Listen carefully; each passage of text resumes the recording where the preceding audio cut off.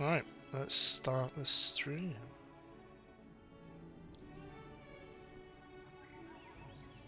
First time doing it properly. Drink of coffee.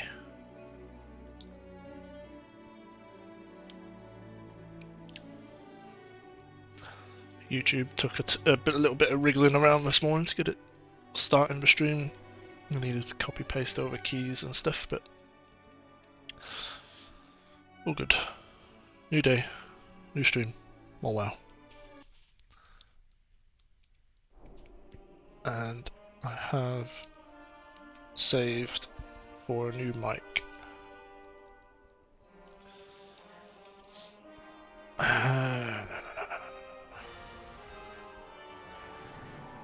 Let's see what quests are about. Seagull habit cutback.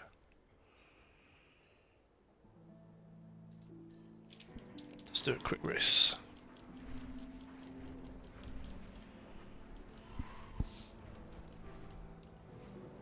And then at least I can enjoy some real rewards.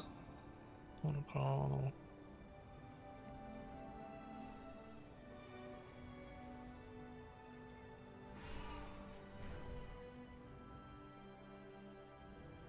It is a bright day with exceptionally favorable winds.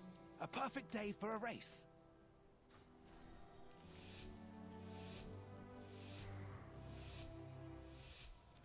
Change that a bit.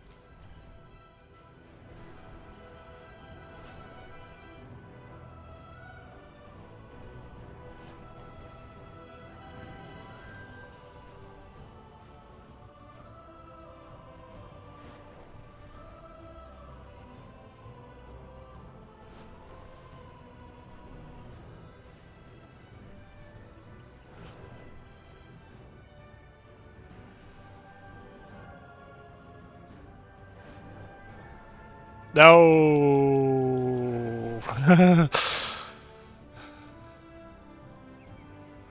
That's bad times.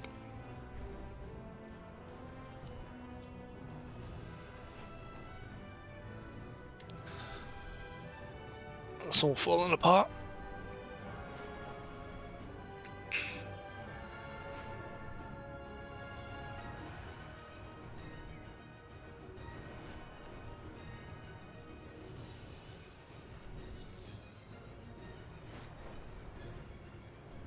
Excellent work. I can see that the two of you will soon be formidable competitors. Bastard. Oh.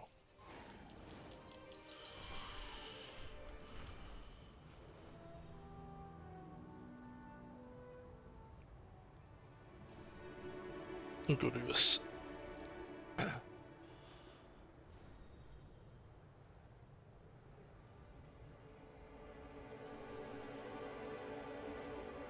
Do you need to just Nerubians are still reset? lurking around my meadery.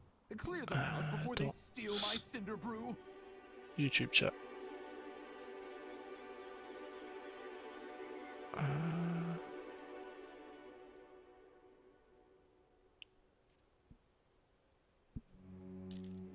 Do I need to get a new YouTube thing every time? Pop out. Get the URL. OBS. Apply. Okay. That's okay. I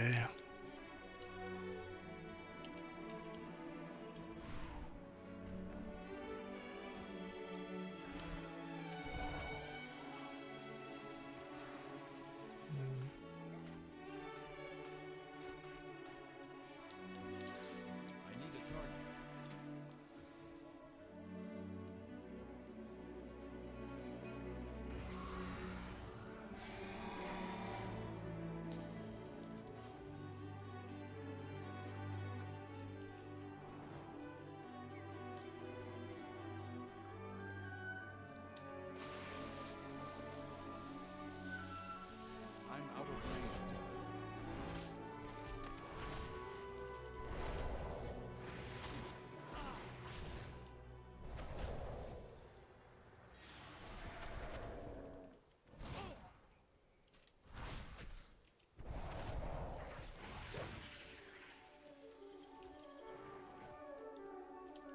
need to get closer.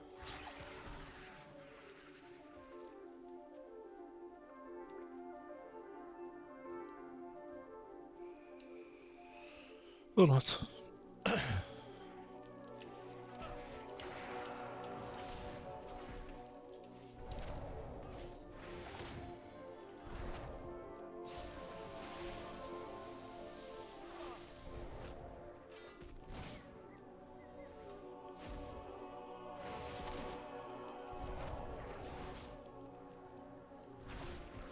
It's too far away.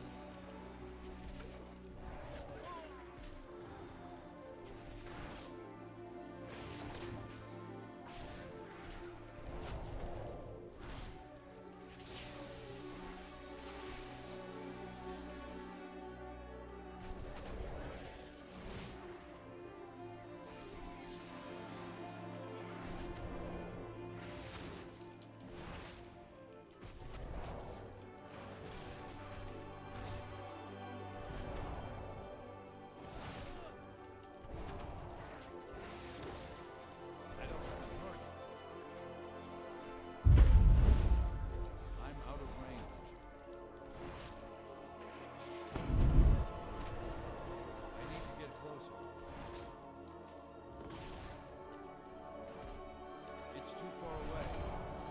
I need to turn it.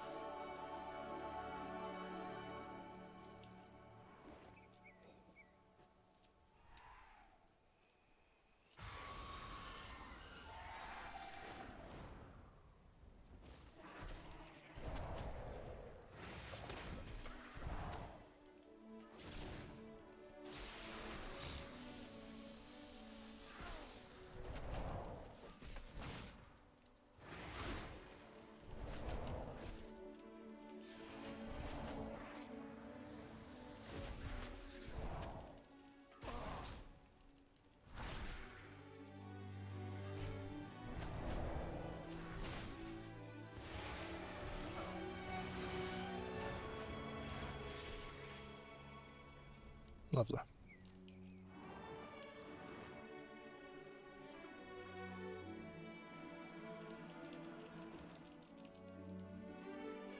What's happening down here? I don't have a target.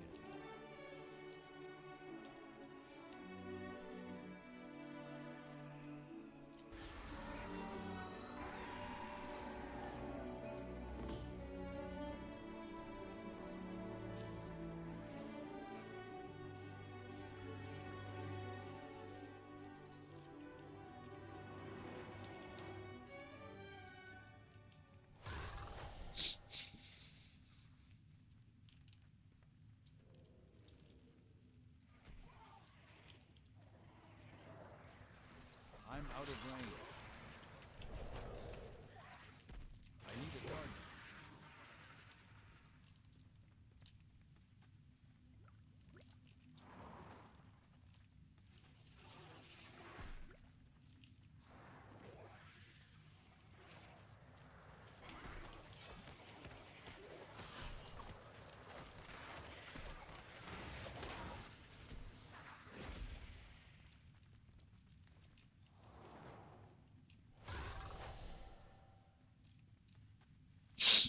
The music's That's gone. that then, no. Aha! Can you imagine what those multi-limbed freaks would have done with even a drop of Cinder Brew? Praise be! Third level 80.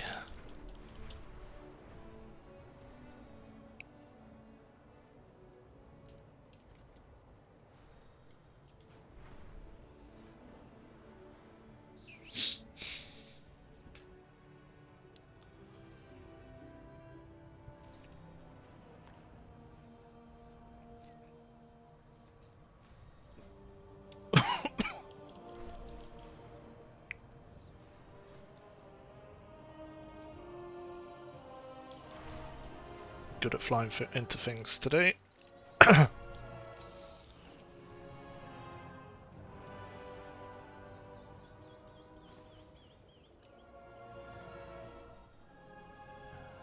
We are united in purpose. What brings you here? I'm not going to upgrade anything yet.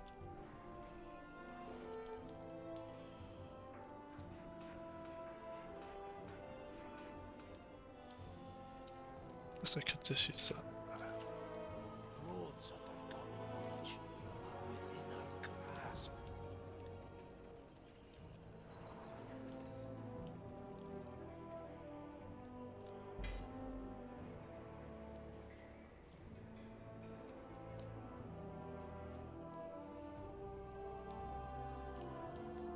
Conversation initiated.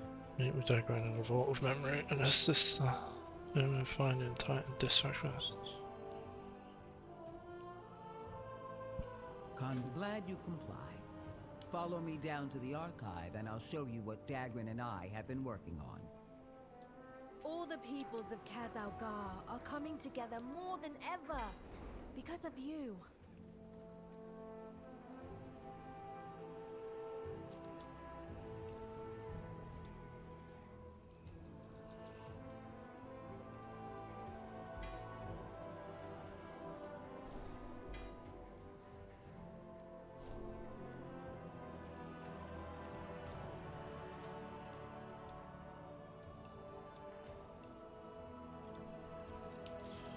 Need to sell all that shit.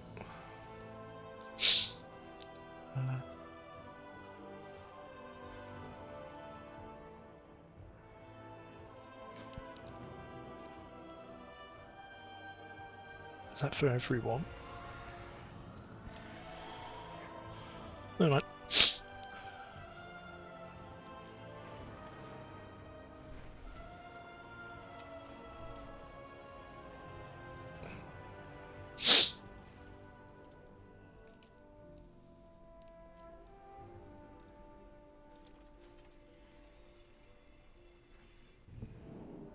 There we go. Batteries in and supplying power. Let's see what this thing knows. Blast it all to the nether. What's the problem, Dagran? All these discs are cracked or broken. We'll need more disc fragments if we're to get anything useful out of this machine. Okay. I suppose that's where our friend comes in.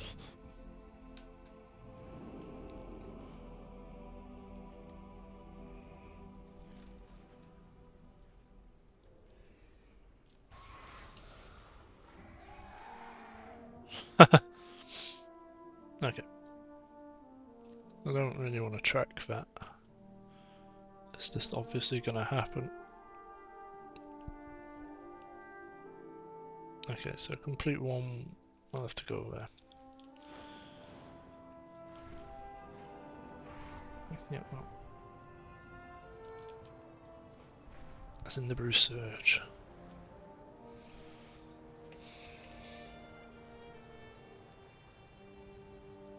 Pesky gulls have been getting too close to the Opal Crag. Thin out their numbers and make them think twice about bothering our equipment.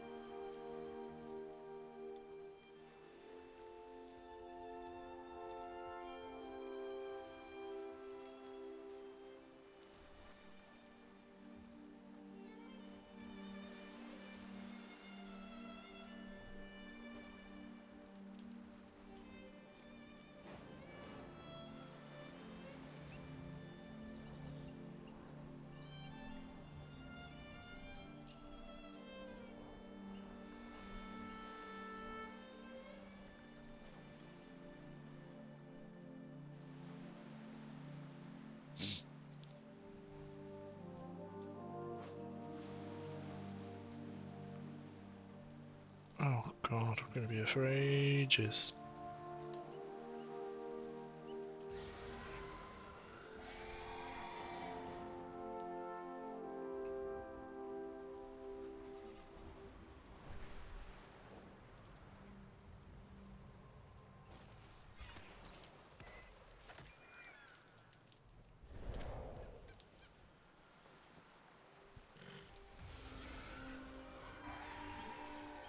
Oh dear.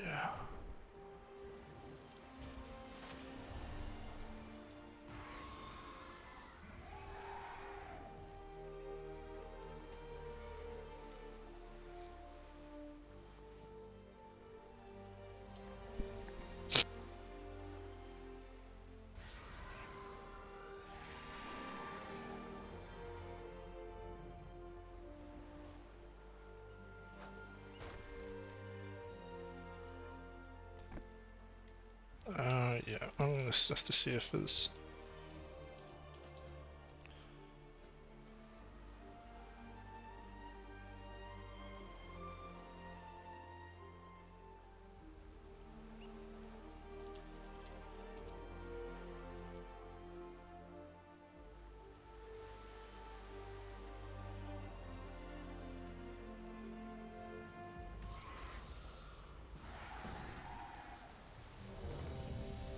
Pesky gulls have been getting too close to the Opal Crag.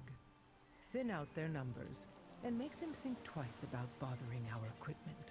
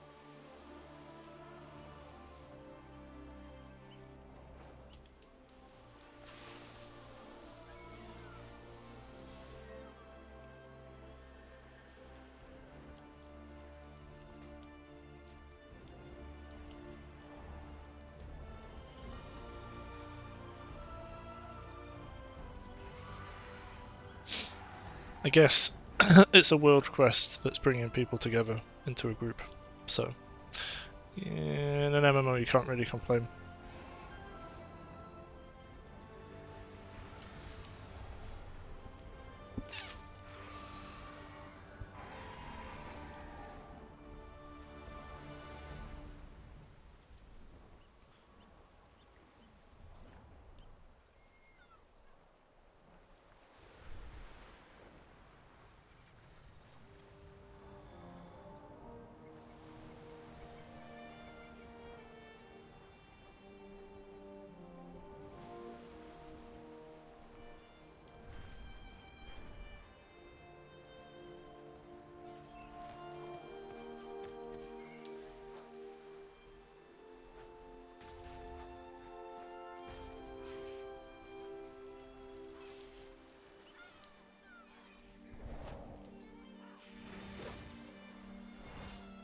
I don't have a target.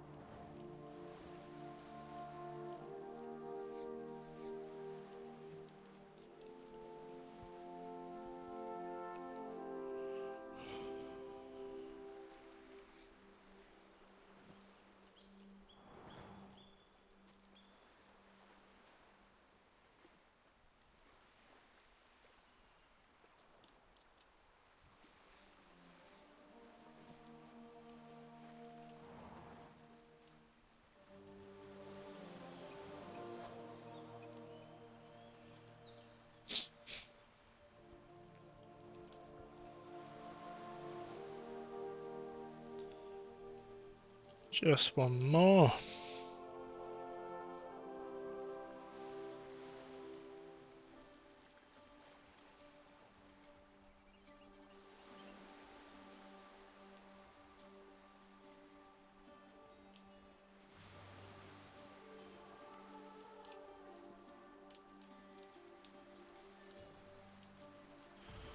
I'll fly around instead.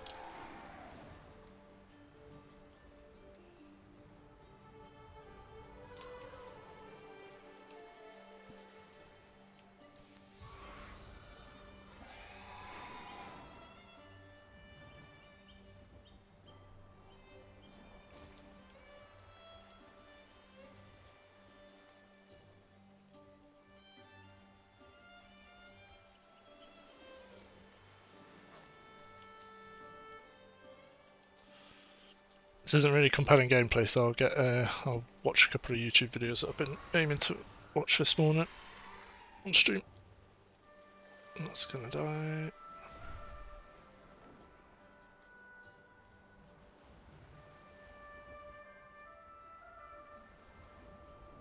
Just one more.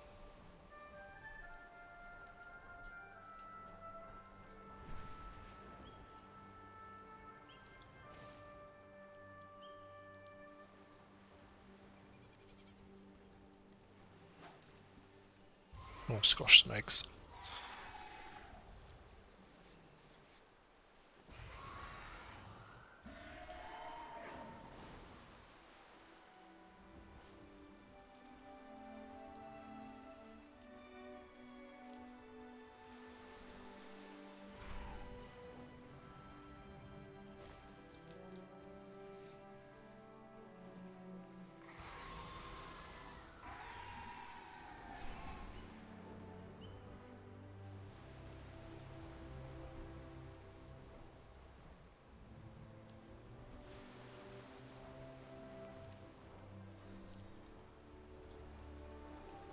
I really hope they can see the issue here.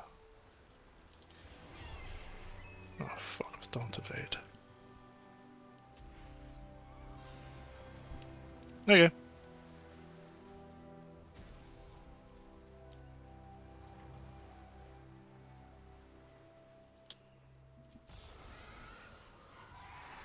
That should keep them at bay for now. Oh, thank the gods. Eating all that is not good for them anyway. Special assignment unlocked. Cinderbees subdued. Find your group. Sign up. Sign up. Sign up. Sign up.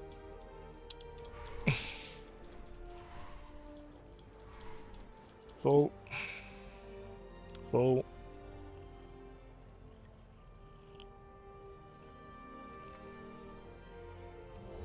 Yep. Lovely.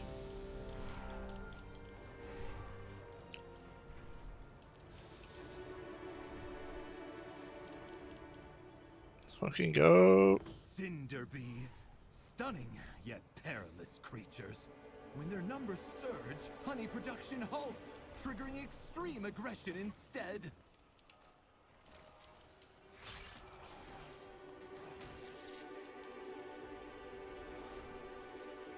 That will be still.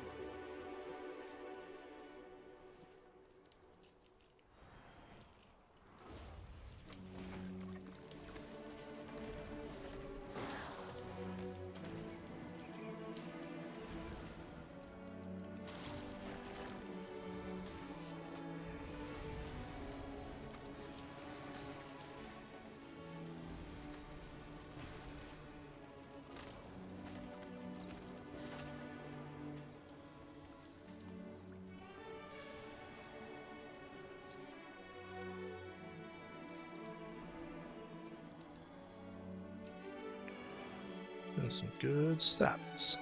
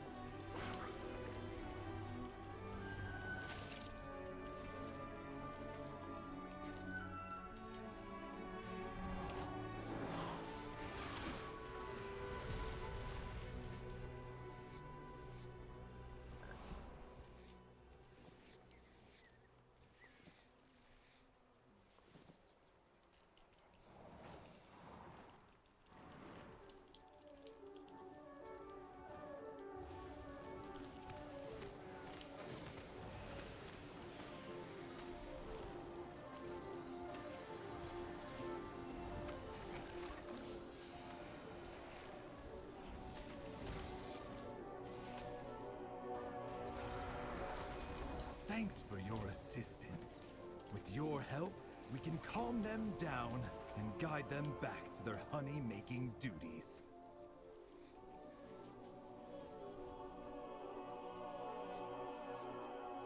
I can't loot that.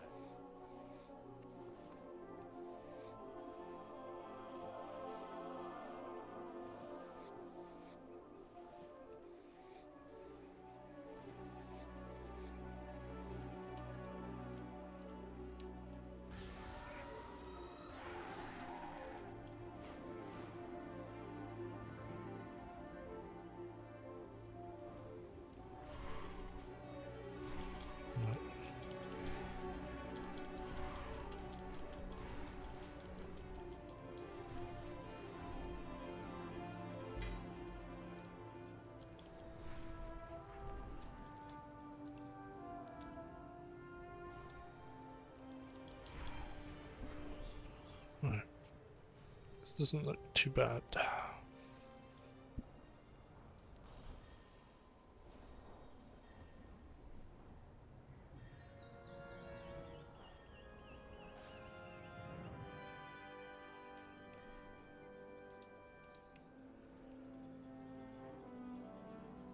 Right, yeah, let's go down there and do a special assignment. Oh yeah. Shift M.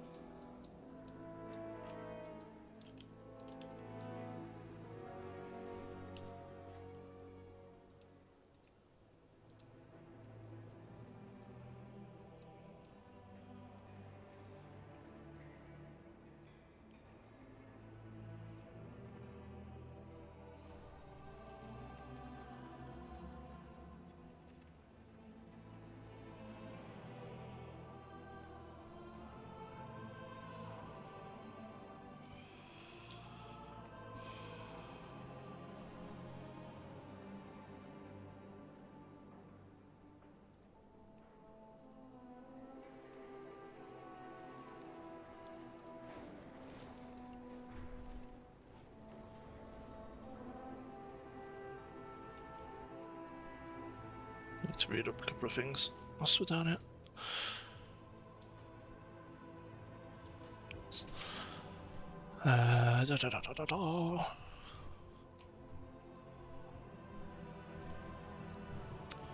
Let's get some Kalani on the go.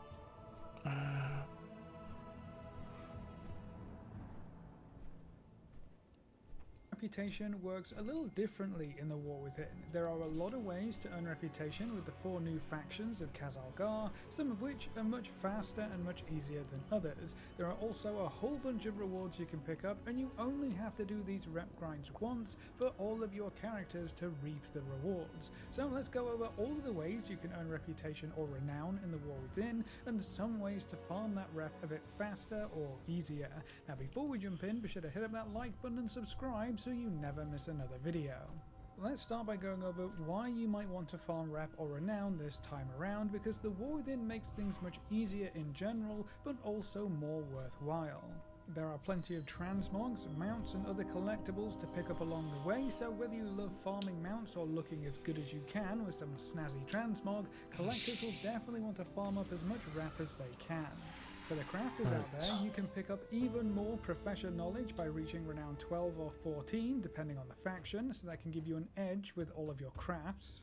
There are some pretty decent gear upgrades and options, up to item level 597 when you get to the high enough renown levels. You also get quite a lot of gear upgrade materials as you progress through each So complete the chapter, race. including crests, valor stones, and even a free enchanted runed harbinger crest to upgrade your crafted gear even further.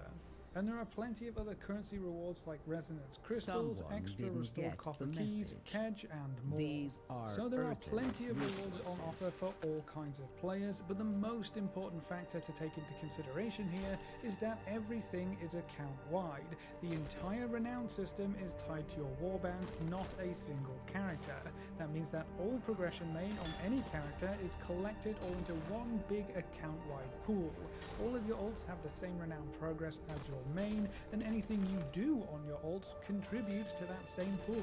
It's amazing. This means you only ever have to farm rep or grind rep once, and all of your characters will have access to the unlocks. So even if you make an alt in 2 months' time, they would have full access to all of the renown unlocks right away, including those gear upgrades, the profession knowledge, the extra content, all of it. So now that we know what we're actually working towards and the renown grind isn't too bad, let's go through all of the ways you can earn reputation with each of the 4 factions of Khazal-Gar.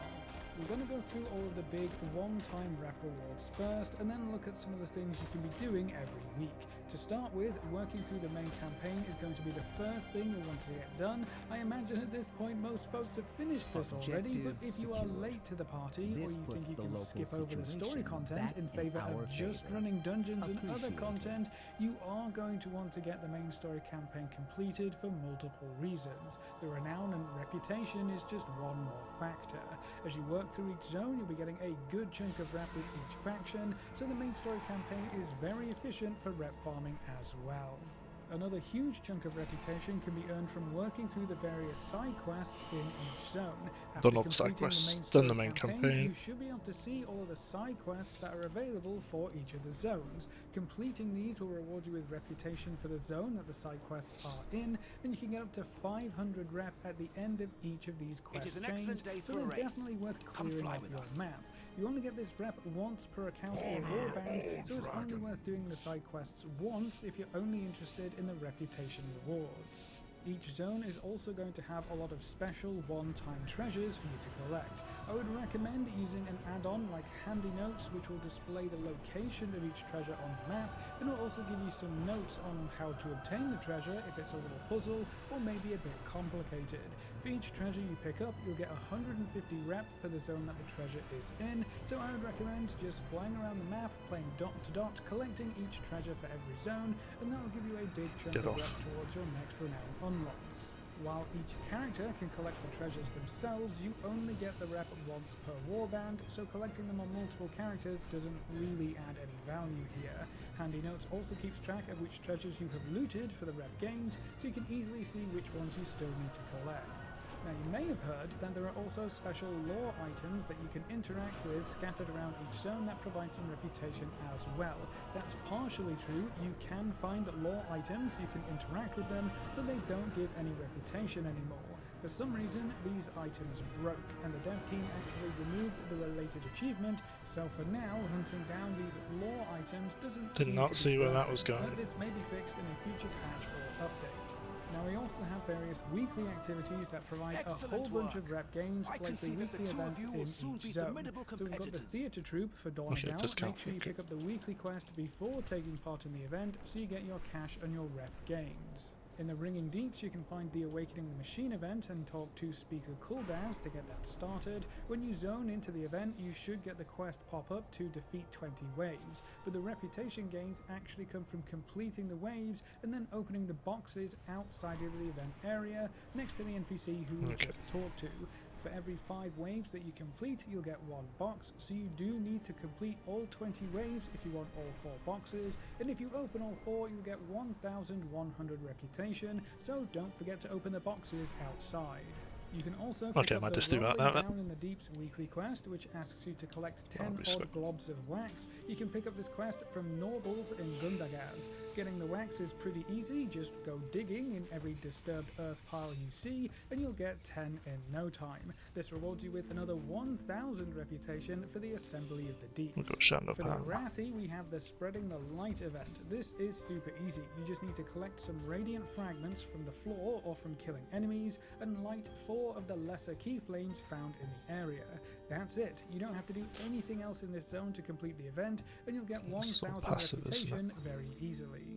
But there is a lot more potential here if you can spend a bit more time. Every lesser key flame you activate will also open up another weekly quest. Each of these weekly quests rewards you with 200 rep, and they're pretty quick. You mostly just have to do a few chores around the farms, and you might snag some rare kills as well while you're at it. Almost Hope every you large brought bonfire tools. flame you see here will have a lesser key flame nearby, so there really are a lot of quests here you can complete every single week to grind your Arathi reputation a bit faster. Measure twice. And then for Cut, Azkahet, watch they my don't have back an while I event per commune se, with but the they do have machine. another weekly quest which asks you to dedicate yourself to one of the 3 Severed Threads factions. When you choose a pact for the week, you'll get a weekly quest which is a standard fill up the bar style quest. You can kill rares, complete world quests or quests, and just generally take part in the zone to fill this bar up. Hand that back in and you'll get 1500 rep with the Severed Threads faction that you chose, and 2500 rep with the Severed Threads faction themselves. Choosing a pact will also open up some other content for the take it week, easy. like the world quests in Azkahet to earn even more rep with your chosen Severed Thread faction. Now, something else you want to keep an eye on are the special assignment world quests. You should get 2 of these per week and they're usually very easy. The only drawback is that you have to complete 3 other world quests in the same zone to activate the special assignment, so it can take a little bit of time. Each special assignment you complete will give you 200 reps for the faction related to the zone that you're in, so that's going to be a nice little boost, and you're probably going to want the cash drop as well. Thankfully, those 3 world quests you're going to complete are also going to give you some rep. Every world quest will reward you with 50 rep for the zone that it's in, so clearing the map of world quests can start to add up quite quickly as well. Some world quests can also reward you with bonus rep as their reward, so keep an eye out for those especially. If you want to squeeze out just a little bit more reputation for each world quest you complete, you can also pick up a contract. These are created by scribes and you can find them on the auction house. You can only use 1 contract per week and it is account wide, so you'll want to choose wisely. The higher the tier or quality of the contract you use, the more rep you're going to get, but it is very small. It's only 15 rep at rank 3, and they can cost you a very pretty penny. Still, if you have plenty of gold and want some more rep, that's something to keep in mind. You're also going to want to kill every single rare that you come across while adventuring out in the world. Every rare you kill will give you 150 reputation with the faction tied to the zone that the rare is in, so if you run out of things to do, you can spend some time hunting or camping rare spawns that you haven't managed to kill yet. These rep gains also seem to get reset weekly, so you can go out rare hunting, collect a bunch of rep, and then do it all again after the weekly reset rolls around. I personally just kill every rare I come across now, just to make sure I've gotten credit for the current week. You will also want to pick up and complete the dungeon weekly quest in Dornagal. This is super simple, just complete the dungeon the quest asks you to do, hand that back in, and you'll be able to choose a faction to earn 1500 reputation with. You want to do this one every week for sure. It's a massive chunk of rep for very little time investment. You can also find a couple of PvP quests over in the PvP area in Dornagal. The first one is available to everyone and will rotate each week, so it may ask you to do different things, but they're going to be PvP related. The week in which this was recorded, we got the Arena Skirmish quest, and completing this PvP weekly can net you an extra chunk of reputation with one of the factions. Now, if you have War Mode on, you can find another quest here which asks you to collect Sparks of War. You can earn these by completing all kinds of objectives or content while War Mode is on, or just by killing other players. This quest will give you another 250 reputation for one of the factions. Now, something that a lot of players don't seem to know about is that completing delves can net you some huge reputation gains. It's not just any old delve though, the reputation only comes from bountiful delves and only from the special locked chests that you can find at the end. There are 2 big problems with this farming method. First, you're going to need a restored copper key to open up those locked chests. The keys are limited to about 4 per week, so this is by no means an endless farm, and those keys have other rewards tied to them like gear, which increases the value of the keys to the point where most players are actually holding on to their copper keys until they can play the delves at the higher tiers in Season 1 to get the best gear rewards available from each key. That does mean though that we'll eventually reap these rep rewards when the season starts up and folks start using their keys up. But there's another problem with the rep earned from bountiful delves. The faction that you earn the rep with seems to be entirely random. That means that you cannot use bountiful delves to focus on one faction or another. You get what you get and just have to hope it's something useful. That's probably fine for the folks who want to get everything to max renown ASAP, so just keep in mind that if you run a delve in the Dornagal zone, that doesn't guarantee you're going to get Dornagal rep. One useful tip that I do have for you here is that even if you're saving your keys on your main character, you can use any alts that you have and their keys to farm reputation while saving the good stuff for your main. Obviously, this only works if you actually have alts and don't necessarily care about gearing them up, but if you have alts you don't care about, their keys might give you a pretty big boost to your reputation farming, as every bountiful delve you complete and unlock that chest at the end is going to reward you with 1000 reputation for a random faction. You're also going to want to keep your eyes on the in-game calendar, specifically for when the Dark Moon Fair is in town. When the Dark Moon Fair is active, you can grab a buff from riding the merry-go-round that provides you with 10% bonus experience gains and 10% bonus reputation gains. That 10% bonus is going to be huge for the one-time rewards especially, like the side quests and the treasures. But it's Dark Moon also Fair is going to on increase in a the minute. value of the big weekly quest rewards like the Dungeon Weekly and all of the weekly event rewards as well. So if the Dark Moon Fair is in town, don't forget to go pick up your rep buff before handing in all of this stuff. But that's how you can farm reputation and renown with the 4 new factions in the War Within, so that's it for this video. Are there any specific rewards that you're working towards in the renown system, and does the whole thing being account wide make you more interested in this kind of content? Leave all your thoughts in the comment section below. A big thank you to all of our supporters over on Patreon and to all of our members here on YouTube. You can see their names floating by on the screen. If you're interested in supporting the channel, you can find the link in the description or click the join button just below the video. If you enjoyed the video or found it useful in any way, make sure to subscribe and ring that notification bell so you're always kept up to date. Thanks for watching, folks. Good luck and have fun, and as always, I will see you next time.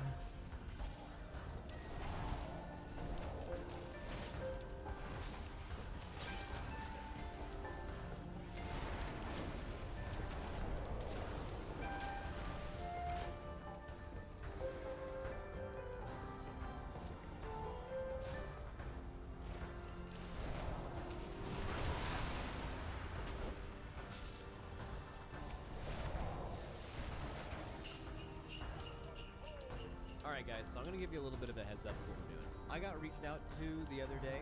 I got reached out to by some random person actually. They reached out to, there's like some kind of ticket system in our Discord. I think it's for people, I think the ticket system is usually for people who are looking for some kind of carry or to like buy raid coaching maybe.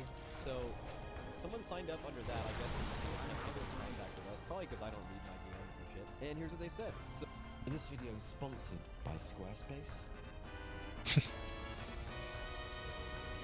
Hello Internet, Taliesin here. Today we are talking World of Warcraft, The War Within. We are talking the Magni's Sacrifice cinematic, which caps the leveling campaign quests in Second Zone, The Ringing Deeps, and we are jumping straight in with a deep dive cinematic analysis, which honestly should give you some idea of how good The War Within is right now. I don't think Dragonflight or Shadowlands had honest-to-goodness leveling cinematics that were good enough, impactful enough, layered enough, packed full of cool references to point out enough that we could do this. Early days, I know, but it really is starting to feel a bit like Legion in here. This cinematic's brilliant, I can't wait to talk about it, but normal disclaimer, this is not a reaction video, okay? If you haven't seen this playing game yet, then this will be a terrible way of watching it, because we're going to be stopping and starting and skipping bits and talking all over the top and generally just having a lovely old nerdy time. So if that sounds like the kind of thing you'd be interested in, join us as we talk stories, I don't know what to talk about.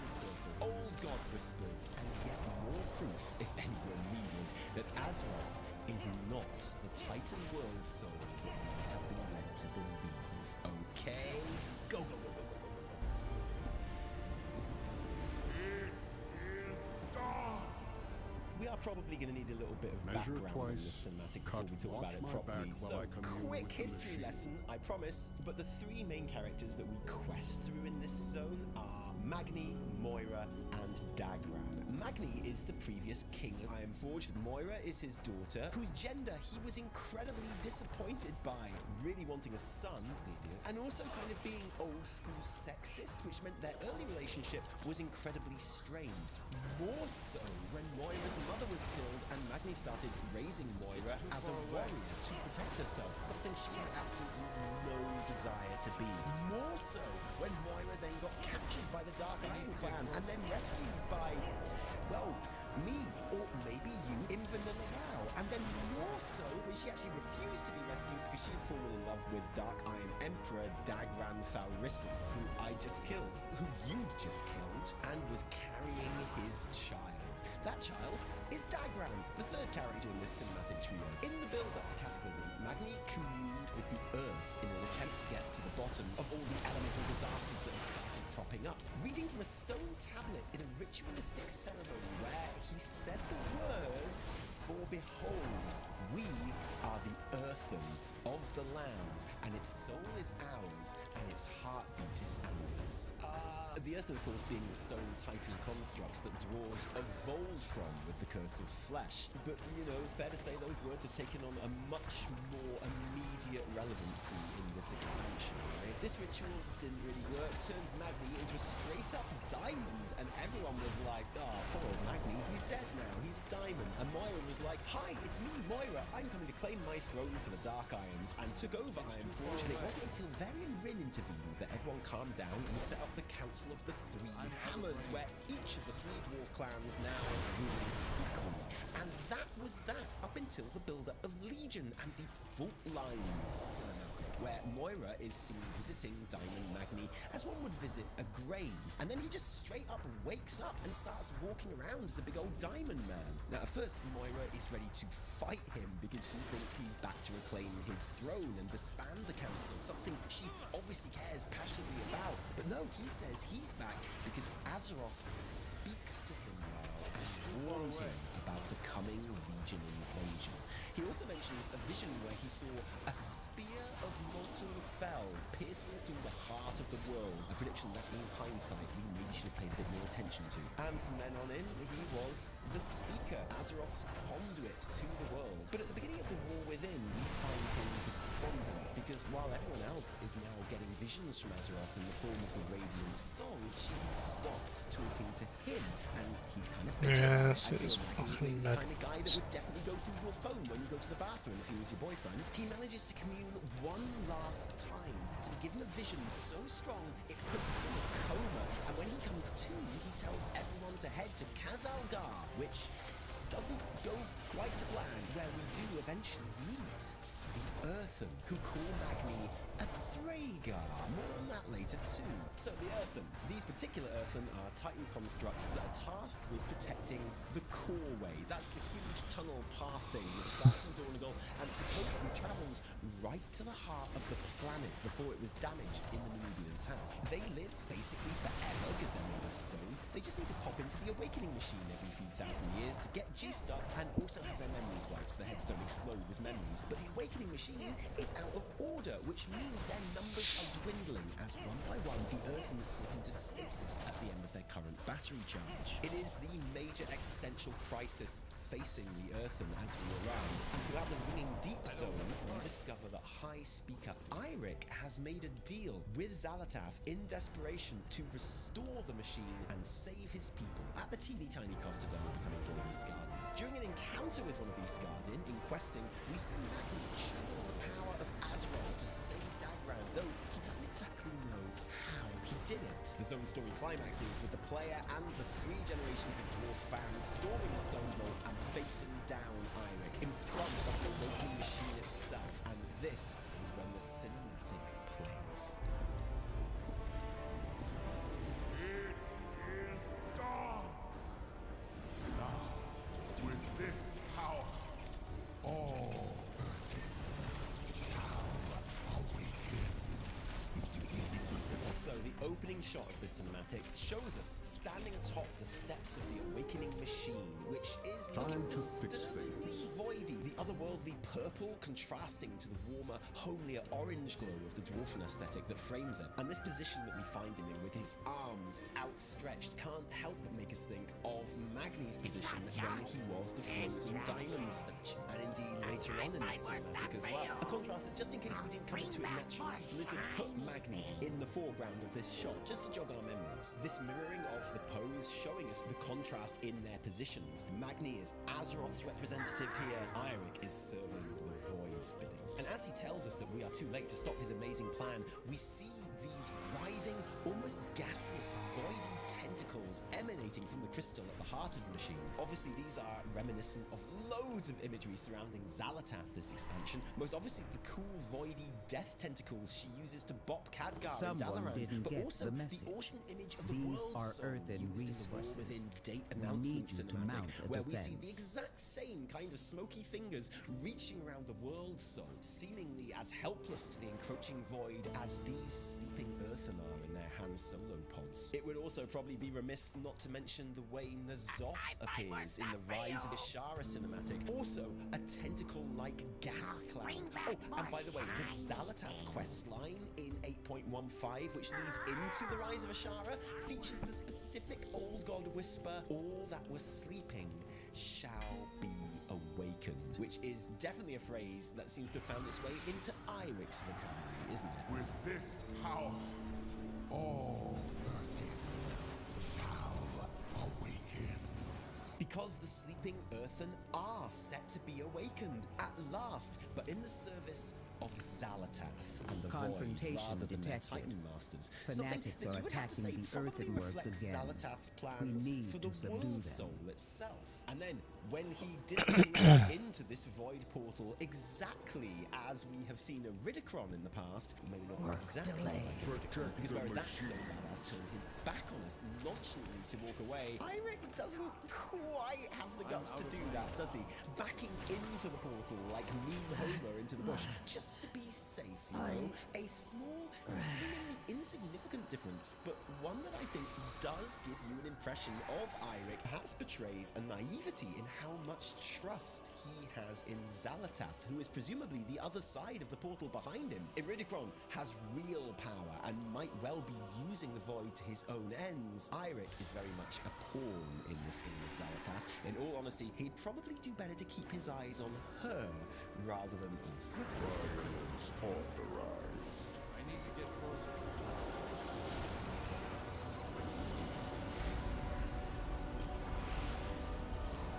No more. We've lost them all. And as those voidy tentacles reach out to the army of powered-down Earthen in the pods to remake them, and if you see this in game, there really are just hundreds and thousands of these things to remake them in its own image. Magni, already remade in the image of Azeroth perhaps, is truly defeated. But look and listen really carefully as he says, "It's over." It's over. Did you catch that? At the moment when all seems lost, there's a low bassy sound and the light on his face brightens just slightly, just like his whole body did when he saved Dagran earlier. Azeroth is still there, and although Dagran doesn't see this happen, he knows what his grandfather is capable of. Granda, you can stop this. I've seen you wield Azeroth's gift. It's you. You're the only one who can save them. And I love this because Magni clearly has no idea what he's talking about until Azeroth takes over. Magni.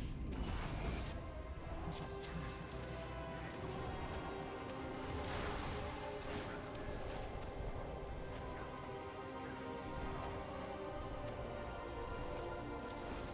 His head lurching upwards and his eyes shining with power, just like we saw with Tyrande when she became a vassal for Elune in the Shadowlands. So Azeroth is using Magni's body here to communicate with him. We see the churning world soul, the radiant echo visions. Lucian, I can hear her voice say, "It is time."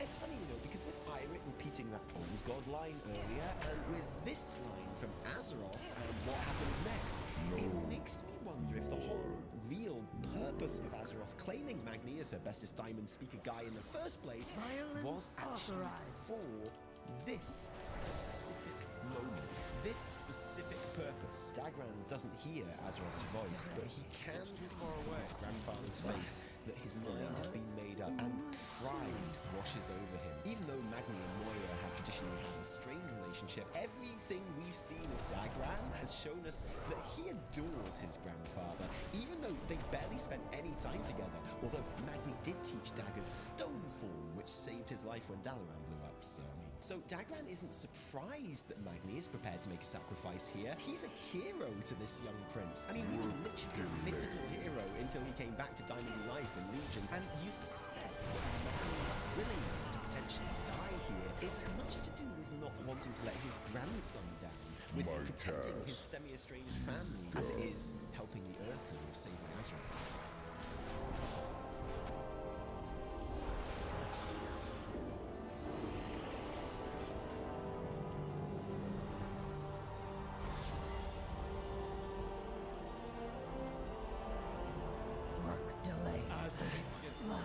Let your blood pass to them.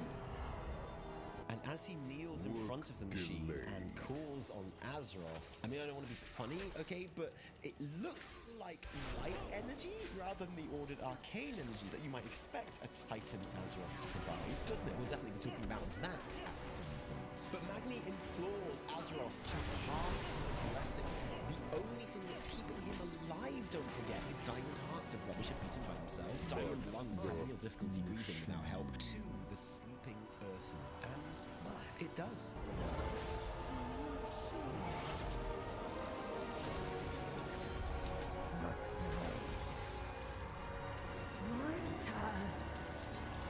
Azeroth's power radiates out of Magni like a priest's halo spell. Exactly like a priest's halo spell, actually. And actually, right as the power pulses at the end, you do get a flash of blue arcane-like power. Azeroth is golden and blue, after all. Azeroth's light literally extinguishes the encroaching shadow, burns it away, and leaves the Earthen in their Han Solo pods glowing themselves with that same light. We get a moment of stillness as Dagran and Moira look around to see that, yes, it's worked. The void has been vanquished before we get our shot of Magni.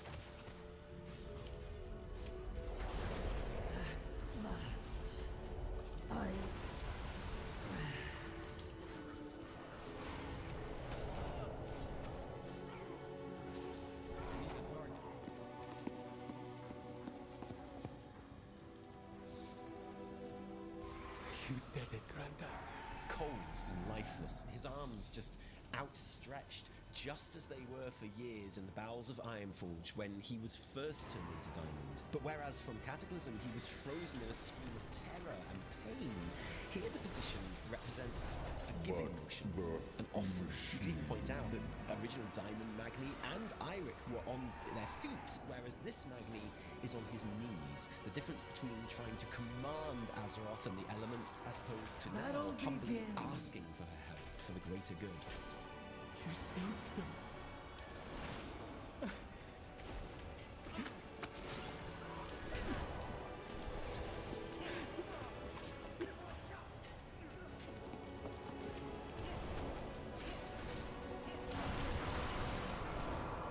And as Dagran collapses into his grandfather's petrified arms before being consoled by Moira, who, after all this time, all the clashes that she's had with her father, sheds a tear for Magni, for her son, for herself and what she's lost and missed out on. This would have been a brilliant ending for the cinematic. If it had ended here, I'd be telling you all about how good it was and how much I loved it and how WoW is totally back. But it doesn't end here.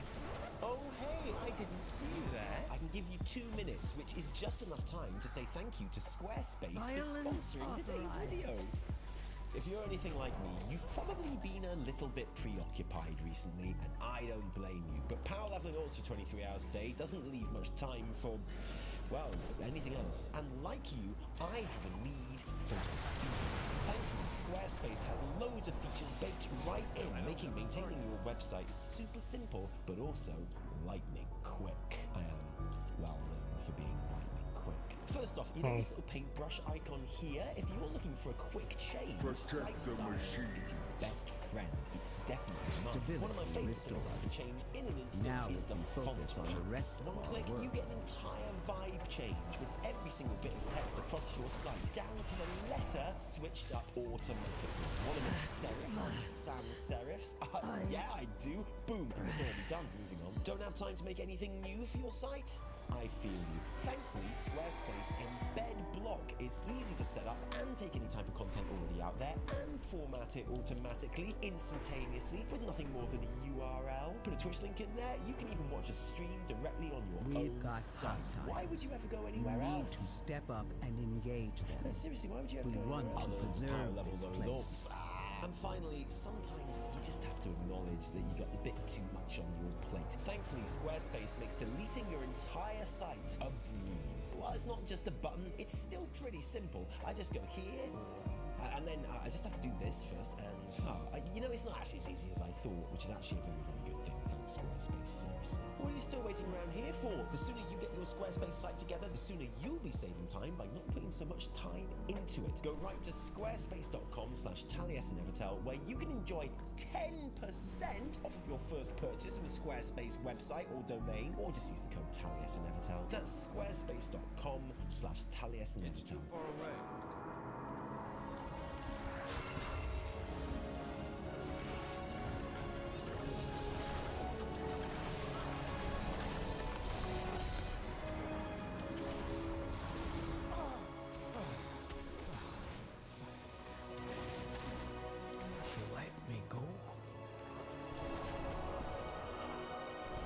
Because the cold Magni statue begins to crack like the gargoyle dogs in Ghostbusters, becoming engulfed in the same light that saved the Earthen. Azeroth hasn't left Magni yet, she just needed him to reach the others, but she hasn't abandoned him. I can't lie, but the moment when Dwarf Magni appears again for the first time in 14 years, it got me good. Although I do have some very serious and genuine questions about his clothes. Like, why did his clothes disappear? And if they had to disappear, why did only his underwear not disappear? I mean, I know the answer is a dramatic one. Having Magni be essentially naked shows a much clearer contrast between the diamond body he was just seconds ago and this fleshy, alive person that he is now. And his pants survived because it might have been a bit distracting and ruined the moment slightly to have a full frontal at this point of the cinematic. So I'm cool, I'm happy with it. And the line, "She let me go," is wonderful. And it really does make me think that yes, this is the moment that Azeroth ultimately had in mind for Magni, her true purpose for him. Can't wait to see why that might be later on. But as he pulls his family in close with his arms that can hold them now, in contrast to the shot a few seconds ago where Dagran hung from his lifeless form, and feel them now, the warmth of other people's touch for the first time in 14 years, the first time ever with his grandson. This would have been a brilliant ending to the cinematic. If it had ended here, I'd still be making this video, I'd still be telling you how great this was and how it gave me all the feels, but this isn't the end. You woke me up. Who are you? I'm Magni. Because the Awakening Machine isn't just saved from the void, it's been fixed by Azeroth's light, and the Earthen are waking up. Now, I've said before that I'm not like 1,000,000% on board with the Earthen style of line delivery. Their stilted robotic voices make sense, for sure, from a lore point of view, but there are sometimes I think they rob dramatic moments of weight by sounding kind of affected and inhuman. Under control. The station is in ruins. But when it works, it's genuinely very cool and really adds something, and I think it definitely does that here. I love this moment where the Earthen asks who he is, and this shot where he's actually surprised by the question, or rather, he's surprised that he's not initially totally sure of the answer. He looks at his living, meaty, impressively hairy hand, and for the first time, he's not a prince, he's not a king, he's not the speaker, he's really just Magni. Free to be Magni for the first time, perhaps. He looks up with a little chuckle in his eyes at this incredibly liberating realization, and if this had been the ending of the cinematic, it would have been incredible, but it's not over yet. Magni. But who am I? whoever you want to be.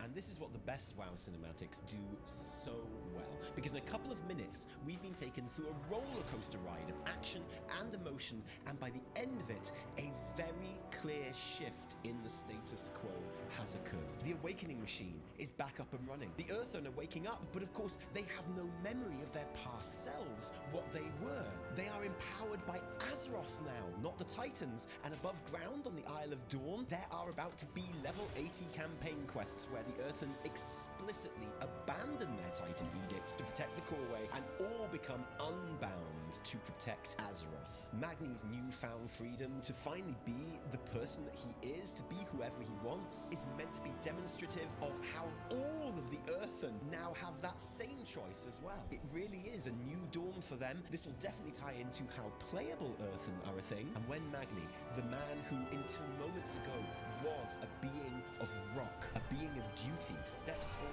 and tells the newly awakened Earthen, the being of rock, the being of duty, that she can be whoever she wants to be. He's not just the voice saying that, he's the example in front of her. And of course that line, whoever you want to be, isn't just to her, it's not just to all the Earthen in the Han Solo pads, it's to you, the player, as well of course, because thanks to the events happening here, your Earthen that you can play can be whoever you want them to be. And I know what you're thinking. You're thinking, hang on, did you just say they are empowered by Azeroth now, not the Titans? And yes, I did, because this cinematic is just another entry in a long list of evidence that points to Azeroth not being a Titan world soul, as we've all been led to believe.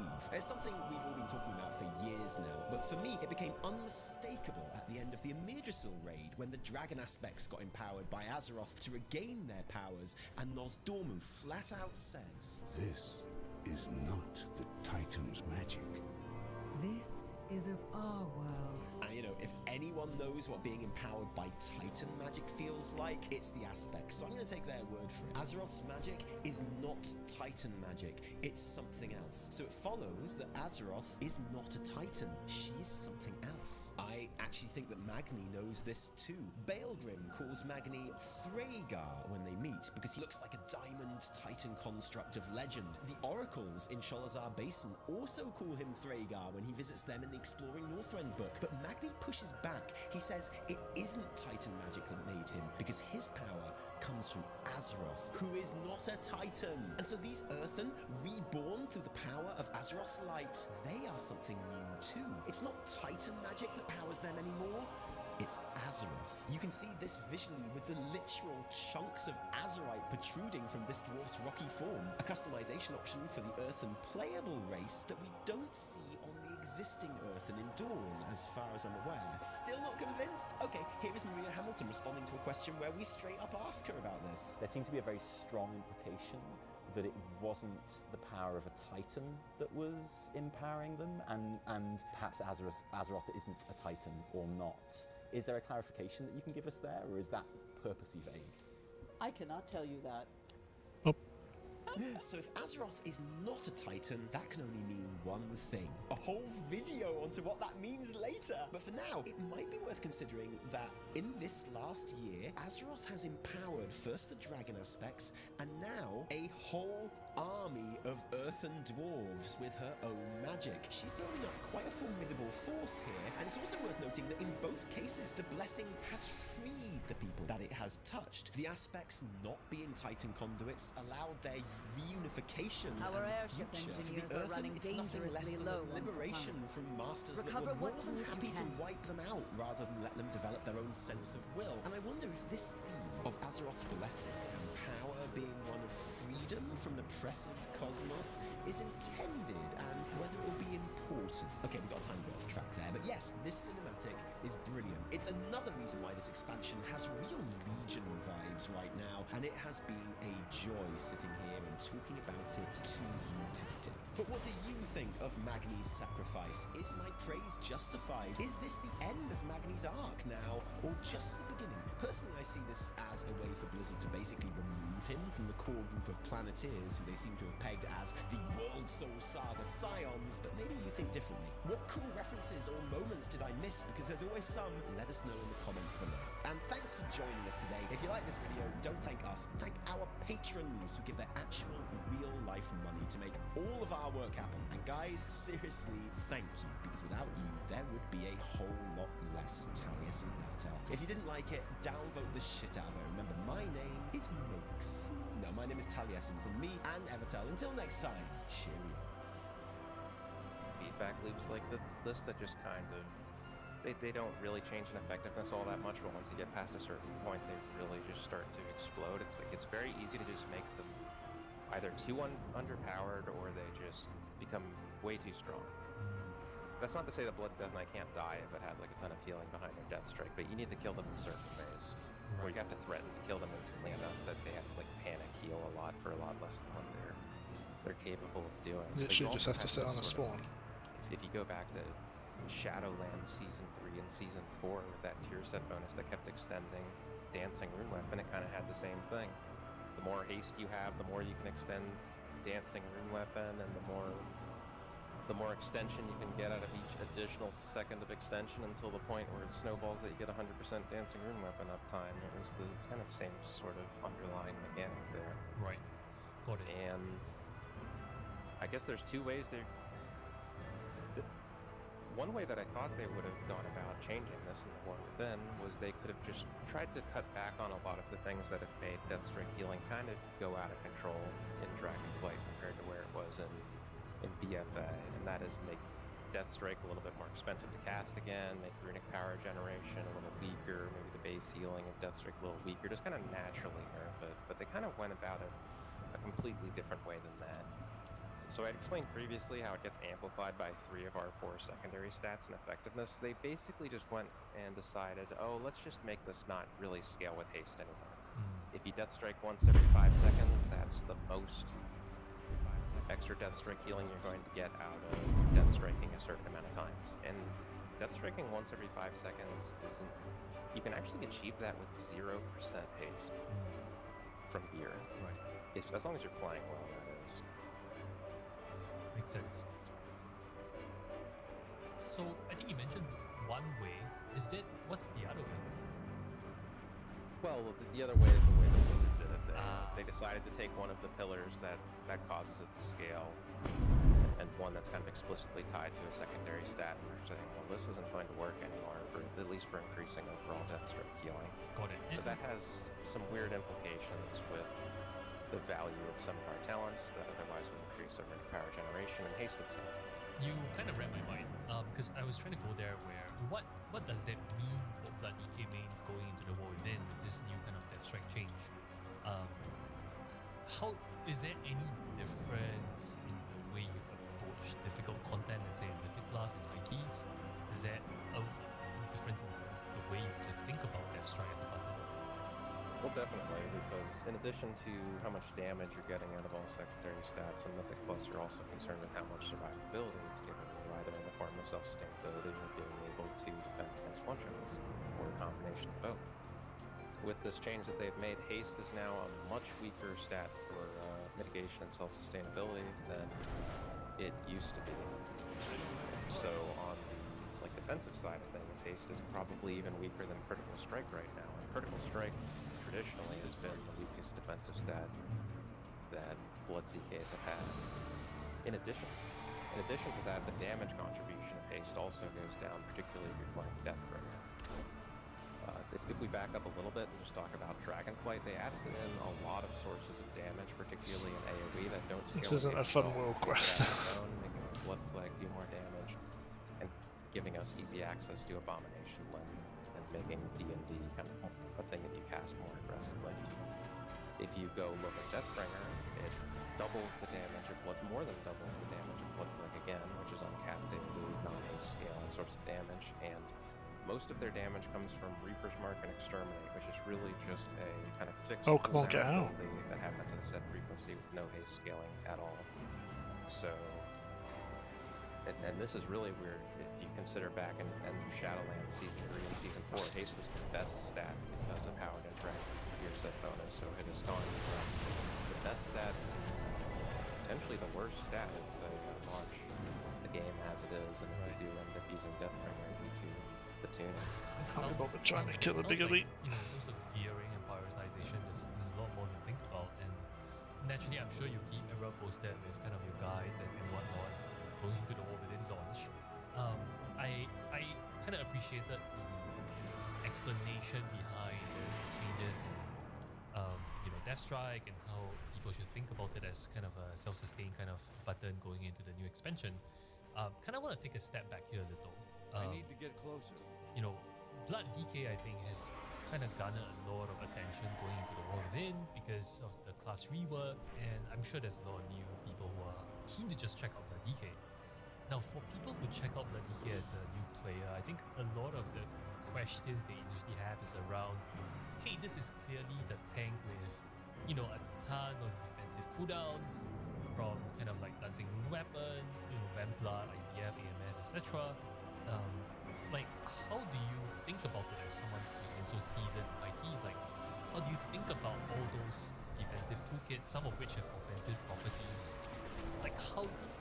What do you use in certain scenarios? How do you determine what to use? How do you think about that?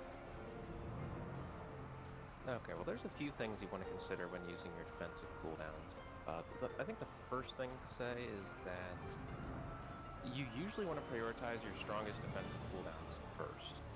And the main exception to this is if you're in something like a high Azure Vault Key where you really need to strategize how you're using your defensive cooldowns just to be able to survive all the one-shots. But if we're just in kind of like a general situation dealing with consistent damage coming our way, we would definitely want to use something like Dancing Rune Weapon first, which has, not only is it a strong defensive cooldown against like traditional trash pulls, but it's also it also provides a lot of offensive benefits. In particular, it's the only defensive cooldown we have that's really doing that. Then you look at something like Vampiric Blood, which, once you consider the healing amplifier that it's applying to our Deathstrike healing, is also one of our strongest mitigation cooldowns. And the benefit to both of those cooldowns as well is that they both have a relatively short cooldown. You can use them aggressively and you won't get punished too much for it, because with all the cooldown reduction effects in Dancing Rune Weapon, you'll usually get it back in less than a minute, as long as things are constantly attacking you. This isn't true, right? And with Vampiric Blood, it's like you can get that down to around 30 seconds as long as you are using your full rotation properly. And then you're mostly using your other cooldowns, Icebound Fortitude, AMS, Rune Tap. Those are really space fillers, or using them for like miscellaneous functions. So when you don't have Dancing Rune Weapon up, when you don't have Vampiric Blood or Eulux Eternus active, you are like bridging the gap.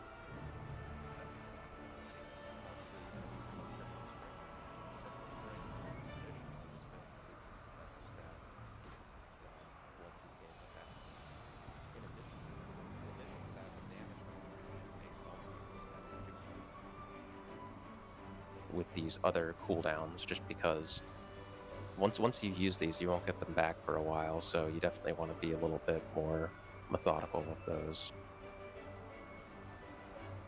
With these other cooldowns, just because once you use these, you won't get them back for a while, so you definitely want to be a little bit more methodical with those.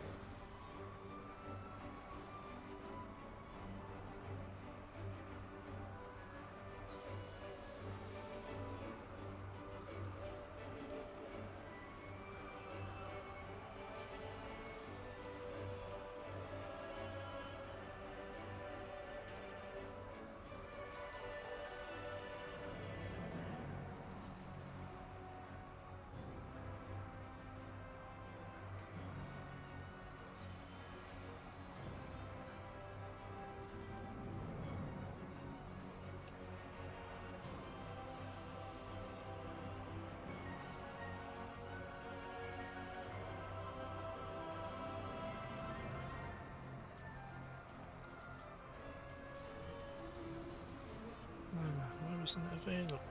Enabled. Oh, that's really frustrating. Okay, well it is now. It is enabled. It is enabled.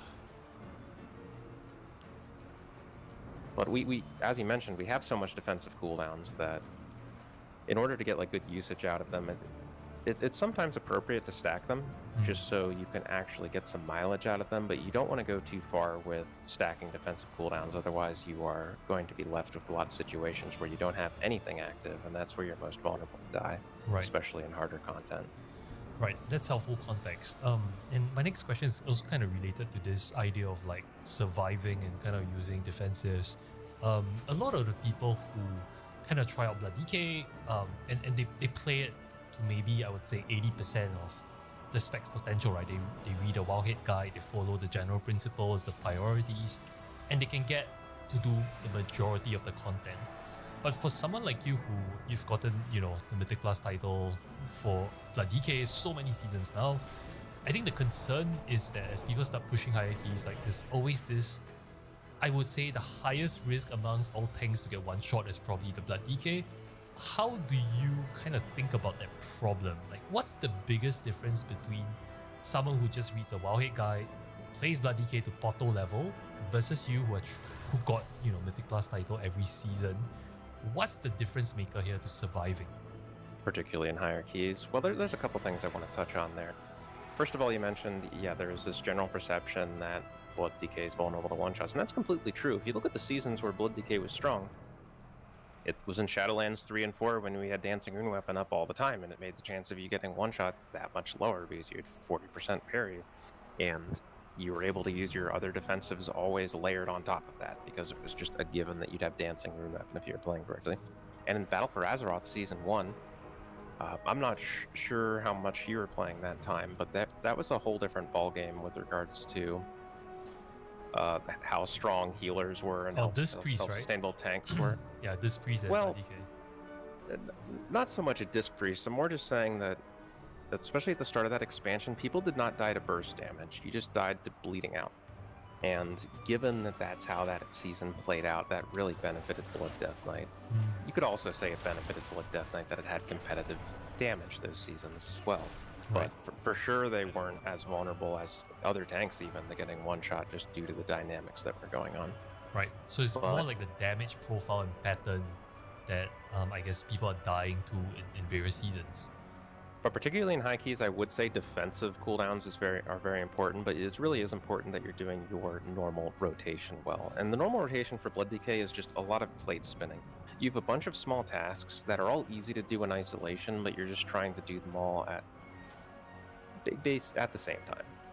So you want to make sure that you're not death striking too much, otherwise you won't have enough runic power to deal with incoming damage. You don't want to death strike too little, otherwise you might be wasting runic power. You want to death strike it if you're low enough health to actually get good healing out of it, but if it goes too low, then you're just going to die before you get the death strike off. You want to generate enough bone shield to get enough benefits, but if you generate too much bone shield, you're going to waste resources. There's just a number of little things like that that you just need to do simultaneously. And if you want to get good at the spec and at the rotation, really the two ways you're going to get good at doing something like that is just either getting a lot of practice, so a lot of it becomes natural and you can do the plate spinning a lot easier, and you should probably do this at the same time, try to streamline your UI to make doing as much of this simultaneously as simple as possible.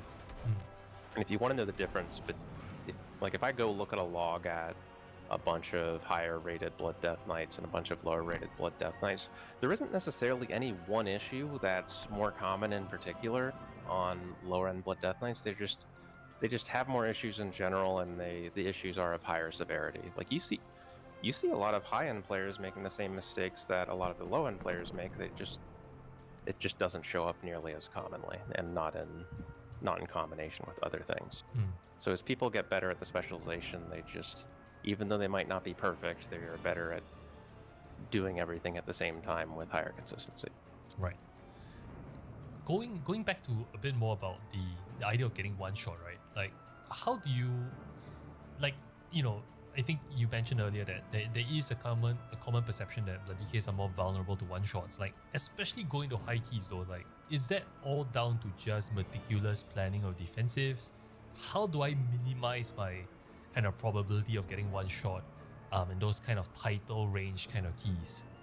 As you get higher in key level, I would say the defensive rotation becomes more and more important, but you also need to just not panic when your health is ping-ponging between 10% and 100% over and over again at the high keys, because if you start screwing up your core rotation too much, even if you're doing the defensive rotation properly, things can kind of start falling apart.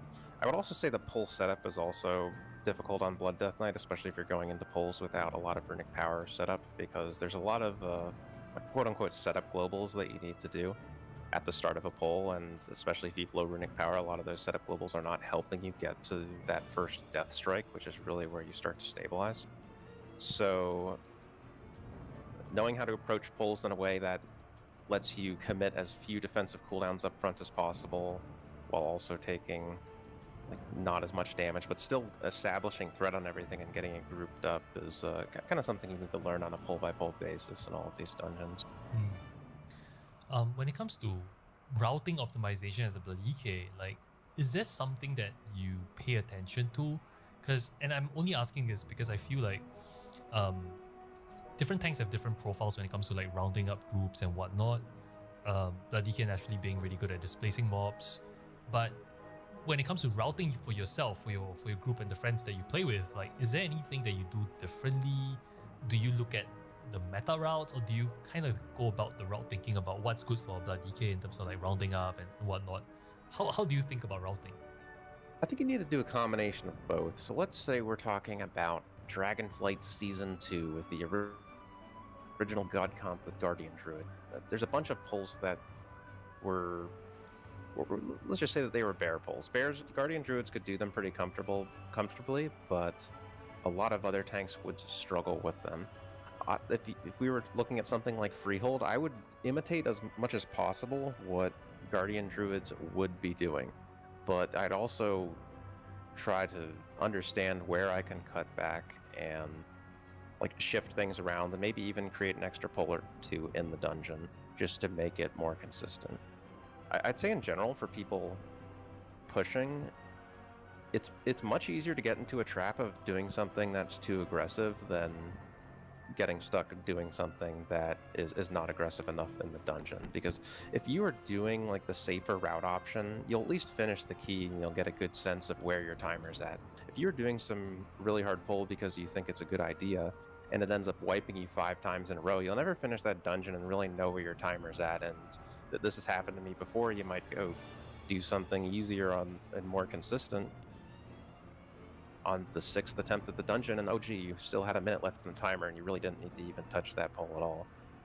So especially until you get to like the really cutting edge keys, I would try not to jump in deeper into the routing pool than you have to, especially if you're in a pug environment and you're just going to overload people with complexity. Because some of those larger pulls too, you need to really, there's kind of a learning curve to even being able to do the pulls in the first place. And it's an investment, and if you're playing with random players all the time, you'll never really be able to get that group progression on those pulls. Right. You mentioned a bit about kind of a learning curve, and I would like to ask, let's say you're trying to push high and high keys, trying to push for title on Blood DK, inevitably you face, I guess, moments where you just get kind of 100 to 0, you get global.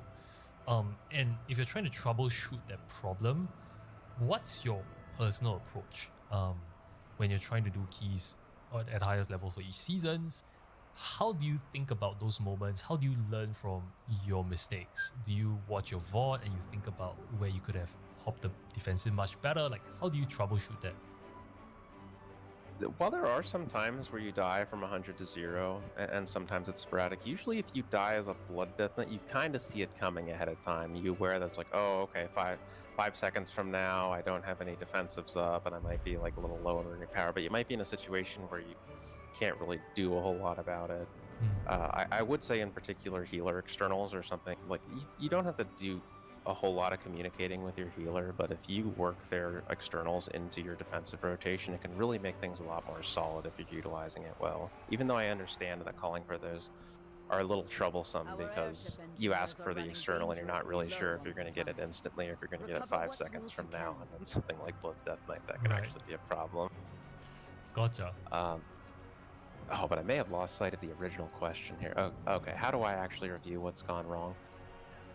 I would say just normally I know, especially if it's my own deaths, and I just look back on the pull and it's like, okay, am I taking too much avoidable damage, or is this pull just something that's not a good idea to keep doing, depending on how dangerous it is versus other pulls and where I think I can move things around. So you really want to try to consider it from all angles, because it might just be a case where you're really unlucky, but it could also be a case where there's something you could improve just to make your success chances higher, doing a different strategy or even like a different setup on the pull. There's a bunch of small optimizations you can make that can actually make a big difference depending on the exact situation. Right. Earlier you mentioned the need to kind of and you know, high-end players sometimes they make the same mistakes as well, which is in terms of like your rotation and kind of like your prioritization of getting certain abilities out there.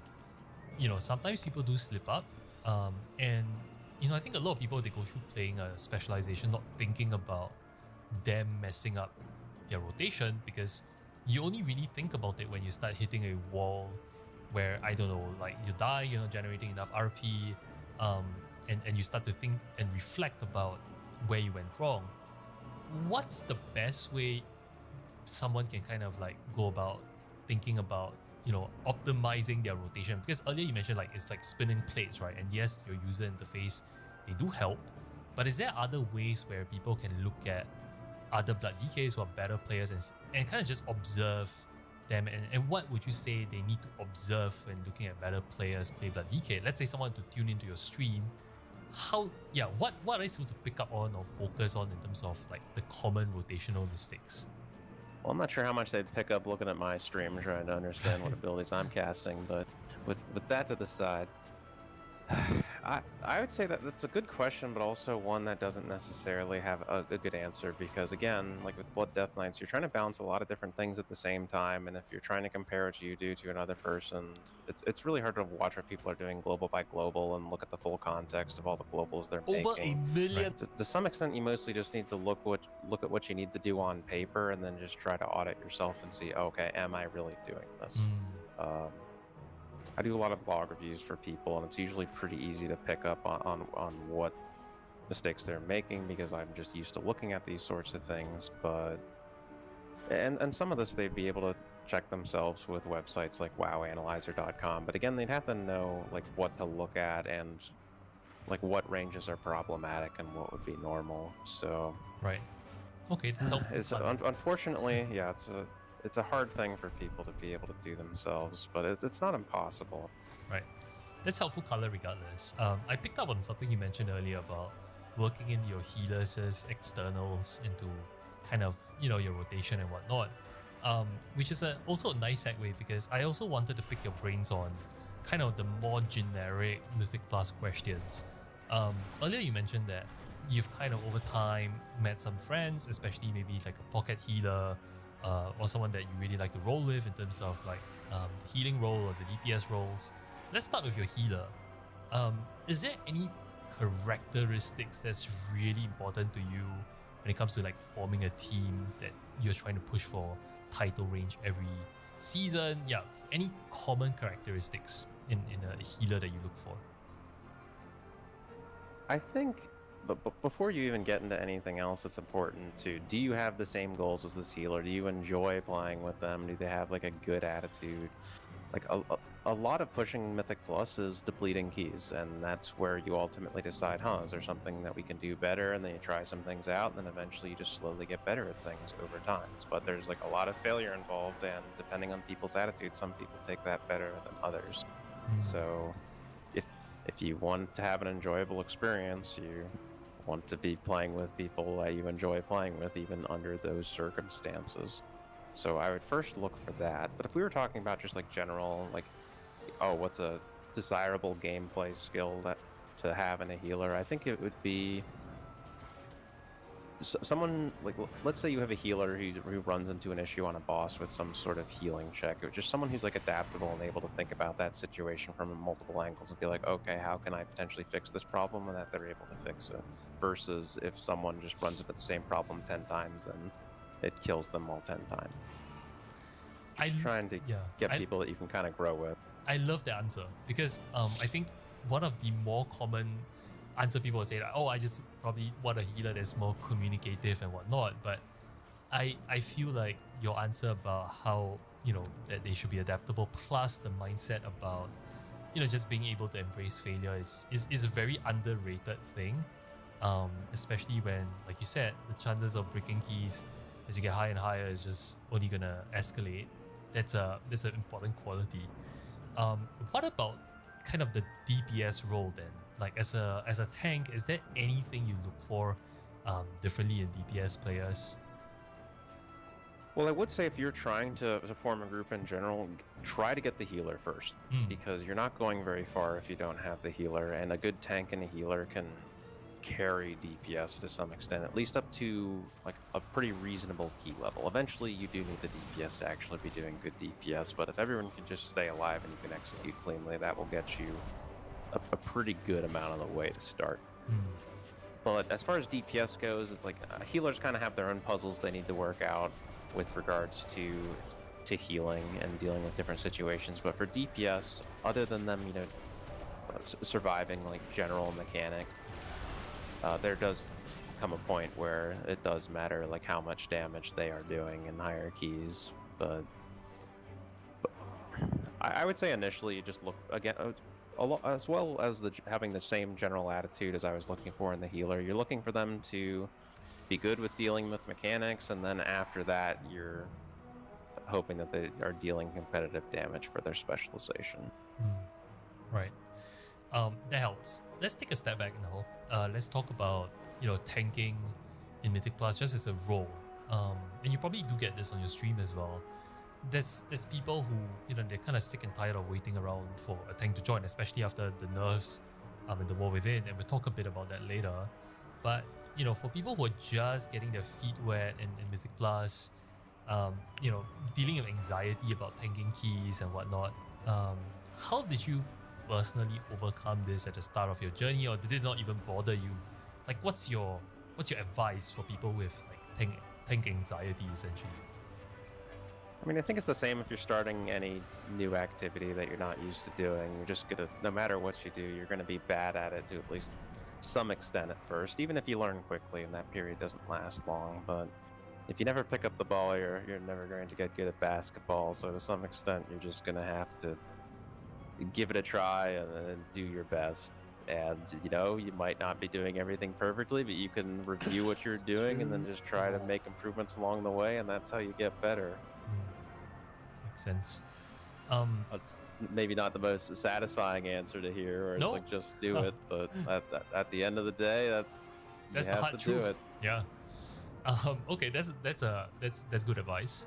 Now, I just want to also pick your brains on maybe the group dynamics in your groups or your friend groups that you run with.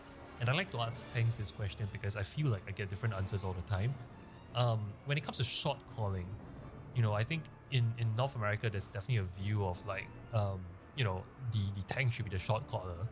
Although I think in the European scene, like, it seems to be a bit different. What's your thoughts, especially as a Blood DK main, where I feel like, you know, like you said, you have to spin plates, right? Like lots of plates you gotta keep spinning. Do you have kind of the cognitive load to shot call, and what's your thoughts on this in your groups? Okay, so there's two parts to that. One, you kind of indicated that Blood Death Knight might have less cognitive availability to shot call compared to other tanks, and I would generally agree with that, but I want to generally answer the first part of your question there on who should be shot calling. Regardless of who's shot calling, it's going to make whoever's doing it just kind of do all of their other jobs a little bit worse than they'd otherwise be doing, especially if they're being challenged at any given pull or in any given boss encounter. Right. So in general, you ideally want the person shot calling who has kind of the lowest pressure on them in any given pull. And you know what, there are some times where that is the tank, particularly on like some less challenging bosses, for example. And there's even some trash pulls where it's not really a big deal for the tank to be calling things, and there's some times where that's the healer, because there are some situations where they really don't need to heal anything. But there are plenty of times where both the tank and the healer have a lot to be doing, and it would be much better for someone like, let's say, a ranged DPS to be calling it, because usually in situations where both the tanks and the healers are stressed out, it's chill for at least one of the DPS to be doing the shot calling.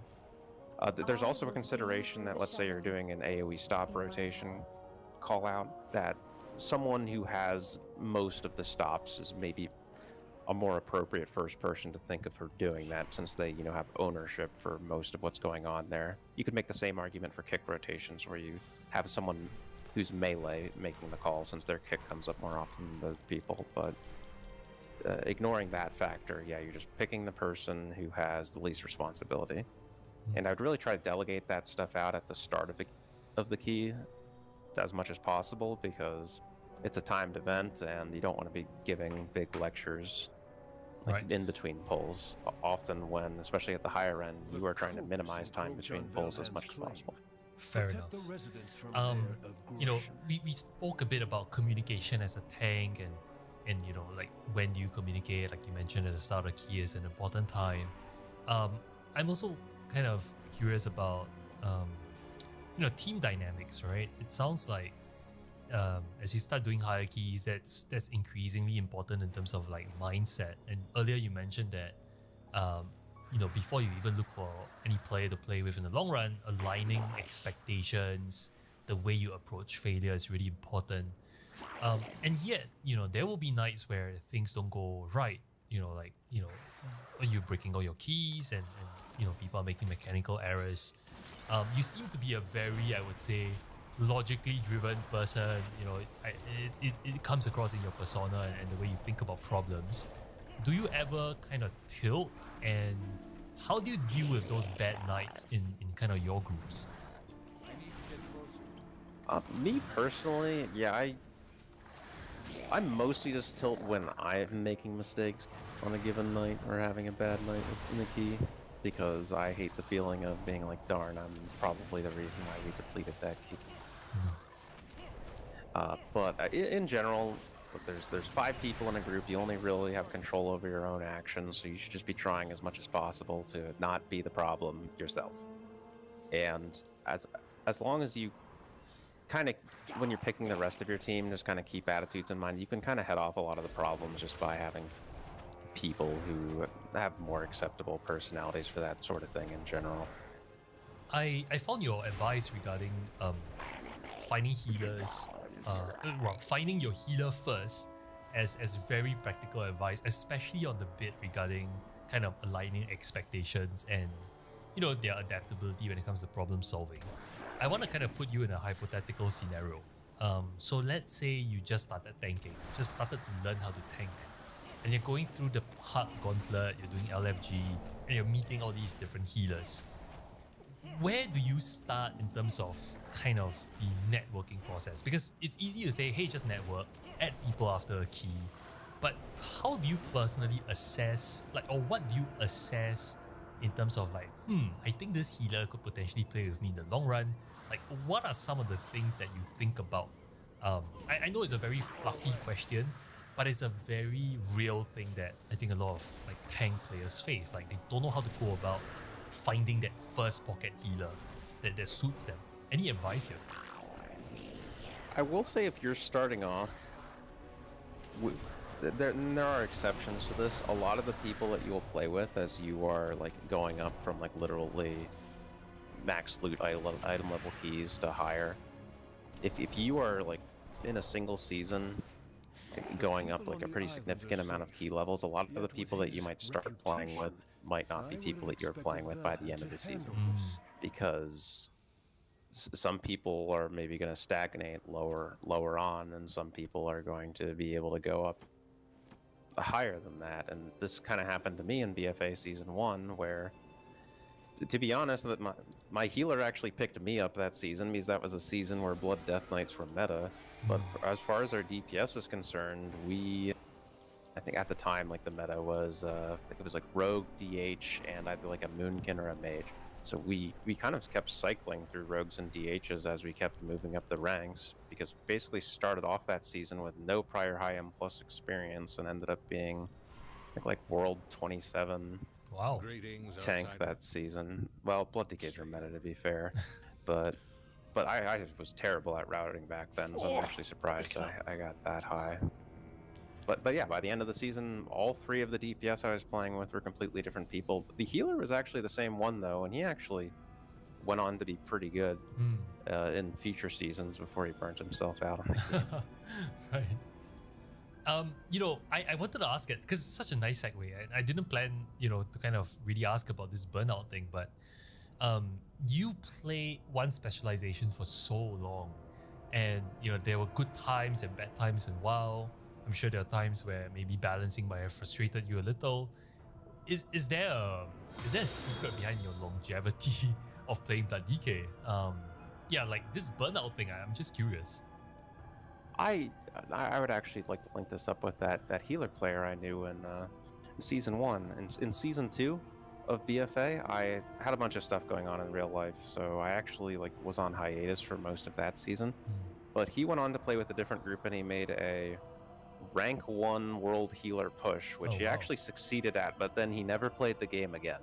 So I think it's important to just play the game at a reasonable level. If it gets to the point where it's detrimental to the rest of your life to a large extent, then that's really where people start to burn out on it. Right. And honestly, the one time when I was closest to burning out was at the end of BFA, because I also decided to explicitly play to try to get a world #1 Blood DK that season. But I will tell you, one of the least enjoyable things to do in this game is to explicitly play to try to get a certain ranking, especially like rank 1 of something. Right. Because you're going to end up playing it a lot more than you're expecting, the game a lot more than you're expecting it to, even if you do end up meeting that goal. And if you do end up meeting that goal, it's going to feel like a very hollow victory. So you're going to enjoy the game a lot more if you're just focusing on playing for fun. And I've never played for like any specific ranking since that season, and that's the main reason why, because I was very close to quitting and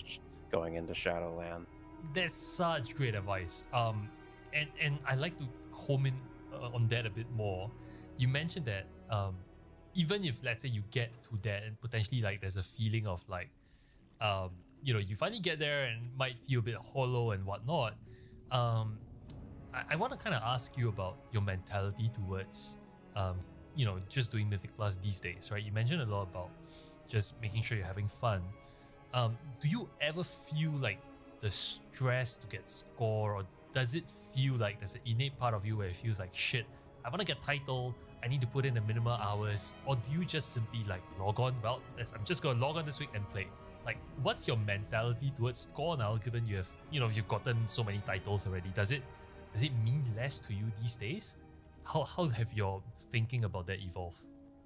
Well, for Title in particular, by the time Title came around, I was already a player who was consistently in that range, so Title itself never particularly stressed me out. Though there definitely was like, what was it, like Dragonflight Season 3, it's like I wasn't playing a whole lot that season, and I did specifically at least make sure I got Title that season, even though I wasn't doing a whole lot else. But at least with regards to that, no, that was not stressing me out. But again, when I was doing that rank 1 push at the end of BFA, that did stress me out a lot. Right. And that's definitely not a situation that you really want to put yourself in. Right. That's very practical and helpful advice to just real life and just balancing well. I think that's very handy. I wanted to ask you also kind of risk tolerance towards kind of doing new strats, new pulls, new routes. I think there's always this eternal tension about playing it safe in a key that, let's say, could give you score, or could give someone on your team score, versus using every key as, all right, we're going to try something new, we're going to take some risk, because that's necessary to time higher keys. Like, how do you think about the trade-offs and the tension between these two dynamics? I think first it's important to know where you are with the timer in a key in like a relatively clean run of a route. If you are able to do a dungeon and let's say you have less than 30 seconds left, that's a pretty risky time margin to have on a key, because everyone's not going to play perfect for all 30 or 40 minutes of a key. So if you're putting like a really high performance bar on being able to do a certain route, or if you're just in the situation where it's like you just don't have the time and the key, that's really when you start looking at trying to make your route faster. And the main way of doing that is to like start cutting pulls out of the route. Oh, we did this dungeon in 15 pulls. Well, how do we make this 14 pulls instead? There are some other ways to speed it up, but that's like the general approach you're looking at. And I wouldn't try to overcommit to doing aggressive routes unless you're at the point that you need the time. Because usually if you need to learn something, a new pull, especially if it's pretty complicated and at a high key level, you're going to take like a high key and you're going to maybe end up running that dungeon like 3 times because you might wipe to it the first 2 and you really just want to get the reps in just to be able to do it. Because again, there is a learning curve on some of these more complicated pulls. And hopeful in most people's situation, it's like, you know, the pull's possible because you can see other people doing it, but you might not understand the exact difficulties involved in doing the pull until you do it a couple of times yourself. Right. And unfortunately, this isn't tournament realm, so you have to sacrifice a key to be able to get that experience. Fair enough. But Okay. I would check to make sure you need the time first before you do anything too crazy, but that's just me. I think you learn more from doing full dungeons than trying some pull in the first 5 minutes of the dungeon and then depleting it right away. That's helpful. Maybe one more question regarding, I guess, just being someone who sticks to one spec as a tank, right? I think a lot of people, they, especially these days, I feel like with the popularity of kind of MDIs and whatnot, I think the meta trickles more and more down to like LFG and stuff. And I feel like there are people out there who potentially feel conflicted between, hey, I really like how this spec plays, but sometimes I'm just kind of sick of being rejected from groups just because I'm not playing the meta tank. Does it get better and easier for you with time because you have made a name for yourself? Like, I'm the Blood DK expert, and people see your name and they know that you're good at this spec and they bring the player instead of the class. I guess I'm just trying to ask, what advice do you have for people, right, who feel conflicted about playing meta versus they really love this tank, they love how it plays, but it's just not meta and they don't know whether it's worth the hassle? Regardless of the key level you're at, if you're not meta, it's usually because your class is weaker, and that's probably going to be true at all key levels. Unless we're talking about something like Mage or Augmentation Evoker, where you can start making arguments that their effectiveness is kind of in question in the lower key levels for one reason or another, or that's very skill dependent, let's say, and people might maybe wary about them at lower key levels, even if they're really good when piloted well at higher key levels. But in order to make up for that, you really need to try to provide value in different ways. Like, it helps if people know that you can play the spec at a really high level, yes, but for something like tanking, if you are good at routing and good at like strategizing about how you're doing the dungeons, that can help you. If you're good at shot calling, particularly, let's say if you're like an off-meta DPS trying to get into keys, that can help you out. You're just trying to increase your value in other ways if you're not going to increase your value by changing the class, so to speak. Because when people are looking to form groups, they're trying to, all they see is an item level number and a specialization, and they're going to pick, even if you don't technically need a Vengeance DH to do a plus 15 key, they're probably going to have the average Vengeance Demon Hunter that with a certain item level in Group Finder is probably going to lead them to have a higher success rate than like a Prot Warrior at the same item level and just in the same situation. So you can't really fault them for making those decisions. It's just, it definitely is trickier to navigate. There are some things you can do, but even for me, there are limitations you run into based on the meta. At the very least, you can feel the handicap, right, in the networking even, and not even in the keys. That's real feedback right there for people to think about.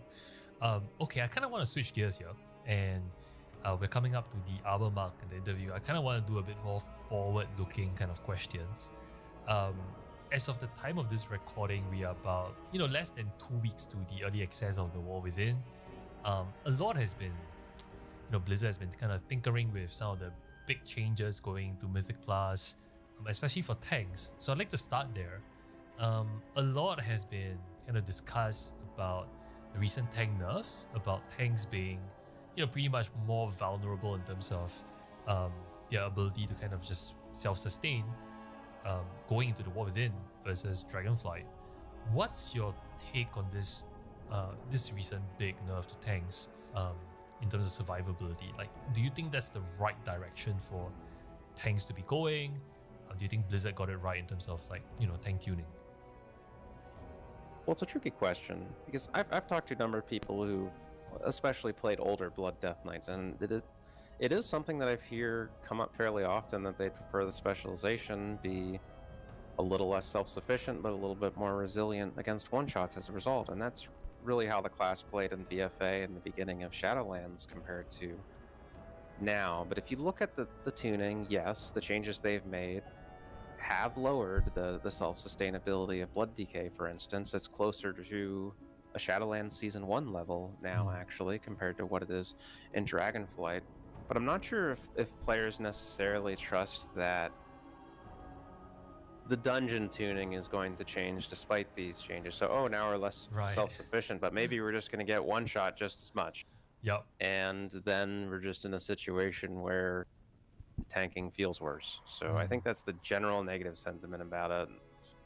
That's probably a fair point. Like, if we look at things from the game developer perspective, they're probably going to nerf tanks first, and then we're going to go through a period of time where tanking is less enjoyable, like Shadowlands Season 1, where we're getting beat up by mobs that do way too much damage with auto attacks and tank busters, and then a half season or a full season later, they actually come in and make adjustments to deal with that. But yeah, I do agree with Blizzard trying to take things in that direction, but the way that they're doing it is kind of weird, particularly with Blood Death Knights I talked about earlier. It's like it's kind of strange nerfs that they're doing to get to get Deathstrike to a weaker state.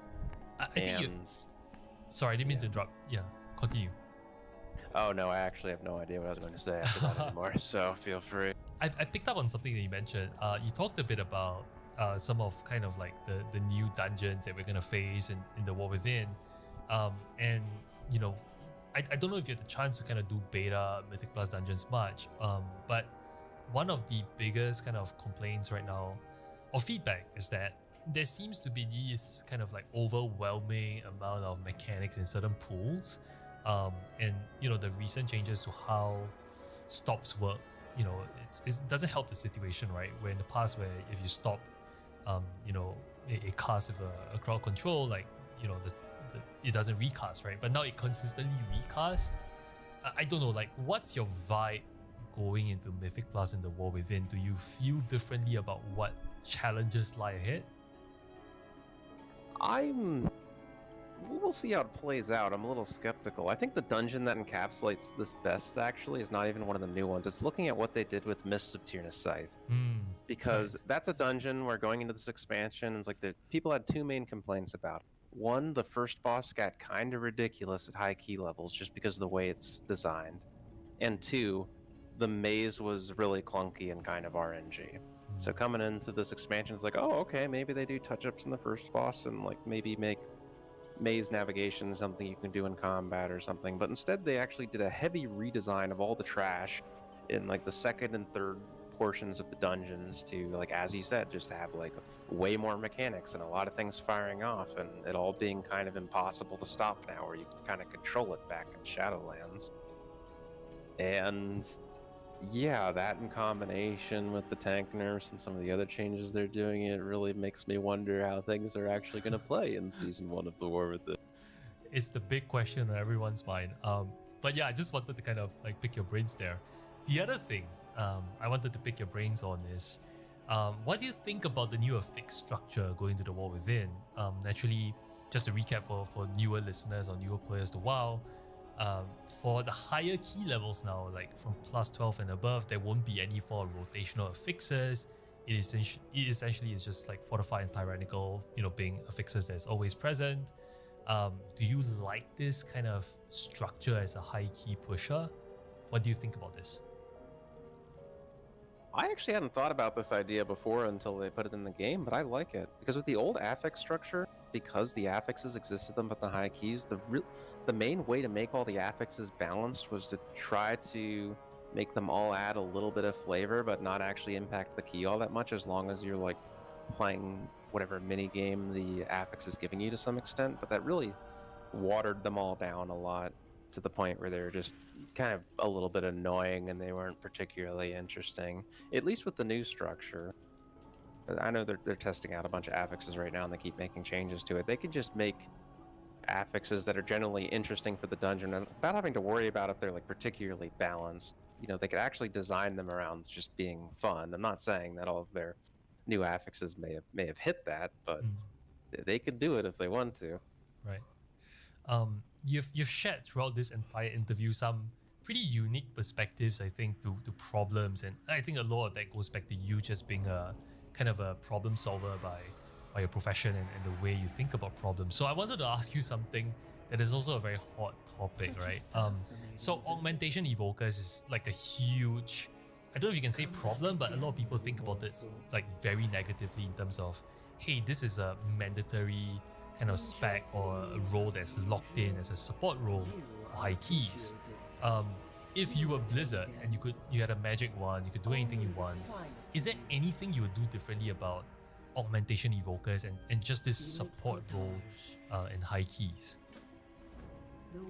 Well, let's go over the problems with Augmentation Evoker first and why they're kind of a hot button issue in the first place. Because of how Breath of Eons works, it really incentivizes just using 2-minute DPS classes with them. On top of that, they give tanks a substantial amount of armor for if you use Blistering Scales on Blood Death Knights, for example, it effectively just gives them 10% more health, and that's even without taking into consideration, you know, the max health benefit that they're providing. So that, and then you factor in like Ebon, they're helping you survive more than a key level, more than you'd otherwise be able to do, and they're also increasing the healing capability of the healer. And for several of these seasons where we've had Augmentation Evokers, if you've had the right comp setup, they're not even a damage. You're not even sacrificing damage to run them. Now you probably are if you're just running a random group at a lower key level, but if you are building the comp in a very specific way, it's like they're damage gain and also providing all of this other utility at the exact same time. So how do you fix it? The really boring solution, but it would work, is to just get rid of all of the support utility that they're adding. Right. And make them, like, let's say, only buff damage dealers, but do so in a pretty boring way that doesn't benefit some damage dealers more than others. And not saying that's the...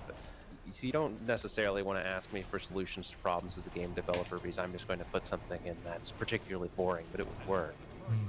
And that would be the case with Aug Evoker. I really have no idea what they should do with that specialization. It's problematic by design, but a lot of what potentially makes it interesting is also what makes it problematic. I don't know. That's a great summary of the conundrum that they're facing, because I think, like, I've heard different spectrums of solution about, like, okay, just straight up delete the spec or introduce more support roles. What do you think about the support role in Mythic Plus though? Like, do you think there's legs here where in the future we run a tank, a support, a healer, and 2 DPS? Or do you prefer like having 3 DPS and no such thing as a support role? In concept, having support roles are fine, but especially when you have all of these different dimensions you need to worry about, it's just going to be so hard to balance them appropriately. Like one of these times, people are going to keep saying Augmentation Evoker is locked in for comps and high keys as Blizzard continues to nerf it, but one of these days they're going to finally nerf it enough where they're not actually going to be ideal to use. It's kind of similar back to when they nerfed Blood Death Knights in BFA Season 2. People are like, oh, don't worry, people still use Blood Death Knights because Death Grip's still good. No, that didn't happen. They nerfed their survivability way too much, and it actually fell out of the meta pretty hard. Right. And that's what's eventually going to happen with Augmentation Evoker 2, you would think. Either that or they just redesign the spec, who knows. Right. But when we see that day, that's anyone's guess. Right. Cool. Look, I think I've kind of wrapped up all the questions I wanted to pick your brains on. You know, what's the kind of... And obviously, you've shared some very unique perspectives. I feel like, especially on the part where we discussed like Blood Death Knight survivability, the problems with balancing Deathstrike, it was kind of getting like... It reminded me a lot of like my college lectures where, you know, you had someone who was able to kind of explain something technical in a layman term, and I appreciate that. how do people kind of go about, you know, learning more from you, be it whether it's your guides or yeah, how do people get in touch with you? Maybe some shout outs for yourself here. I do have a Discord that would be one way to get in touch with me. I mean, if you want to ask me any questions about Blood Death Knight, I'm always responsive on Discord, and I have my Discord information and tag listed in pretty much all the resources I do. I make YouTube videos in my spare time, but I mostly just do that for fun every now and then. I'm not too heavy into it, and I'm always maintaining the Advanced Blood Death Knight guide for Mythic Plus, which I will generally post on Reddit every patch, but otherwise it's not too heavily advertised. Got it. And we'll plug all those kind of like links in the video description when this gets published. But I guess I also just want to kind of say thank you. Like I said, you have been a very hot name in the comment section. I'm sure my editor will put it up as well. I think a lot of people recognize that you represent a very small chunk of population that is like a loyalist to Blood DK, and at the same time playing it at a very high level for all these kind of like Mythic Plus seasons, getting title and whatnot. So it was just helpful kind of to pick your brains right on in playing I would say one of the more unique specs for tanks in World of Warcraft. So yeah, I just want to say thank you. Really appreciate your time here. Thank you for having me on. I really enjoyed it. Thank you so much. Have a great weekend. Yeah, have a good night. See you. Take care. Bye-bye. And that wraps up the episode with Kirasis. He is consistently the top Blood DK for a long time now. And if you enjoyed the episode, don't thank me. Thank all the Patreon subscribers and the YouTube members of this community. These are the MVPs that keep this podcast going. And if you'd like to support us, link to our Patreon is in the description. Speaking of our Patrons, all of them get access to the ads-free and unedited version of this podcast. And if you'd like to see more from this podcast, hit the subscribe button. More episodes coming your way, and you definitely don't want to miss the episode in the middle of the screen.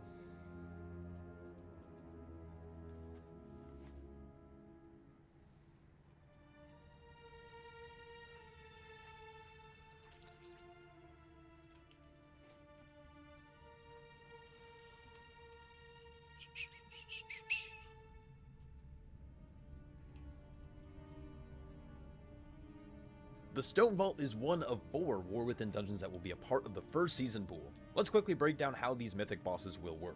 Starting with Edna, this is a repetitive one-phase encounter. Starting off, Edna will cast Volatile Spike. Make sure you're not getting hit by these swirls. They will also spawn spikes shortly after, and when these spikes are destroyed, they will apply a dot to your entire group, causing the party to take fire damage. The rest of the fight is about controlling the pacing of this damage. Edna will cast Refracting Beam, causing the boss to release fiery energy at all 5 players, stagnated. Any volatile spikes hit by these beams will be destroyed. Your group will want to make sure you're at least destroying a few of these beams because eventually the boss will cast Earth Shatterer. This will deal a burst of nature damage to your group and destroy all remaining spikes. If too many spikes are active, your group will take very threatening levels of damage. Healers, you're gonna need to be ready to counter this damage, and DPS, use those defensives. I personally recommend destroying 2 spikes on each Refracting Beam cast, but it's up to your group. Last but not least, Seismic Slam is the big tank buster. This will deal a staggering level of physical damage to the tank and applying a nasty damage over time effect. Healers are going to want to dispel this as soon as possible, and when dispelled, the tank will gain a 50% damage reduction for 6 seconds. Keep the spikes under control, and the Earthen Defense Neutralization automation will fall. The next 2 bosses can be done in any order, but we're going to start with Scar Marok. This boss will start by hitting the tank with Crystalline Smash. This will deal physical damage to the tank. Just make sure you have any type of mitigation active. Once this cast finishes though, it'll spawn 3 crystal shards. Your group will need to defeat these crystals in a timely manner, but once they are destroyed, they will apply a nasty dot to your entire party called Crystalline Eruption, which deals nasty shadow damage. This effect can actually stack, hence why you need to kill 1 shard at a time, let the debuff expire, and then kill the next one and repeat this pattern. Scar Marok will also cast Unstable Crash, which has a few components to it. First, avoid the slam. This one's obvious. Once this cast finishes, you're gonna then need to dodge Unstable Fragments, which are these large purple swirls. Once these swirls land, they will spawn an Unstable Energy Fragment. Soaking these fragments will increase your damage done and healing done by 50% for 30 seconds, while also dealing shadow damage over time. This effect can stack, and picking up these fragments will be pivotal in hierarchies. Lastly, Scar Marok will cast Fortified Shell, causing the boss to gain a massive absorb shield and will increase in size for each shard that is still active. During this, the boss will deal ramping damage through Void Discharge. Stack in melee and break the shield as fast as possible. Once the shield breaks, it simply rinse and repeats.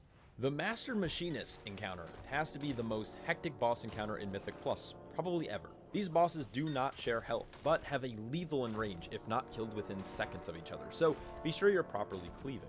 Tanks, be aware of Doralita's tank buster called Igneous Hammer. Just make sure you're healthy or using a defensive. Doralita will also cast a frontal called Lava Cannon. Everyone's going to want to make sure they're dodging this giant orb, and believe me, you'll have plenty of practice before this encounter on the trash mobs. Brock, on the other hand, will be casting Molten Metal.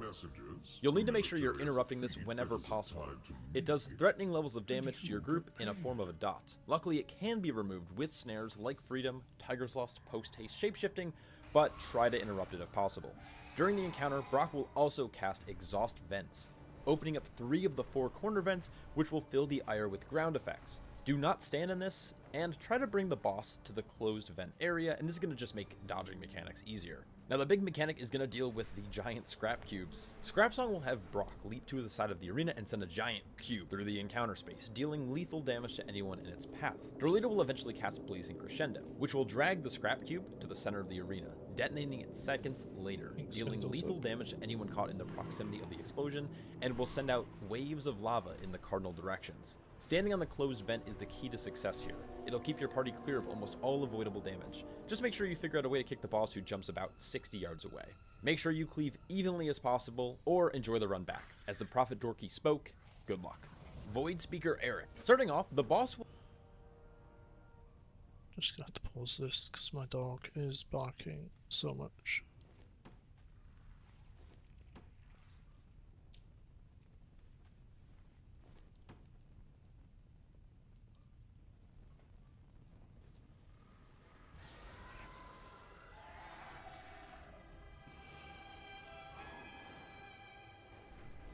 Right, I'm gonna have to do that. Have to go and do that race.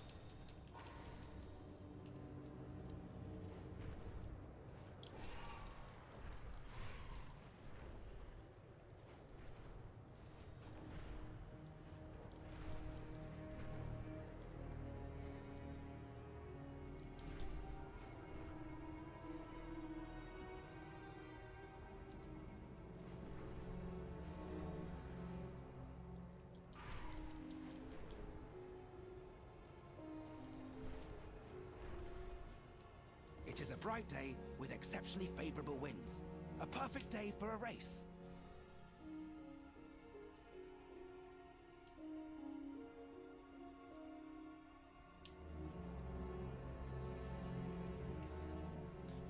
will have 2 Void Rifts on either side of him. These will be important later on. The first cast you'll notice is called Unbridled Void, which is a giant frontal cone. Just make sure you're dodging it. Next, the boss will inflict all party members with Void Corruption. This is a ramping dot that does shadow damage every 3 seconds, increasing indefinitely.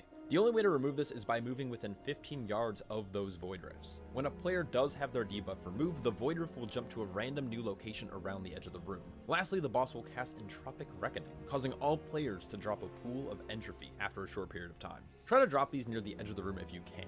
Smart players can also use this opportunity to remove their Void Corruption debuff. Do your best to drop them immediately, but I do recommend healers first, followed by DPS, and tanks last. As long as you're consistently dropping your Void Corruption, this boss does feel pretty easy. Quick shout out to all my Patreon supporters, because without you guys, there would be much less content like this. Hope you're all staying happy, healthy, and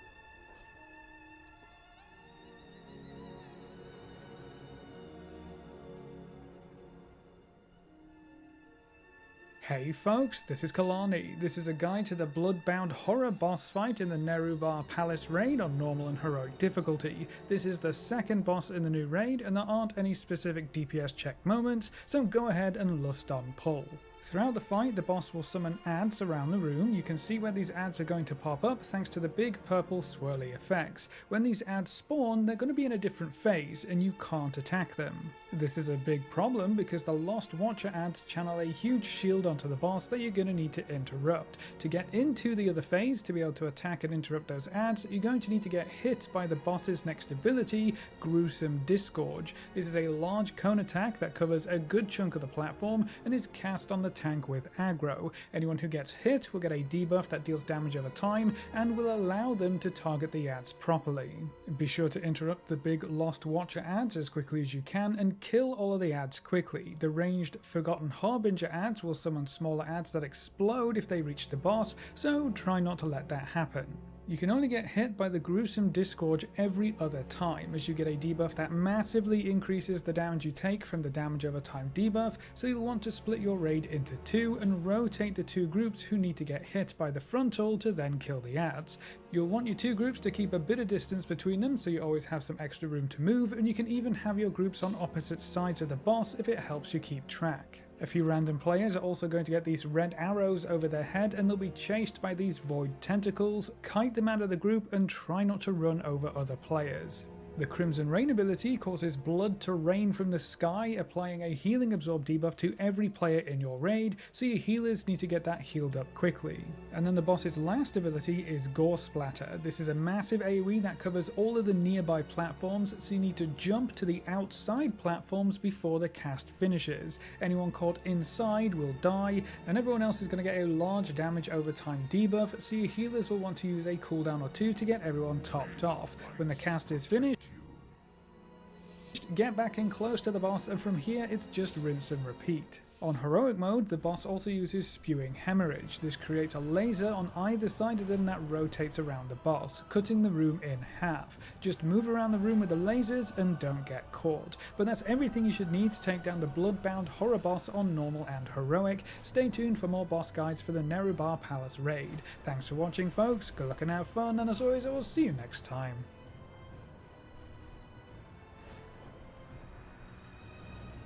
Oh shit, completely lost. Hey folks, this is Kalani. Professions changed a lot in Dragonflight, probably the most we've ever seen, and Professions became an entirely new kind of progression option at Endgame. But if you didn't play through Dragonflight, you probably came back to the game, saw how complicated Professions are now and just noped out of there. Or maybe you did play through Dragonflight, but just couldn't get into Professions or understand what you were supposed to be doing. What's this profession knowledge stuff? How does the profession gear fit into things, and how can I level up when I ran out of recipes? Well, we are going to clear all of that up. Professions offer you some crazy gold making potential, and you can craft some of the best gear available in the game. Professions really are valuable, so here's our ultimate professions guide for the War Within: where to start, how to level them quickly, and how it all fits together. Now before we jump in, be sure to hit on that like button and subscribe so you never miss another video. Now the main goal of this video is to make sure you understand how professions work in the War Within and the various progression paths and options that are available to you to improve your crafting experience and let you make some good stuff. Maybe you didn't play through Dragonflight, so you don't know what all of these stats and optional materials and different ranks and tiers, and people are saying you need to use a spark to get good gear. What does that even mean? We'll go over it, don't worry. Or maybe you kind of sort of know some things about the big update we had in Dragonflight, but just couldn't wrap your head around what you were supposed to do. No matter what camp you are currently in, this video should have all of the answers you need to fully embrace professions in the War Within. So first things first, where can you learn the new Khaz Algar versions of the profession so you can start working on getting everything leveled up? The War Within is a bit different because usually we visit the big city hub towards the end of the leveling process, but Dornogal, the new hub for this expansion, is introduced almost immediately. Very shortly after starting your adventures on the Isle of Dawn, you'll visit the new city hub. It has quite a few different districts, and the one that you're looking for is the Forge Grounds. This is the professions or crafting section, and you can find trainers for every profession somewhere in this area, so you can pick up Khaz Algar professions almost immediately. It's also very important to note that you do not need the Dragonflight professions at all. You don't have to have any progress in them, none of it will carry over, they are entirely separate. So even if you did nothing in Dragonflight with your professions, you are not any further behind anyone else. Everything is reset, it's a fresh clean slate, and everyone is on an even playing field. But you may be wondering, when should you start focusing on leveling these up? Should you pile everything you have into crafting and leave leveling until later, or should you just wait until max level to really start tinkering around with things? This will largely depend on you and your goals, but also which professions you're interested in. Now, World of Warcraft isn't the only game getting big updates. Ragnarok Origin ROO's Awakening update just went live as well. Ragnarok Origin ROO is the official sequel to Ragnarok Online, and it is an exciting MMORPG you can play on your PC.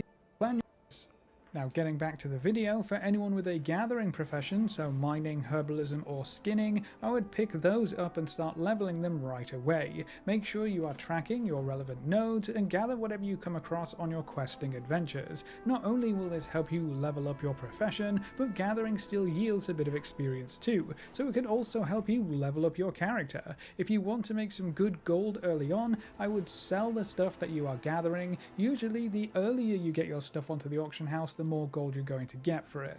For crafting professions, it gets a bit weird. Personally, I would recommend you wait until you hit max level and get the campaign done before jumping into crafting and professions, but ultimately it is up to you. I find that crafting requires a lot of materials to really get going, so you're either going to be spending a lot of time gathering them out in the world, which will usually be easier at max level, or you need to spend a lot of gold to buy them off the auction house, in which case it's going to be super expensive early on, so leveling up first might give the prices a bit of a chance to come down a bit. It is worth noting that the first time crafts do still offer some experience for your character. In Dragonflight, the experience gained from crafting was limited to about 2 levels if I remember correctly, so you can get some good chunks of experience if you start your crafting early, but you're going to need to complete the campaign anyway, so it might not matter in the grand scheme of things. Still, it is nice to know about, and we'll talk more about first time crafts a little bit later on. So now that we have these professions, how do we go about leveling them up?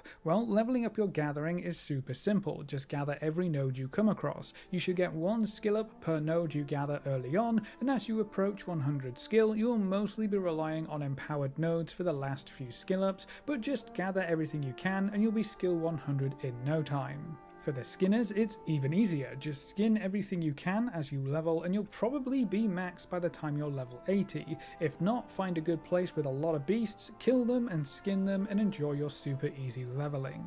Now, leveling up crafting professions is a little bit more involved. You'll need to keep an eye on what you're crafting and whether it can actually provide you with a skill up or level up. Each recipe will have an icon next to it. An orange icon means it will always give you a skill up. An orange icon with a number means that recipe gives that many skill ups. So you can see some give 2 or 3 skill ups just for crafting one recipe, so keep an eye on that. And that can save you a lot of time and gold if you craft the most efficient recipes available to you. A yellow icon is going to mean it only has a chance to grant you a skill up, and a green icon means there is a low chance to get a skill up. If there's no icon, you will not get a skill up at all from that recipe, so focus on orange and yellow crafts and make sure you aren't crafting grey recipes if your goal is to skill up.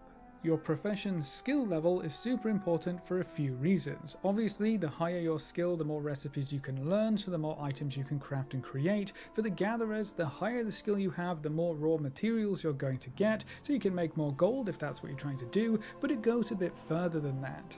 Every craft will have a difficulty score tied to it. This difficulty score dictates how much skill you need to craft that item at the higher ranks, and crafting gear is probably the easiest way to explain this. All crafting gear has 5 ranks that you can craft it at, and the higher the rank you get, the higher the item level that piece of gear will be. This is why everyone wants their gear crafted at rank 5. You want the best result, right? The highest item level for your materials? Well, you're going to need to increase your skill to reach those rank 5 results. The first way to do that is simply by leveling up your profession. So yes, you will gain access to more recipes, but you'll also be increasing your overall skill to reach higher ranks of crafting results. Another way to increase your skill in a crafting recipe is to use higher quality or tier or rank of raw materials. Most raw materials will have 3 tiers, so every ore or herb or piece of leather or chitin will have 3 versions. The higher the tier that you include in any given recipe, the higher your skill for that craft, so the easier you can get into the higher ranks. So if you really want to push for better results, using the best versions of the raw materials will help as well. Now there is a brand new feature and stat that's going to help you with reaching those higher rank results in the War Within. You can use your concentration to force a recipe to go up by 1 rank. So if you can only manage to craft a recipe at rank 4, but you really want to get that rank 5 result, you can tick this box and spend your concentration to guarantee that higher rank result. It will always increase your result by 1 rank, so this lets you decide when you want to get something good and when you might be okay crafting something at a lower rank. Your concentration pool regenerates slowly over time, so you can't use this on every craft that you do. You can hold up to 1000 concentration at any one point, and each crafting profession does have its own pool, so you don't have to worry about double gathering sharing a concentration pool. Every profession has its own. There's an important new stat that goes along with concentration. The Ingenuity stat gives you a chance to refund concentration that you spend, so if you get a high stat value here, you'll be able to use your concentration more often, but there is going to be some RNG involved. Now there are other profession stats that can help you in various ways as well. Resourcefulness gives you a chance to refund some of the materials used in any given recipe or craft, so that makes things a bit cheaper if you get some materials back. Crafting speed, surprisingly, just speeds up all of your crafting, which can be great when you're making a whole bunch of potions or something like that. And then multi-craft gives you a chance to make additional items, but this stat doesn't really do anything for crafted gear, so it's only really good for intermediate materials like alloys or for consumables like flasks and potions. But being able to make multiple things for just one set of materials can make you a lot of gold in the right profession. Now for the gatherers, the higher your skill, the higher the chance you'll be collecting higher tier materials, which will always sell for a sweet premium because, as we just saw, the crafters are going to want to use them as often as they can. Gathering professions have different profession stats to help them on their adventures. Finesse gives you a chance to gather more of whatever you're gathering, Deftness increases your gathering speed, and Perception increases your chance to receive rare materials while gathering. So gathering is quite a bit easier in general, so if you don't want to jump through the hoops required to keep up with crafting, gathering is still a great option. So that's how the different kinds of professions work and how you can level them up. Let's move on and talk about specializations next. Each profession has up to 4 specialization trees. Your first specialization will become available when you hit skill 25 in your profession. Your first specialization choice is very important because you can only pick one at a time. You cannot swap or change your choice, and the others will remain locked until you level up further. Throughout these trees you can unlock various bonuses to your profession, like general increases to skills or stats. You can learn new recipes or unlock special effects. To unlock or purchase anything in here, you will need to earn profession knowledge. Each profession has their own knowledge, so you can't spend mining knowledge on herbalism trees, for example. How you acquire this profession knowledge will depend on your profession. Gatherers have it easy again, they just gain profession knowledge randomly while gathering, and for an empowering elemental nodes for the first time. So as you gather, you just have a chance to get an item that will provide you with some knowledge. Crafters will need to do a bit more legwork. The first major source of knowledge for crafters will come in from the first time crafting bonus. This is quite simply an extra reward for the first time you craft any recipe in your profession. You can actually filter for this just in case you forgot what you have or haven't crafted, so if you select the first time craft bonus filter, it will only show you the recipes you haven't already made. The first time craft bonus includes profession knowledge, some artisan's acuity material, and if you aren't yet max level, a good chunk of bonus experience. So one of the easiest ways to earn knowledge is to simply craft every recipe you have, or whenever you unlock a new one, make sure you craft that at least once. You should earn this first time crafting bonus from everything you can, and this also means earning new recipes gives you more chances to earn these first craft bonuses, so you should also be aiming to learn every recipe available to your profession for the current expansion. The next big source of knowledge is going to come from NPC crafting orders. You can find these in the crafting order menu at the bottom left of your profession window. This can only be opened while you are near a profession table, which can always be found near your trainers in Dornogal. The NPC ones are listed under the patron section. They can reward you with a variety of goodies, but they will serve as the main source of 2 important resources. The first one is profession knowledge, so you'll see a lot of them reward items that when used will give you some knowledge for your profession. This is the main source of repeatable knowledge gains in the War Within, so you want to keep an eye on this board and complete the knowledge ones whenever possible. Profession knowledge is also going to be capped per week this time around, so we can only get so much every week, and then if you fall behind you will start to see more of these NPC work orders that offer knowledge, so there's also a catch-up system baked in here, which we didn't have in Dragonflight. So this time around, no one player should be able to get too far ahead of anyone else. So if you didn't enjoy professions in Dragonflight because of that part specifically, we should be on a much more even playing field in the War Within. The other important resource you can get from these orders is the Artisan's Acuity crafting material. This is going to fuel all sorts of important crafts, so you'll want to get those orders completed as well. You can also get these treatise books that provide 1 knowledge for your profession, and they were usable once per week in Dragonflight, so I expect that to be the same in the War Within. They do come from inscriptions, so you'll probably need to make a crafting order for those if you are interested in them. And then there are also one-time treasures for every profession scattered around the new zones, so if you come across anything purple, be sure to pop on over and check it out. It might just be another few points of profession knowledge. We'll have a video going over the fastest ways to acquire knowledge shortly after the game launches. Now, it is important to note that you don't have to spend your knowledge as you acquire it. You can let it sit until you decide what you want to do. You can choose your first specialization for the initial bonus and then save your knowledge to spend on a completely different tree. Don't feel like you have to rush anything in here. Take your time, read through the options and plan ahead. As you level up, you'll be able to unlock the other specialization trees for your profession. The second one becomes available at skill 50, the third one is now at skill 60, and if you have a fourth, that will become available at skill 75. So you won't be able to unlock all 4 until you reach skill level 75, which can take quite a while depending on the professions you're trying to level, so your first choices of specializations really do matter. So that should give you enough information to get your profession started at least, but what about maxing them out? You may notice while leveling your crafting professions especially that you kinda hit a wall around 50 to 70 skill depending on the profession. You don't have any more recipes to learn from the trainer and everything is turning grey or green, so how do you keep skilling up to get the skill level 100? Well, you're going to need to get some new recipes, ones that are not available from a trainer. For example, certain specialization tree choices will unlock recipes for you. They can be quite deep in these trees, so they may cost quite a lot of knowledge to acquire, but these are the highest tiers of crafted gear that everyone is going to be after, so they are usually worth picking up. All of these recipes should stay orange until skill 100 too, so they can carry you the rest of the way.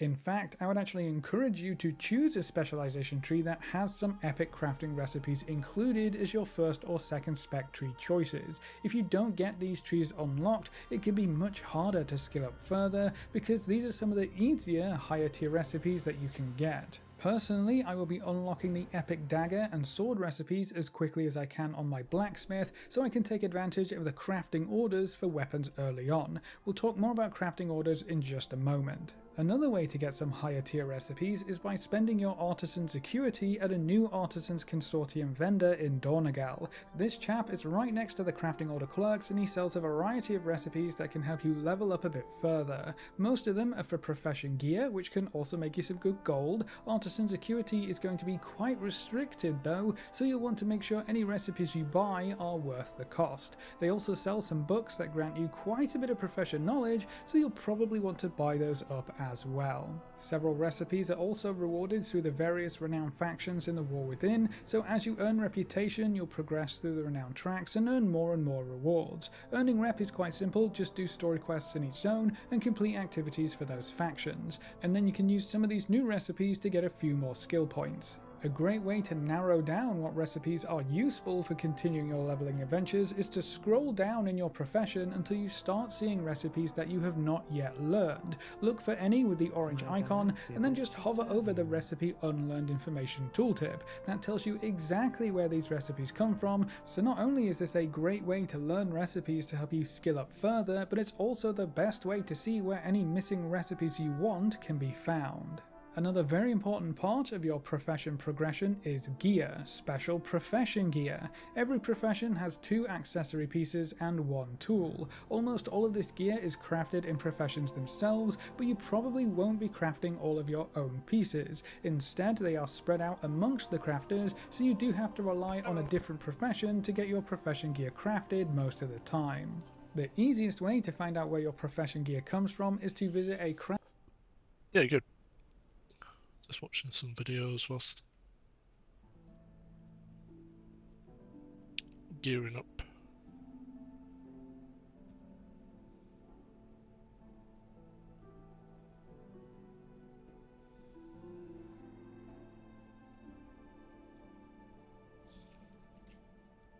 Flus.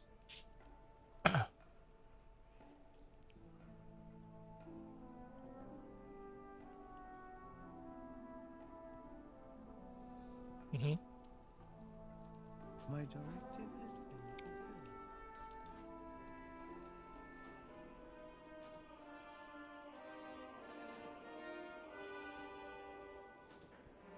Uh-oh.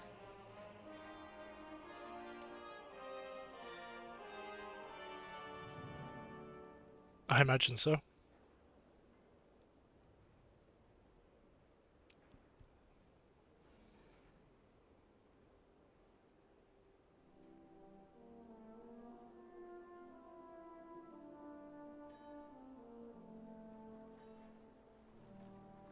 Than that. Fucking one of the sticks was just been a little bit off. Ah, brilliant.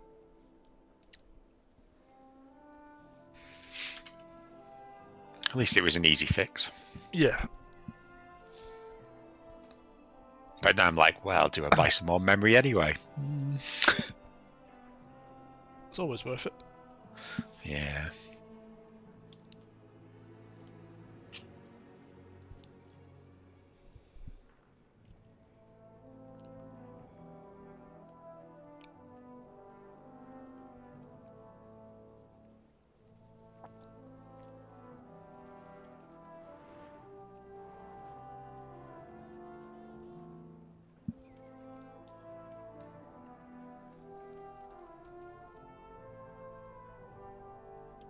I have calibrated my prices to be reasonable.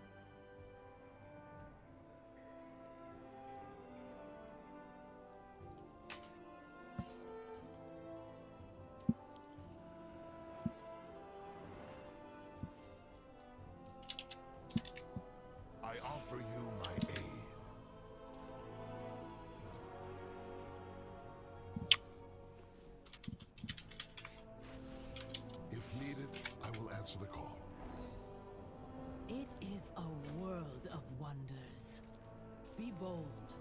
Be true.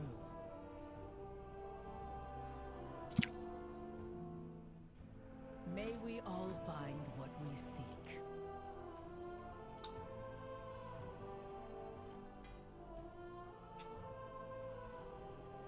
We have slept long enough. Farewell. The skies call to me.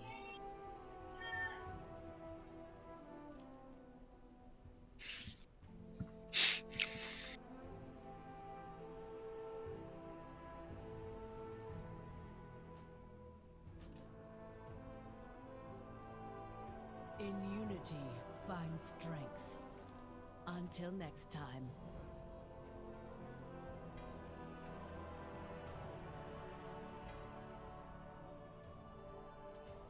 How fare you?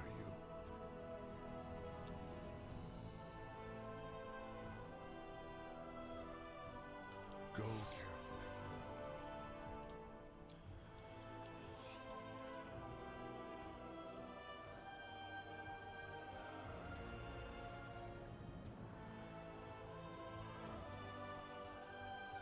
Ugh. Maximum coffer keys for the monk healer. Nice.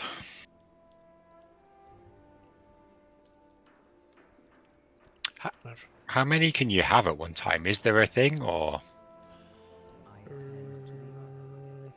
No. No max. But I think the max you can get a week is 4.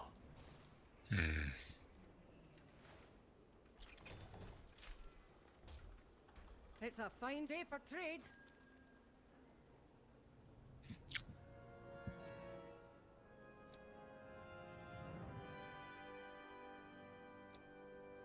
I'll be right here when you need me.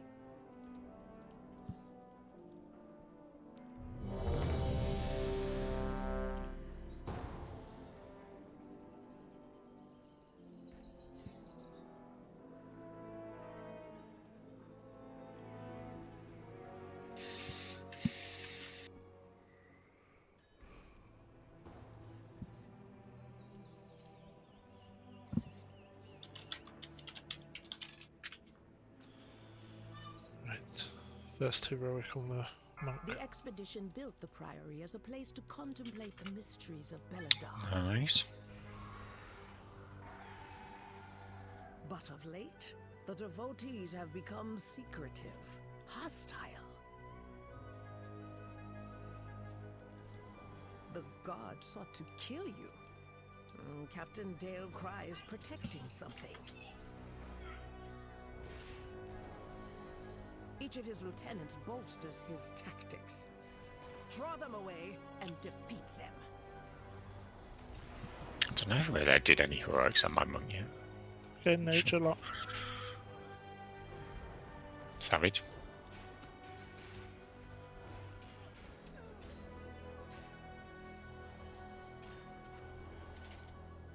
Not enough mana. Not enough mana. Oh yeah, it changes us to... I wasn't healer spec before, come on.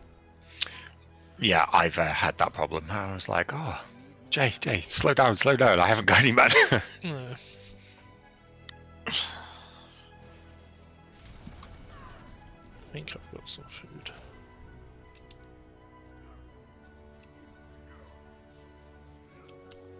Nope.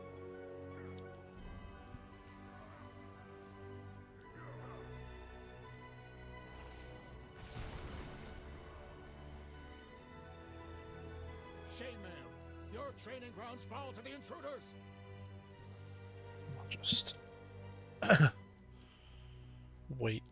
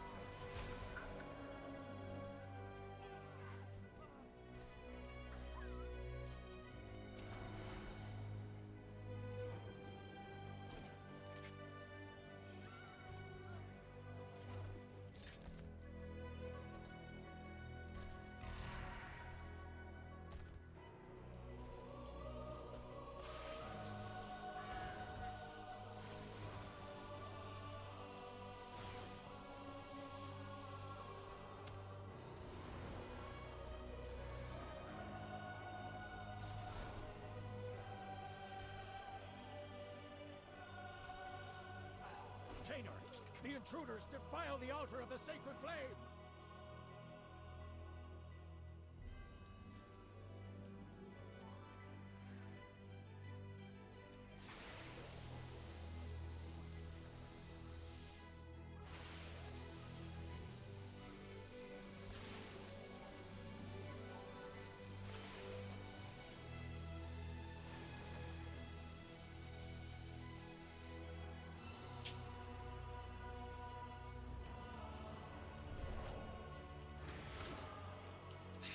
What's it got called?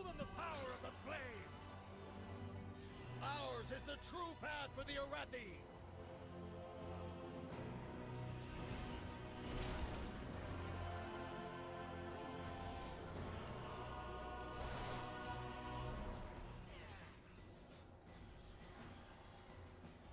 Feel Ember's wrath!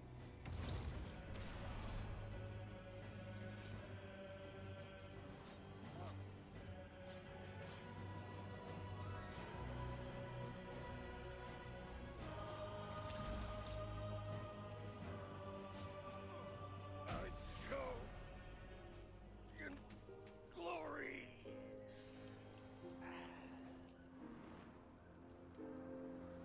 Dale? Are these steel strikes, lackeys? Guards! Guards!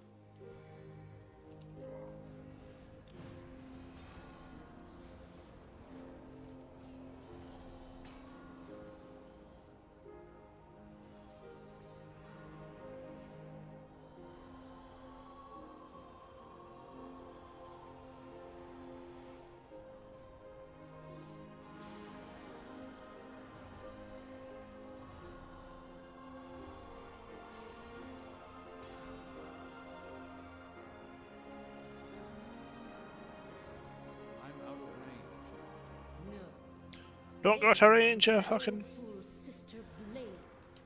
Destroy these outsiders.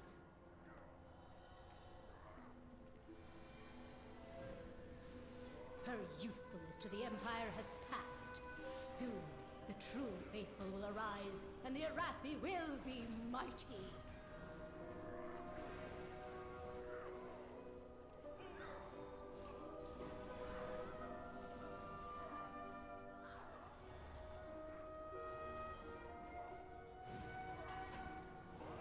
They've served their purpose. Baron, demonstrate your worth. Those who oppose the Emperor will fall at our feet. By the Emperor's will!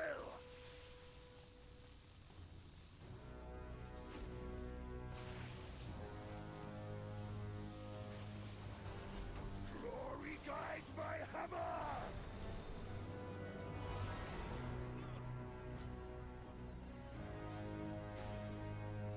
Flame's wrath heal me. By my shield! By my holy hammer! My first defeat.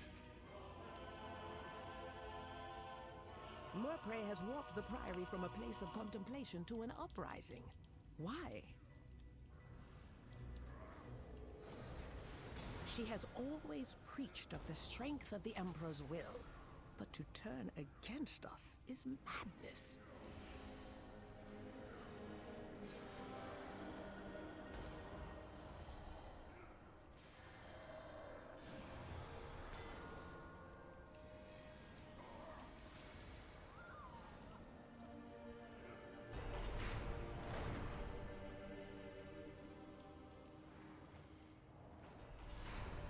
Beledar is the crucible. It burns away weakness. Its blinding light reveals the strength we Arathi lacked. With an army of the Risen, the Arathi will defeat the Nerubians, conquer Khazalgar, and subjugate the world! No, such heresy. They defile the sacred flame by animating the dead. They are no better than the Kobis.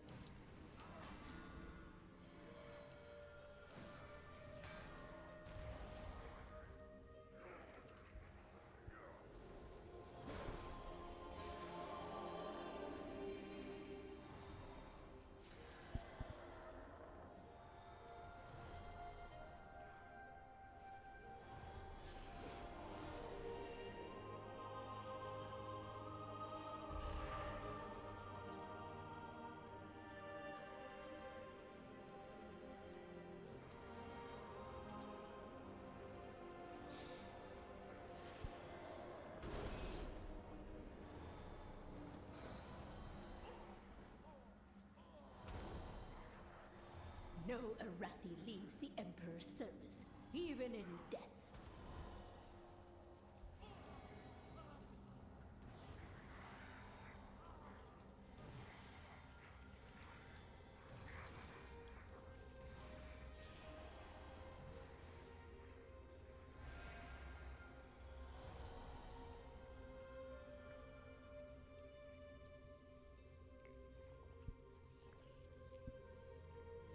The sacred flame will cleanse your transgressions!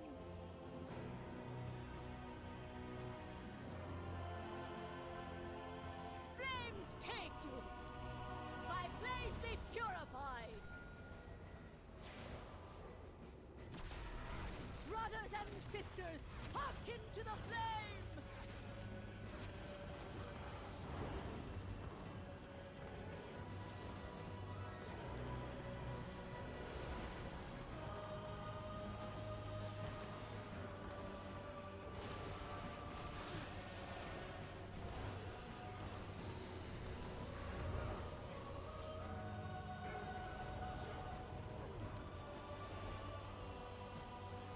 My place be purified!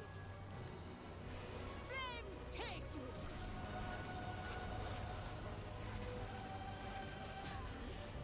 The Empire will see you burn. Lovely. Don't know what I got. Let's have a little look.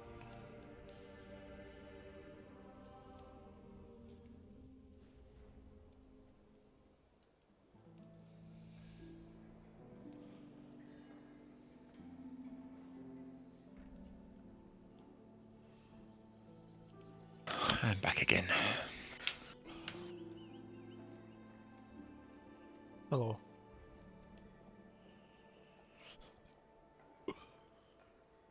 Fairly straightforward. Oh, Hannah's ringing me again. Be right back.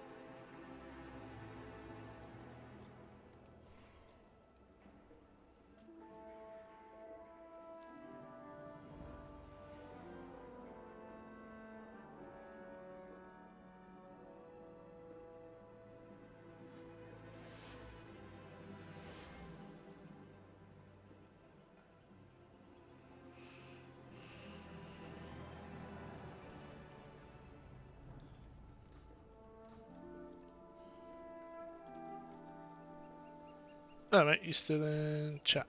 I don't think. Eliza comms. Sorry mate, was not watching chat.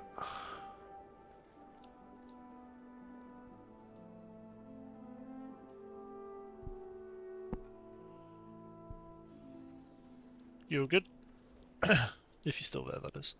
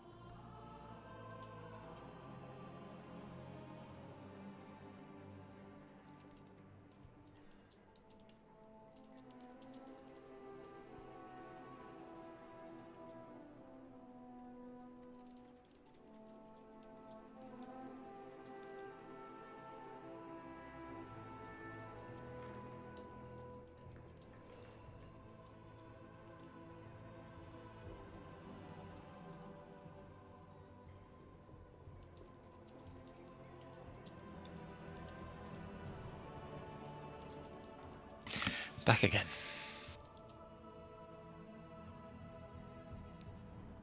Hello. Hello.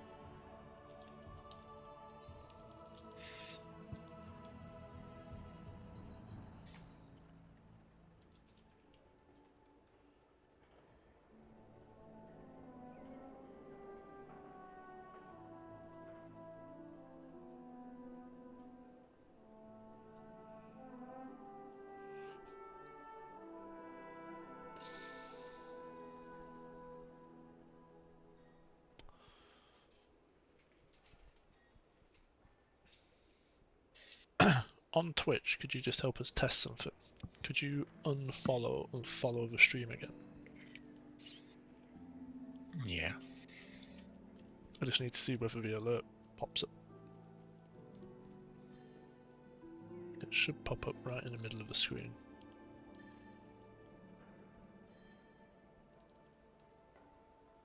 I've unfollowed.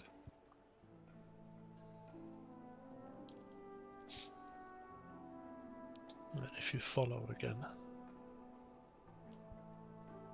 Unfollowed.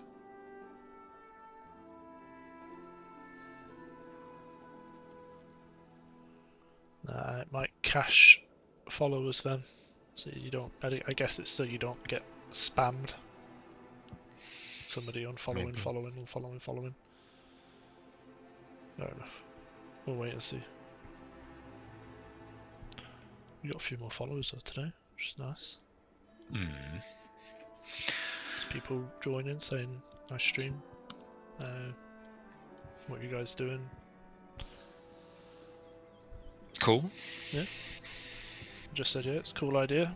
And then threw a following, so okay, cool. But then one of the alerts didn't fucking work for it, and I was like, oh. So I went to Streamlabs and it had been like disabled, and then I re-enabled it. Because it should, if you're looking at the stream, it should look like test Twitch follows. It should look like that, which is pretty cool. Oh yeah.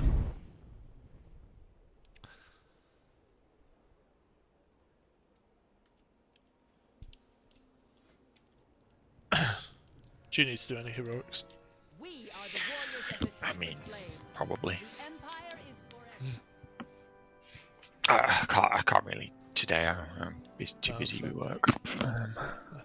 I don't think I'll be on this evening, but the next couple of days I should be able to, because Gem's on nights. Cool. Yeah, I've set a schedule just so that everybody in the house knows. Monday, Wednesday, and Friday I'll be on here from 8 o'clock. Okay. And of course during the day.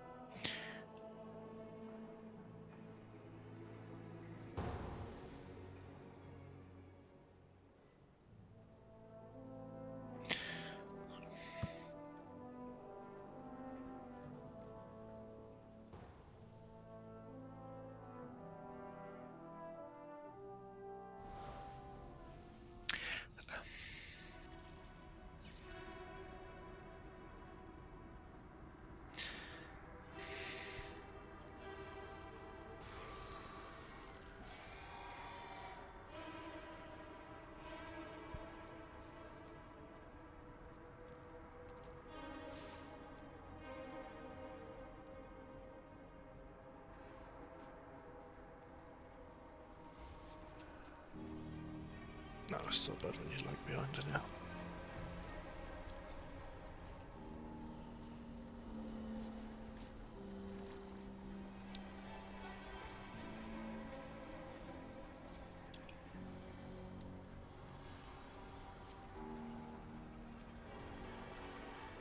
I really need to change to healer spec outside of dungeons.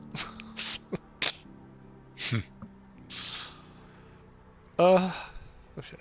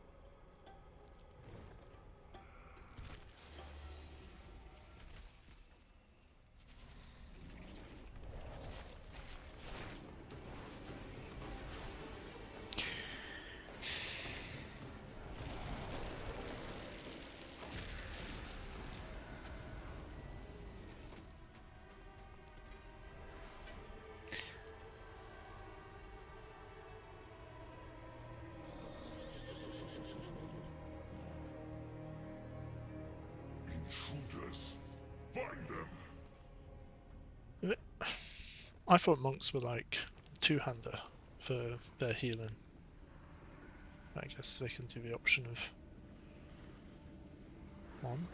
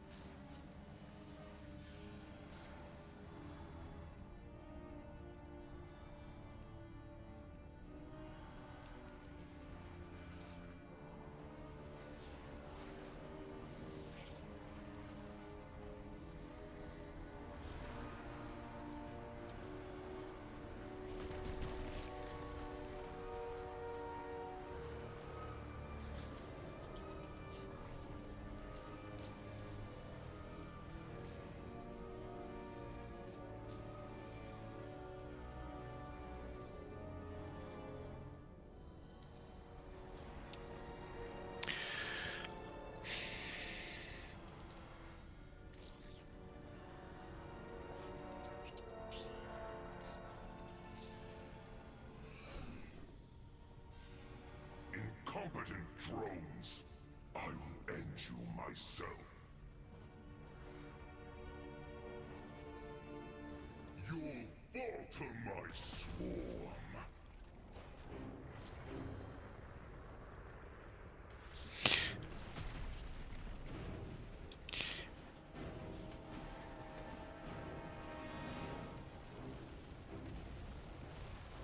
So work's pretty busy for you at the minute, then.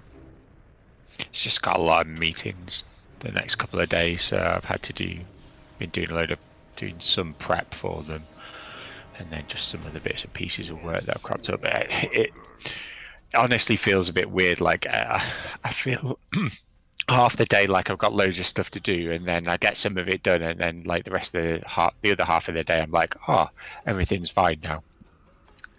But and then the next day I'm like, oh, panic, loads of stuff to do, and it just, I don't know. I don't know why I keep feeling like that, but I do. Once, my people thrived under the guidance of the Black Empire. Queen Neferis refused to reclaim that glory, but no more. I need to get closer. Ansurek and the Black Blood will usher in a new age for Azj-Kahet.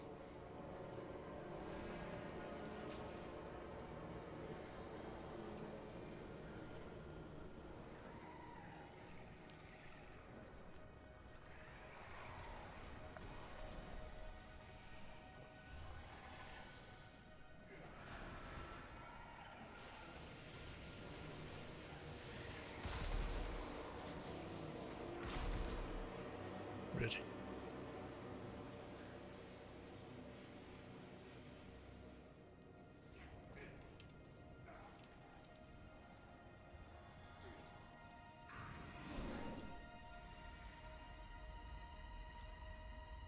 The harvest will prevail!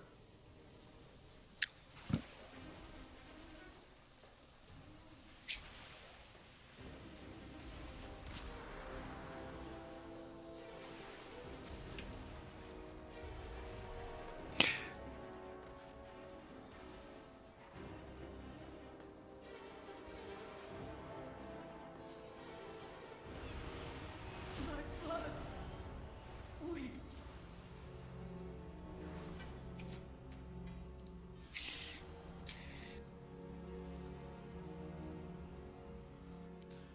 Second heroic. No gear.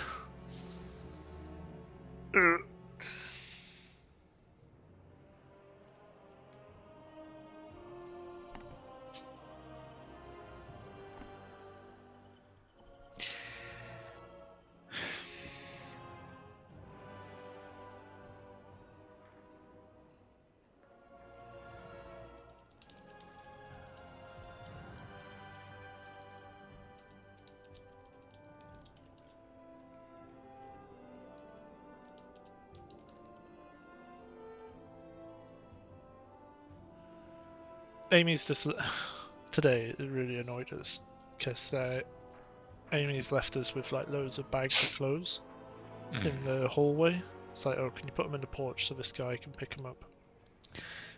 Guy turns up when I'm on a work call. Can't go. I'm partly leading the call.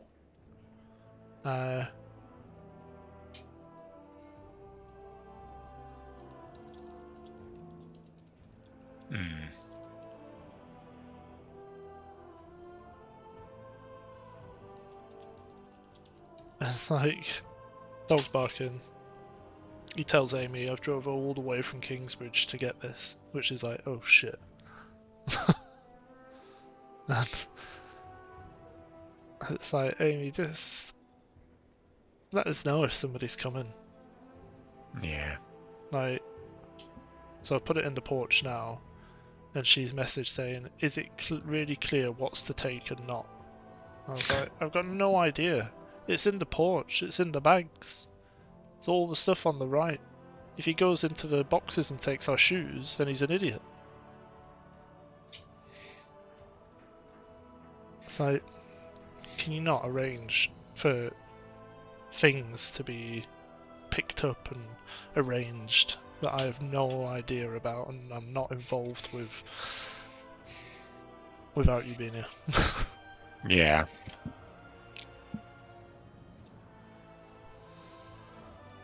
Oh, I have to go Vault of Memory, don't I? I was wondering what else I needed to hand in.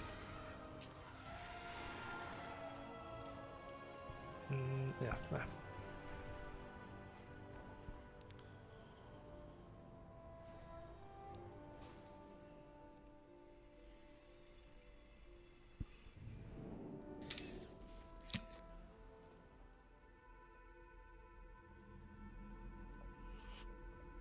Is there the final part of the quest line now or something, is there?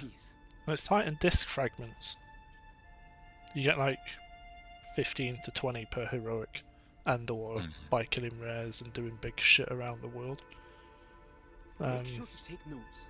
I need some time to think. The great But yeah, I think Titan this is the next segment who of it. granted me the gift of the Forge has relayed information from the Pantheon about our purpose.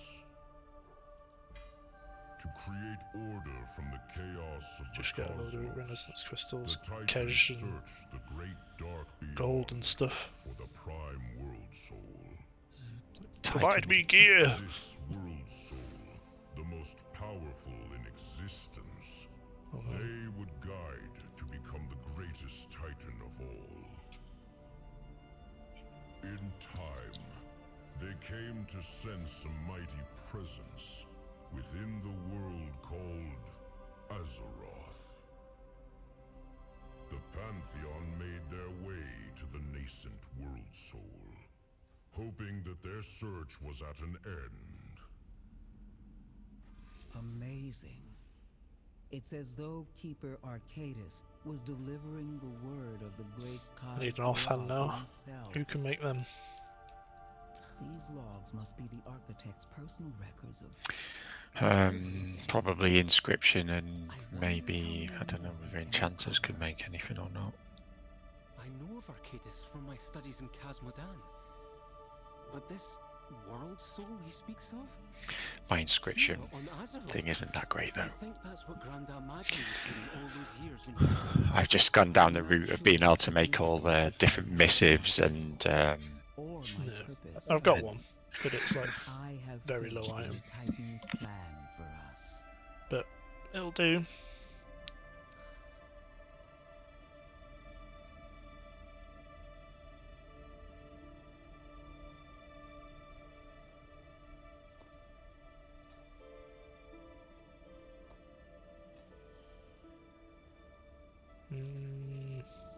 It might not do. I might have to go to the auction house.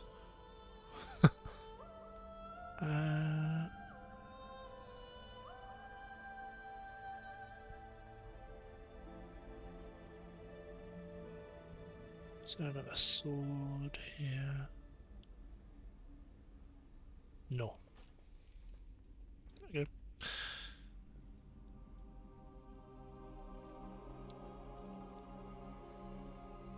Campaign. Need to see what the progression is on it, really.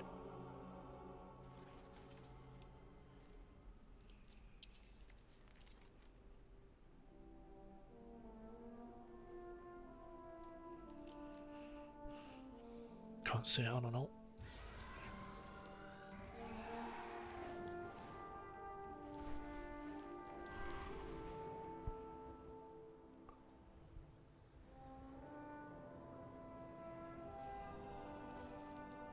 My directive is to serve you.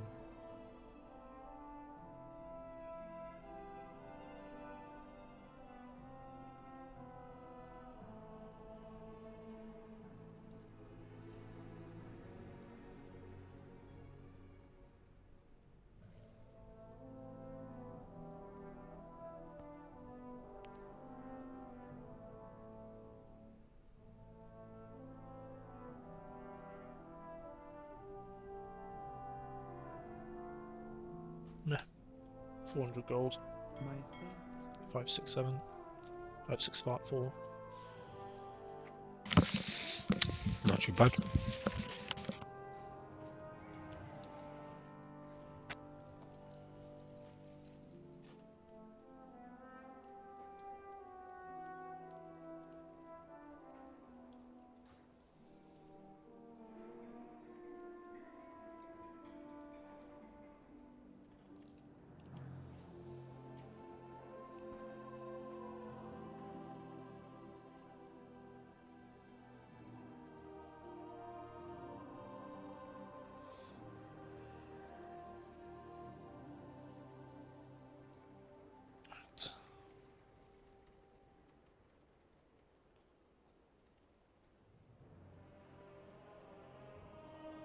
Just gonna go to the loot. Be back in a sec.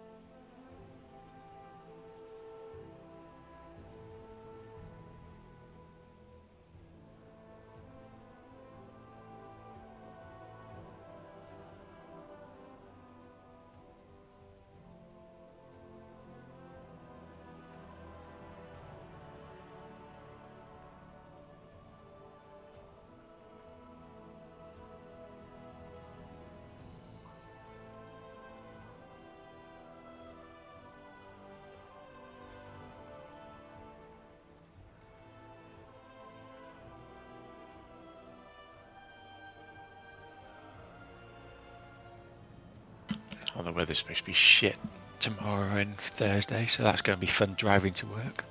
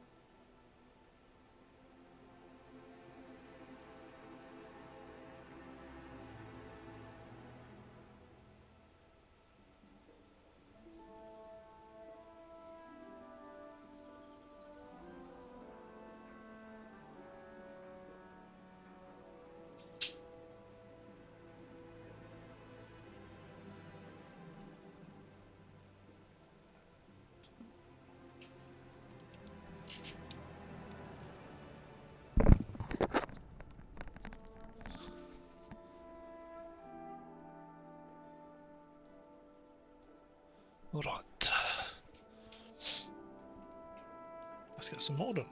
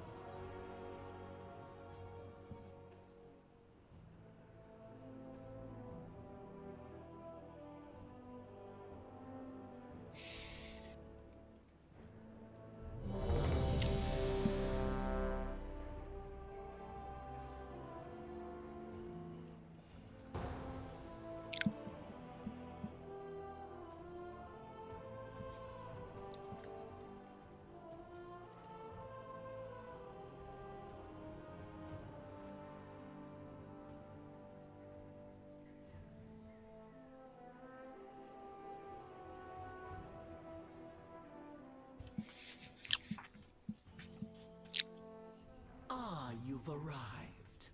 Our friend awaits you in the High Hall. I've not been in this one for a while.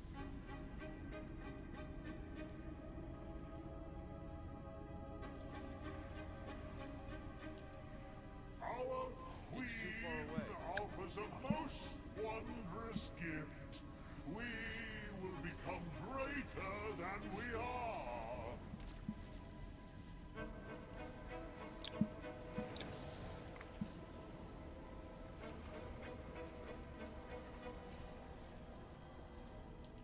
What are you doing?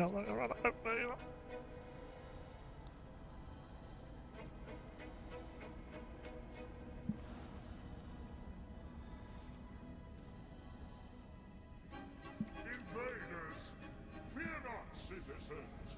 We will show them Onsurek's wrath.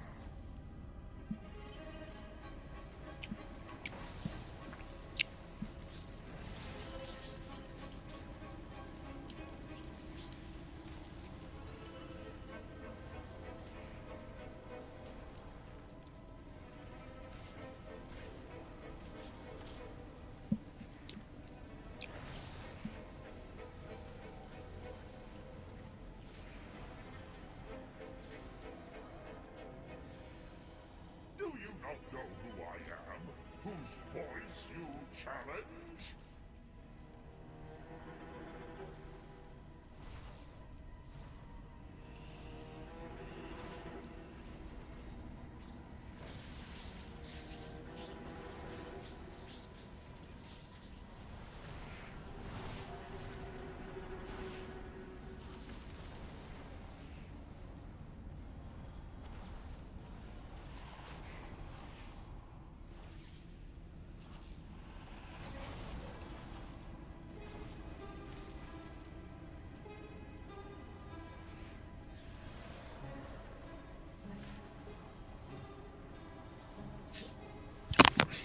Right, mate, I'm gonna jump off to get ready for my meeting at 2.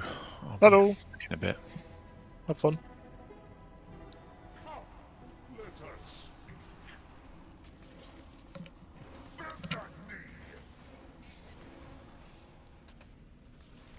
Your terror is our victory.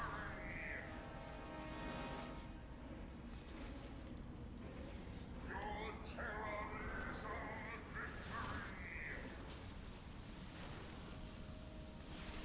Ashmet will brave.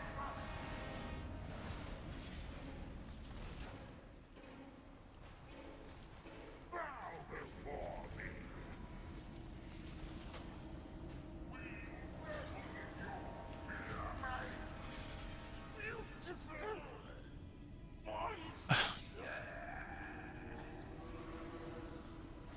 Onsurek has eyes everywhere. You'll need to blind them to meet the Vizier.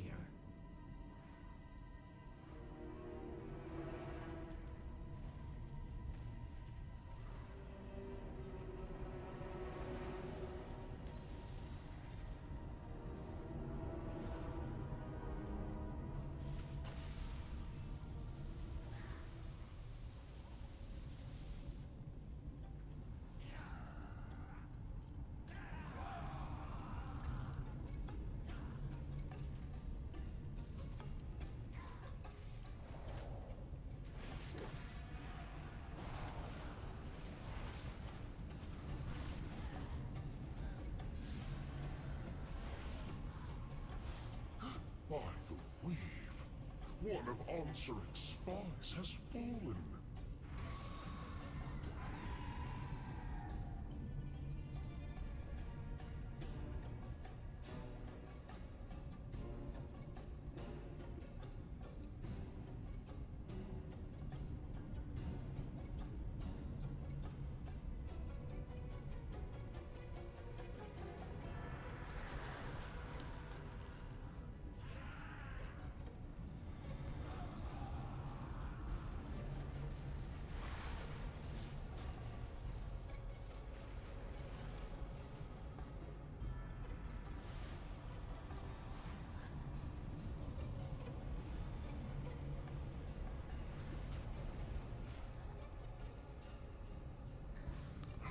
Another spy has fallen.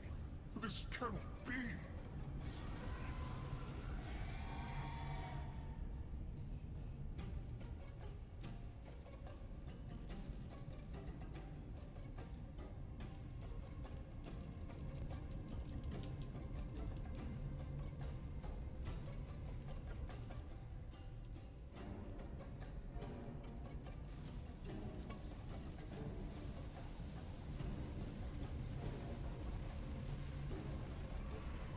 Abysmal.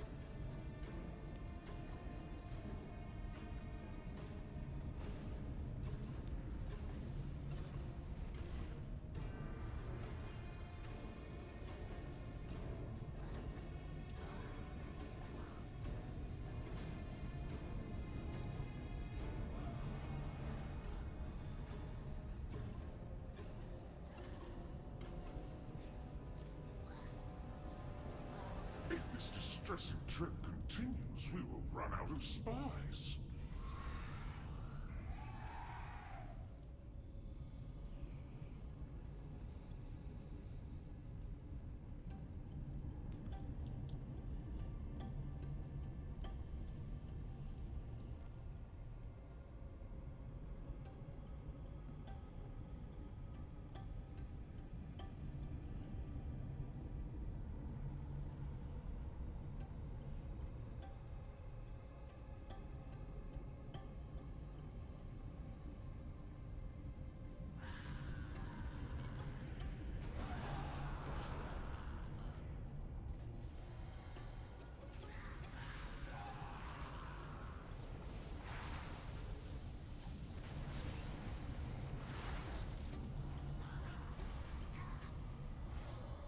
Much better.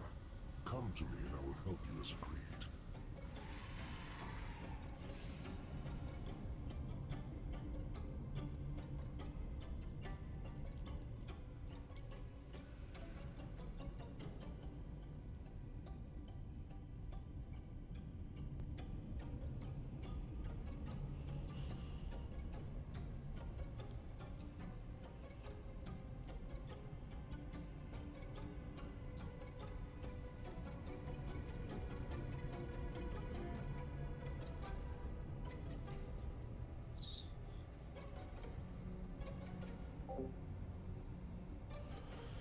It's like the ticking of a clock.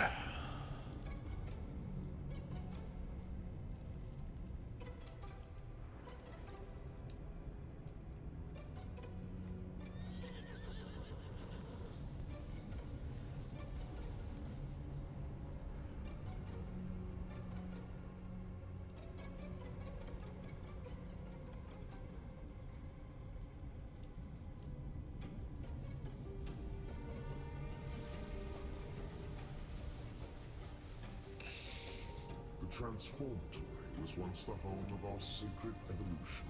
Iso has made a mockery of our traditions. And the Queens come tisk, tisk, tisk. Dear Nizrek, a traitor. Our Queen will be so disappointed. First, their little pets will die. Then we'll make you speak. Are you finished?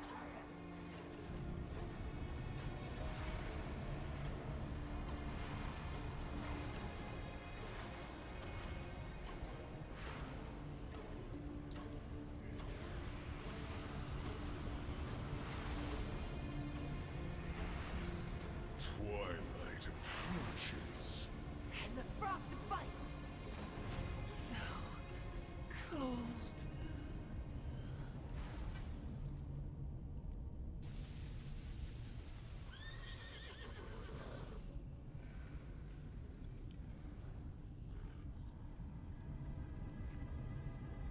Our strands are strong. None will pass.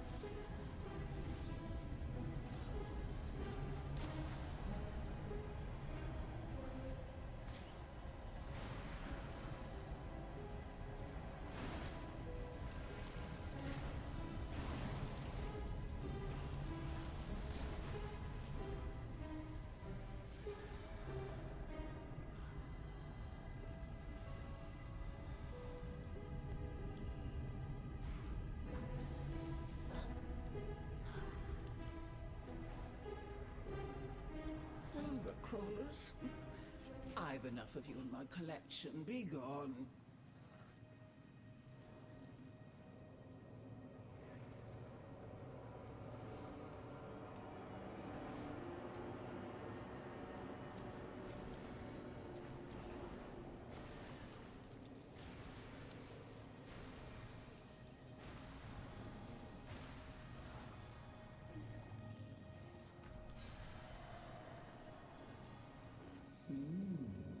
You're interesting.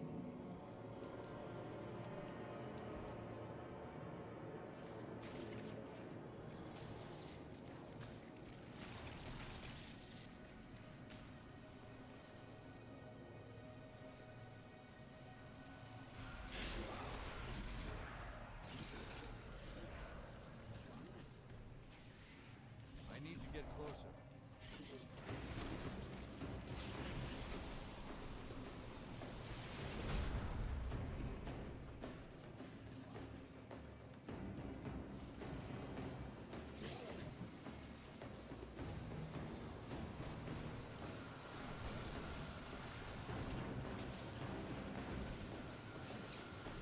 I think I might live to regret this.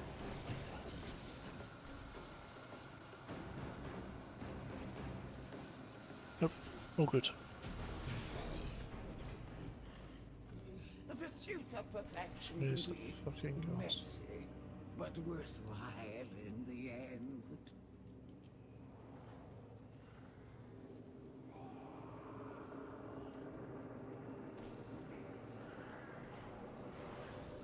So persistent. For you, a reward. Witness the unparalleled wonder of transformation.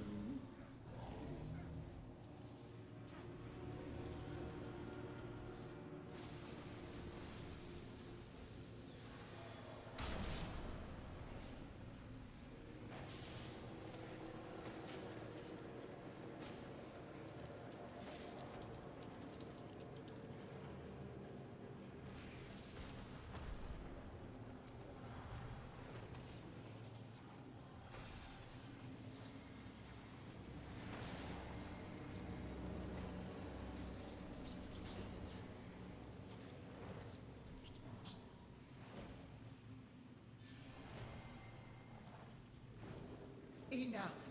You've earned a place in my collection. Let me usher you in. Witness the glory of our ascension. The possibilities are endless. What can I make of you? Back to the bench, powered by Wowhead. This week we got some interesting stuff, but first things first, Squishy, how have you been? I've been busy. The expansion has been very busy for work purposes, but overall, I've been having a blast. It feels like for me, there's a lot to do because I like doing ults. Okay. Grau, how have you been feeling about the beginning of the expansion? So we had the podcast, it was about a week ago from now. Since then, Heroic Dungeons have released, and the pores are now invading the game. I'm still upset. That settles that intro, man. We can't. Oh. Well, what's wrong with the intro? All right. Anyway, let's just move. I just need to acknowledge because I know what everyone's thinking, and I just need to acknowledge it. I don't know. I've been having a good launch. Like, I'm just kind of doing whatever. I like when there's buzz about the game and people are flying around and the world feels alive. And definitely is getting a little on the boring side. And now we have another weekly reset of almost nothing to do, but I mean, it is what it is. People, dude, I tweeted that out. Same thing. I was like, dude, I feel like there's actually not very much to do. I wish there was like M0s for like group content or just like something to do as a group. And then people were like, well, you play the game as your job. Like your opinion doesn't matter. You play the game as your job. And I was like, what? I was like, I don't know. I feel like maybe it was supposed to be delves, but I feel like I just like haven't really had much to do. I definitely miss M0s. It is definitely something that I'm missing. I miss the go with a 5-stack, do a nice world tour aspect of it. It's 3 hours. It's 3 hours, but like, dude, you're hanging out with 5 people as opposed to only playing a solo player game for the first like 3 weeks. Yeah. Also, there's that achievement that the achievement meta that I always do at the start of the expansion that usually takes like another 4 to 5 hours where you go the meta achievement where you go around and do weird things in the dungeons. Oh yeah, that's always been a historical thing that I do every expansion. It's just not here this expansion, so definitely a little bored there. Yeah, I mean, I understand. Like the biggest issue, right, is there are a lot of guilds that have more a more casual base, and if they're if people are they need to have everybody whatever people ready for the raid, and a lot of people want to jump into that raid right on Tuesday. But yeah, I wish there was just maybe a little something. I guess I feel like heroics, maybe I'm not sure what the intention was, but it feels like they missed the mark a little bit on heroics and that they were too easy. Maybe they were similar before, but I feel like in previous, because I feel like heroics are supposed to replace M0, right? But I feel like in M0, especially when you go in, you kind of have to do the mechanics and the bosses kind of live, but man, even on heroics, it's just people are just running all the way to the boss and then pulling everything on boss in every dungeon if you have a team of gamers. I think my biggest issue is that I don't want to say it kills the hype, but the cool part of the patch and the cool part of the expansion should be the launch, right? You should want to play and commit as many hours as possible on launch, whether it's to level characters, whether it's to get that pre-raid bis, whether it's just grouping up with your friends and whatnot. But I kind of just leveled my guys, did a couple of world quests, crafted some gear, and now I'm just waiting for season 1 to start, which I'm gonna have fun playing season 1, don't get me wrong, but at the same point, isn't this supposed to be the most hype part of the expansion? And it feels like it's been less hype than it has been in the past for me. Yeah. I think they're missing the hard dungeon, the harder dungeon content, because like Ral said, heroics are kind of just face roll right now. Yeah. They're supposed to feel like M0s, but they absolutely do not. In terms of scaling, they feel like heroic dungeons from last expansion. So now I'm worried if M0s are going to be difficult next week. Yeah, I don't know. I one thing that I'll say is why I don't necessarily mind is that I think WoW has definitely done a not so good, I think the solo player base and the more casual player base has been a little bit underserved, and I feel like that's sort of the message of this expansion with the whole delves and making gearing easier and account wide. And I think they swung a little bit too far on the side of do we really need this long? And I wish there was maybe just a little bit of something to do, but it's whatever.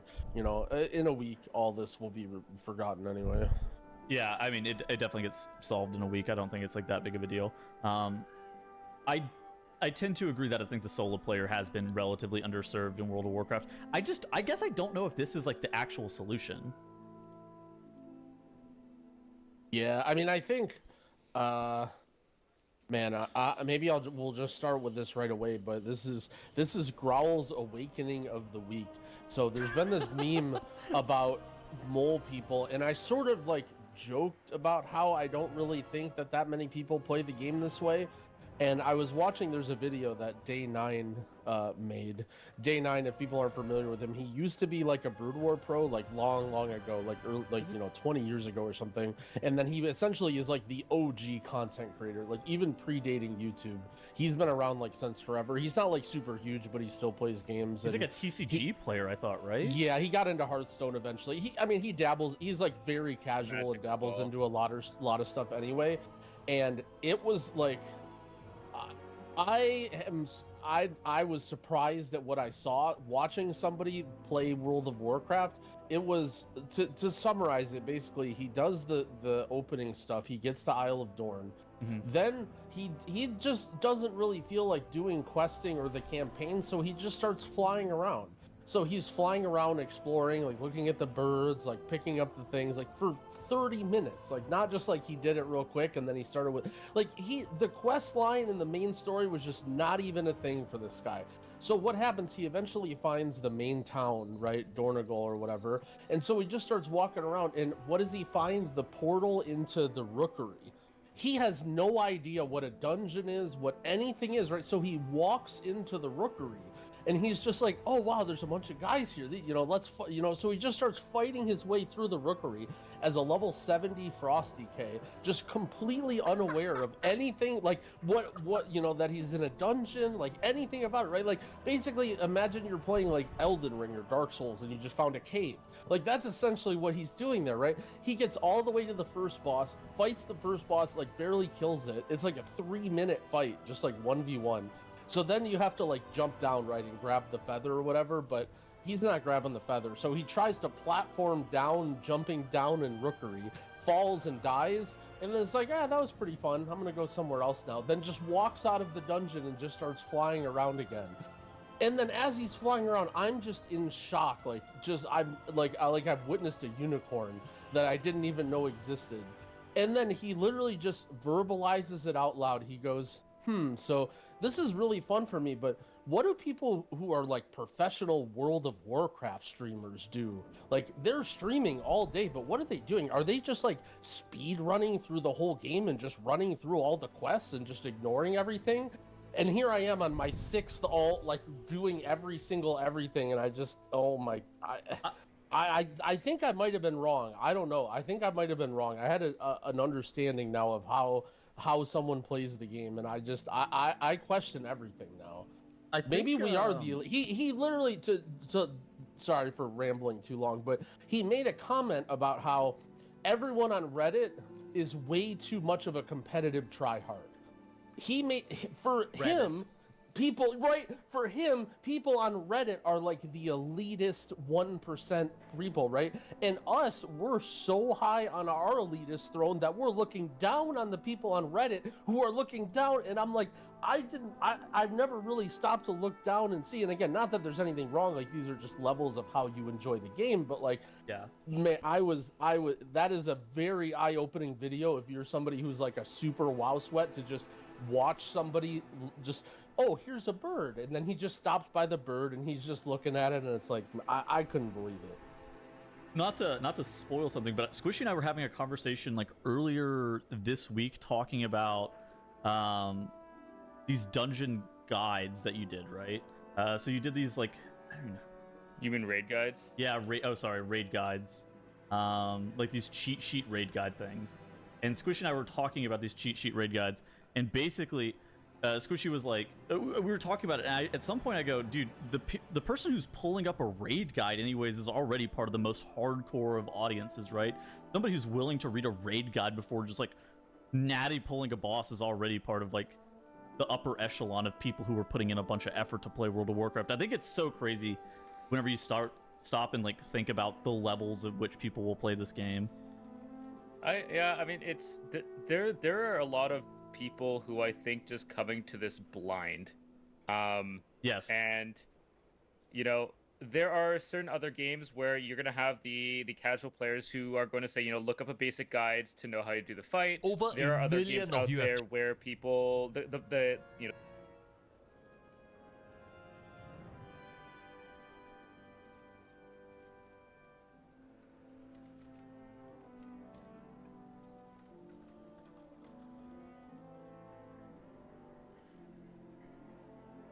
there's loads of people on. Checked out my weak auras and UI profiles for World of Warcraft, and this video marks the release of my free The War Within weak auras and UI profiles. This is my 4th expansion together with you all now, and it features a massive upgrade over the Dragonflight UI packages. Specifically, my UI pack has been scripted now to auto-populate 2 rows of abilities using just a single group of weak auras, and this greatly simplifies and automates the order of abilities and appearances. You know, the boss fight is not data mined or not known ahead of time, so you kind of just go in and things are figured out as things are discovered.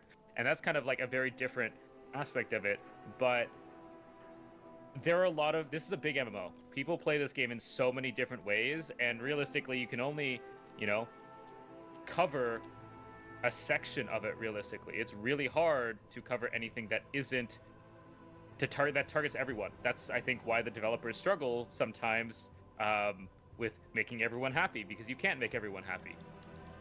Dude, there are low-key people who love pet battles in World of Warcraft. I'm a pet battle enjoyer now. I'm a renowned pet battler. Yep. This is my first expansion of pet battling. Dude, I am still the field to level 1 pets and try to get the world quest done as fast as possible. No, that's also me, except for that's basically that's me, except for I don't know what I'm doing or have any add-ons, and my chat gets furious.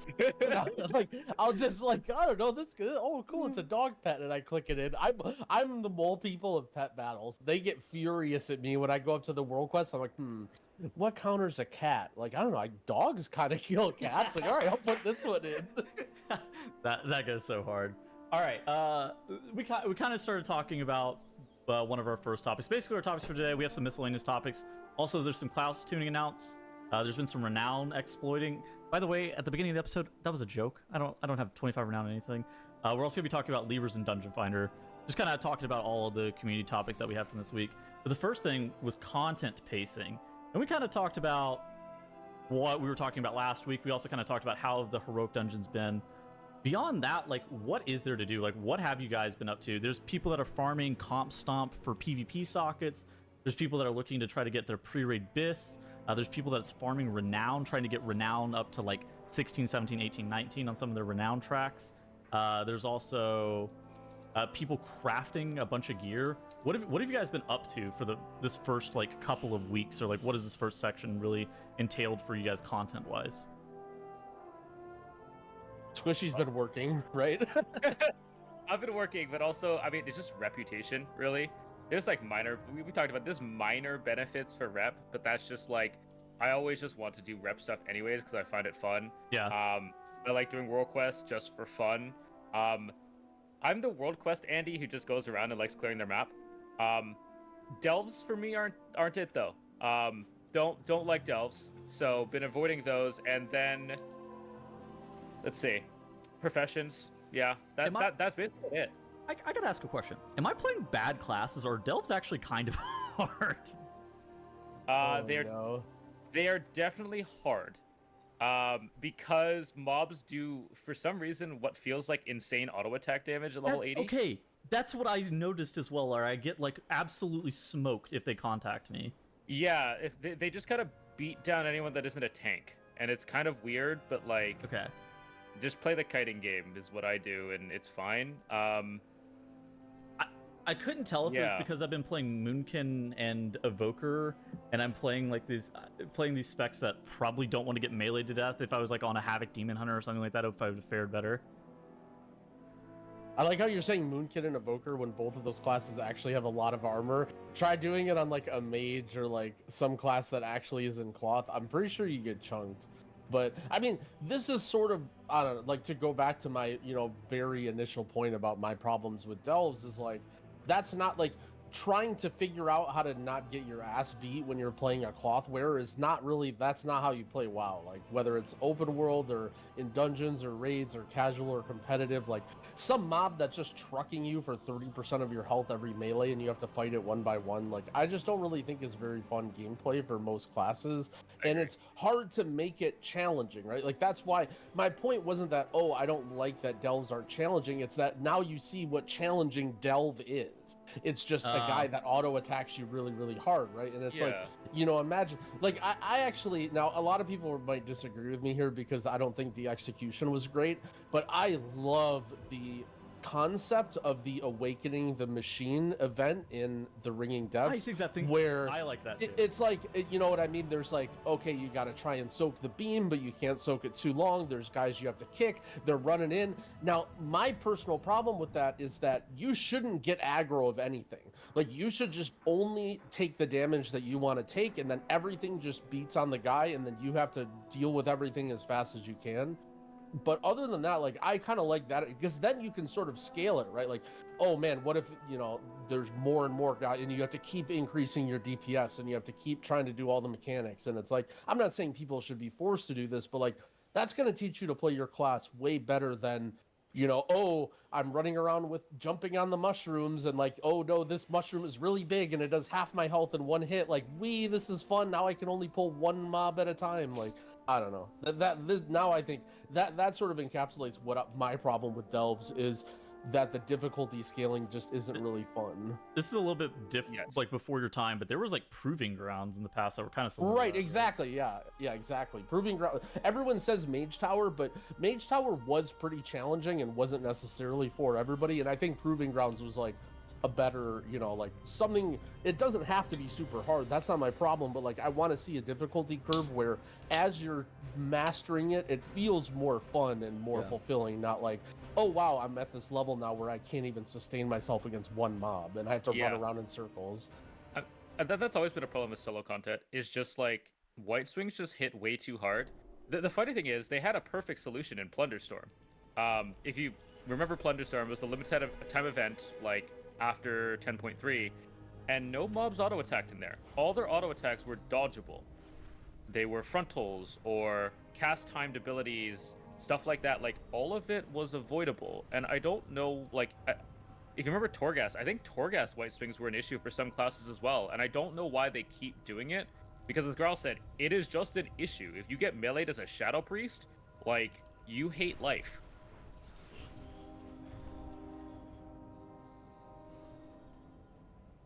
Yeah, I don't know. I'm not having fun doing delves. Well, so that's what Squishy was doing. For me, I really like kind of like keeping a pulse on healers and seeing what's going on with healers. So I've been mainly doing alts. Like, I have every single healer class and my mage by popular demand. I got him to level 80. I've been doing all the weekly events to make sure I have delve keys on all of them, and just kind of like gearing them up and doing heroics and seeing how the rotation feels, and, you know, doing the hero talents and stuff. So yeah, for me, it's mostly been alts, but because I've been playing so much, like, yeah, by the end of the first week, like, I'm basically done with everybody doing everything. I actually did every side quest. I got the, what is it, the Sojourner achievements or whatever in every zone. So I don't know why I was doing that, but I did. So yeah, that's what I've been up to. Yeah, I'm trying to keep my Hollowfall rep up. I'm trying to see if I can get the higher item level piece from the Hollowfall reputation, because this most recent week. Beyond Did you do that, the Dark Moon Fair stuff? I didn't. Oh yeah. What are your reps at right now? Do you remember? Or the highest one, my Hollowfall one, is like 12.5. Yeah, that's exactly what mine is. Is 12, low 12s. Yeah, I just don't think it's gonna get to 17, so I don't really. Nope. Yeah. I don't really think that any of the renown or the reputation stuff that I'm doing matters. I kind of got pre-raid BIS stuff. I crafted a bunch of gear on my Evoker and my Druid, so I'm going to be playing both of those. You know, I funnily enough queue heroic dungeons as healer anytime I see the bag that's got the augment rune on it pop up. Ooh, maybe I should do that. I always secret gold farm hack. I always queue it. Yeah, those augment runes, 1,000 gold a piece. If you see this pop up, so that's a good tip. I'm not farming sockets because absolutely fuck that. Have you done your bountiful delves on a character you don't care about for rep? Ooh, can you explain? Do you know exactly how that works? No. Why would I do that? People are still figuring it out, but it looks like if you do bountiful delves, you can get 1100 rep with each of the 4 factions from a different bountiful delve. We don't know if it's weekly or not because we haven't seen a weekly reset since people figured it out. But theoretically, you get 1100 rep with all 4 reputations after doing four delves, but you're not guaranteed. No. Per account. So basically, you complete a bountiful delve, you turn in the key. You get 1100 rep with a random faction. Okay. Then you do a second bountiful delve, you use a key. You get 1100 rep. You basically roll a d4, and if it rolls the same rep, you get nothing. Dude, if it rolls the other reps, you get that rep. Basically, you keep doing bountiful delves until you roll all 4 reps. I misunderstood the reason that we would do it on an alt, being the fact that I'm putting my key in. Okay, yes. I'm following what you're saying. So when you guys are listening to this on Tuesday, just so you know, you possibly could have gotten rep and now you did not get. So great tip for Tuesday reset to remember to do that for next week. There'll be a post of Wildhead probably like tonight, maybe. Who knows? Probably right now as Squishy just started mid podcast actually. But yeah, we're figuring it out. I feel like basically all of the things that you can possibly do, none of them have any long-term impact. Like, there's basically 0 power that's to be gained right now, even farming pre-raid BIS, even getting things like your best trinket from like these heroic dungeons. They really don't matter. The only thing that seems like it has any tangible power attached to it is like farming comp stomp for honor sockets. But even that, I feel like the band of which the type of people that actually is going to end up positively impacting is so narrow. Basically, that only impacts 20, 30 guilds in the world for those honor sockets, because that gear is not very good. That gear is like typically pretty poorly statted, and you end up having to wear PvP gear to be able to get those sockets. Well, so the idea is you can upgrade it with flight stones, right? So the idea is you get a wrist from Heroic Raid, and the reason that it's so good is because they're doing a bunch of splits, so they know they're going to get these items. So if you get a wrist from Heroic Raid, then you can buy the PvP wrist, upgrade your wrist with flight stones to that level that you got from Heroic Raid, then put a socket in it. So it's basically you can get a you're farming a ton of honor and conquest on reset, I believe, to buy an item, only the item that you are like you got at a high level, then putting a socket in it, and then that's it. Like it's basically a very, very temporary gain for people who very much care about their power level in the first like week or two. And the thing is, for 99% of people listening, the only reason you care about your power level is because you need higher eye levels so you can freaking get invited to groups, and no one's gonna know your sockets when you're applying in Group Finder. So in my opinion, like all of the content will be doable for you at the level that you get in. The hardest part is getting into groups, and sockets do not help you there. So. Yeah, that's a good point. I think the best thing that's going to carry over long term right now is just your professions. Like like professions right now are based on the new stat of ingenuity, which is a limited resource. It generates, I think, 6 per hour or something like that, 10 per hour. Yeah. Regardless, it generates at a very limited amount, and in order to craft at the max level, especially early on, crafters are going to need to use their ingenuity, which is probably then going to come at a premium because it's limited. So if you don't want to pay somebody else to craft your stuff and don't have a use for professions, like you have a week to kind of level it up and start getting used to the system, because I have a feeling that the second people start crafting their sparks, it's going to be very expensive to use that ingenuity. Okay, so in last expansion, most high-end mythic guilds had one person per profession type crafting for their guild. How many people does Might have right now for leatherworking, blacksmithing, tailoring? Is it 2 or 3 people? 2+ per armor type. Okay. Vesper right now has 3 per armor type.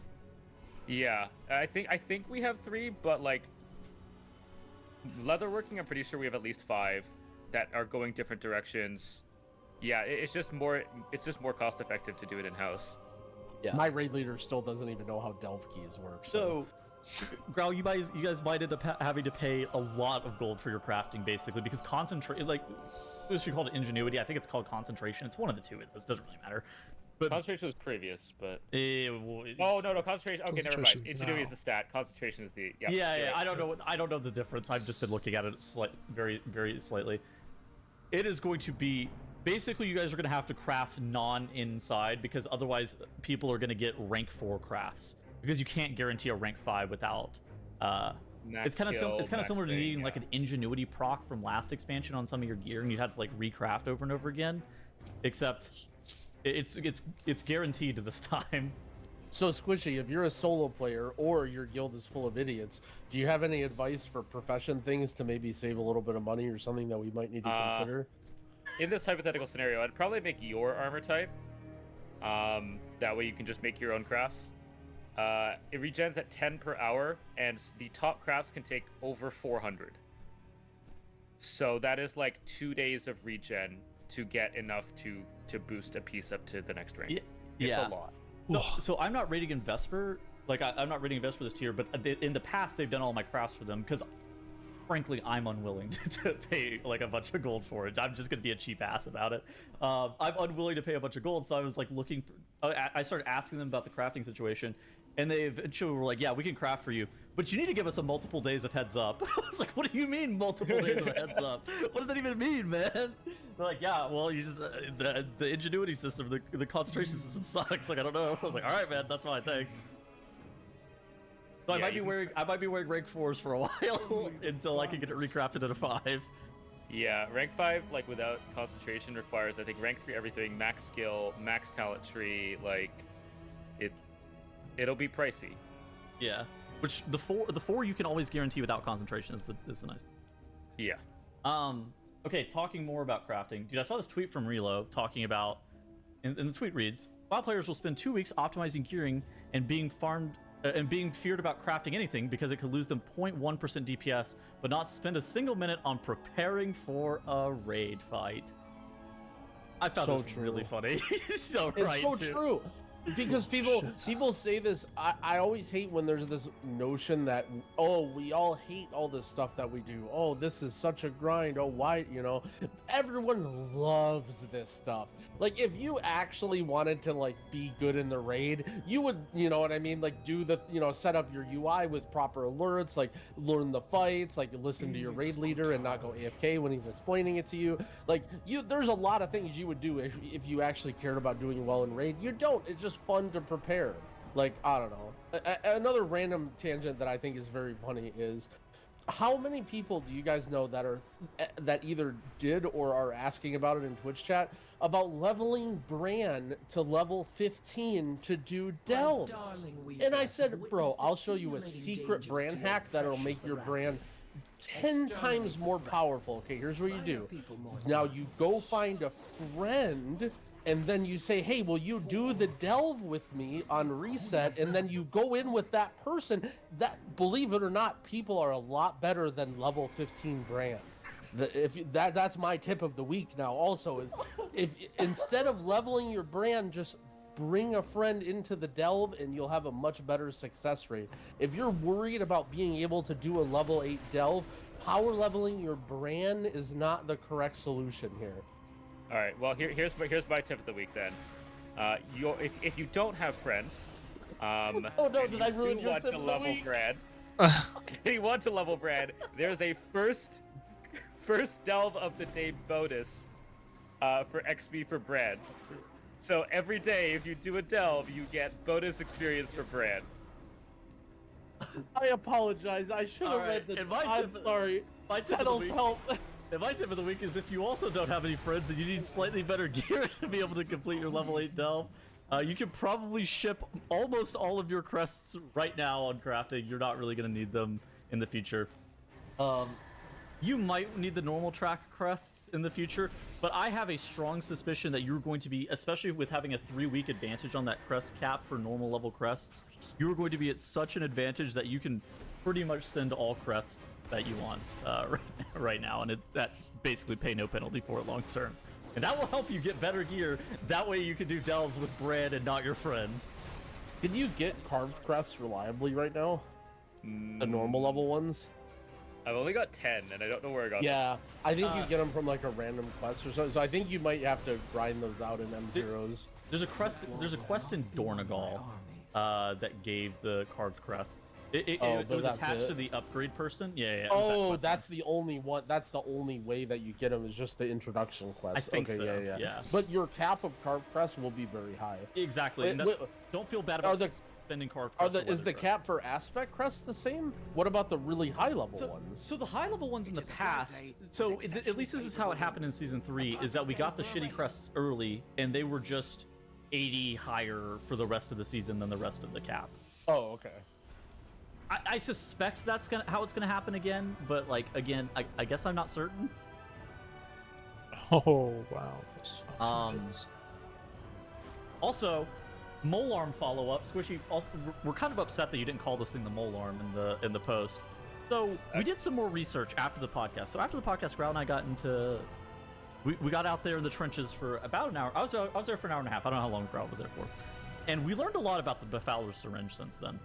Basically, the Befouler's Syringe is a zone-wide drop for Azj-Kahet that can drop from any elite in the zone. Additionally, it can drop from elites inside of dungeons and follower dungeons. And so, I spent probably 10 hours in follower dungeons trying to get this weapon. I still haven't gotten it. I feel like this has been a total waste of my time, but I don't really have much better things to do right now. The worst part is, even if you get it, it's still a waste of your time. Dude, okay, so the cantrip does kind of suck. Like, I'm gonna level with you guys. I just wanted it for fun. Yeah, you want to say? I mean, realistically, it's the highest item level weapon you can get right now. So for the people that want that, like that, this is the best thing that you could get right now. It's just not very high drop rate. It's also woo. It is woo, so you can trade it if you get it on like a caster or something. You don't want to use it. Yeah. But, I mean, you can wear it on caster. It doesn't have main stat at all. The problem is that most of caster's main stat comes from the weapon, Tettles. Unlike melee, who just cares about the attack power on it. It's simmed as a side grid for my Moonkin at the same item level. Get to farming then. No, Get to farming. I will not be getting to farming anymore. I already spent 10 hours. I already spent 10 hours for a YouTube video bit, but I'm not going back in there again. I don't know. This is the only thing that's on like normal track gearing, right? Oh no, the renowned gear is also in normal track, isn't it? Yeah. Anything else? Like, there's no need to farm this though, right? No. It's just funny, and if you see somebody with it or happen to find it, and it can. I don't know. So the big question is why it drops on other tracks. Like we've seen veteran ones, but I've also seen not veteran ones. So I think the non-veteran ones, funnily enough, come from the bountiful delves when you use the key. Oh, and then for some reason if it's a world drop, it's always veteran. I think so. I think that's what's going on. I mean, I have no idea. Yeah. Well, we've also seen some other gear that's dropped from the delves. That's like kind of interesting. Like the Fate Weaver or whatever it's called. I think there's an epic for each zone, but like it's so rare and like it's just not worth farming. You do delves at higher tiers next week, you get champion gear. Like, wait, you think there's an epic for each zone? I think so. Are people out there farming bees in Isle of Dorn? Yeah, there's I wrote it down earlier. None of them have a funny name like Molarm. Are they veteran track? Yeah, there's a one-headed dagger, a shield, I think these are what these are, but we don't really know. Like, it looks like there's a couple of them, which is interesting, but it's just not worth. It's not like Dragonflight where you can just kind of farm it and get it in 10 hours. This looks to be really 10 hours. Like, oh yeah, that's reasonable. 10 hours for a non-main stat pole arm. Okay, this is reasonable. I can't believe that was 10 hours. The worst part is, if it was actually 10 hours, me and Tettles would both have it. We'd be sitting here like idiots with it. Like, yep, I farmed this. Dude, I literally just sat in a follower dungeon for. I hit a 5.5 hour stream into a 4.5 hour stream the day after, just sitting there talking to my chat, farming this stupid ass weapon, and I never got it. Talking to your chat's a vibe. That's been all I've been doing the last week. I mean, I didn't. It's like one of those things. I just didn't have much content. I was like, whatever. What am I gonna do? Okay, I guess I'm gonna do this because I don't have anything better to do. Yep. Okay. Also, what's going on with the auction house? It's fixed. Is it? Wait, what? They fixed it. As yesterday, as of recording, so on Sunday night for everyone else, they fixed the auction house. Apparently, some engineers worked over the weekend to fix the auction house because it was practically unusable for everyone, and it's running pretty much smoothly now.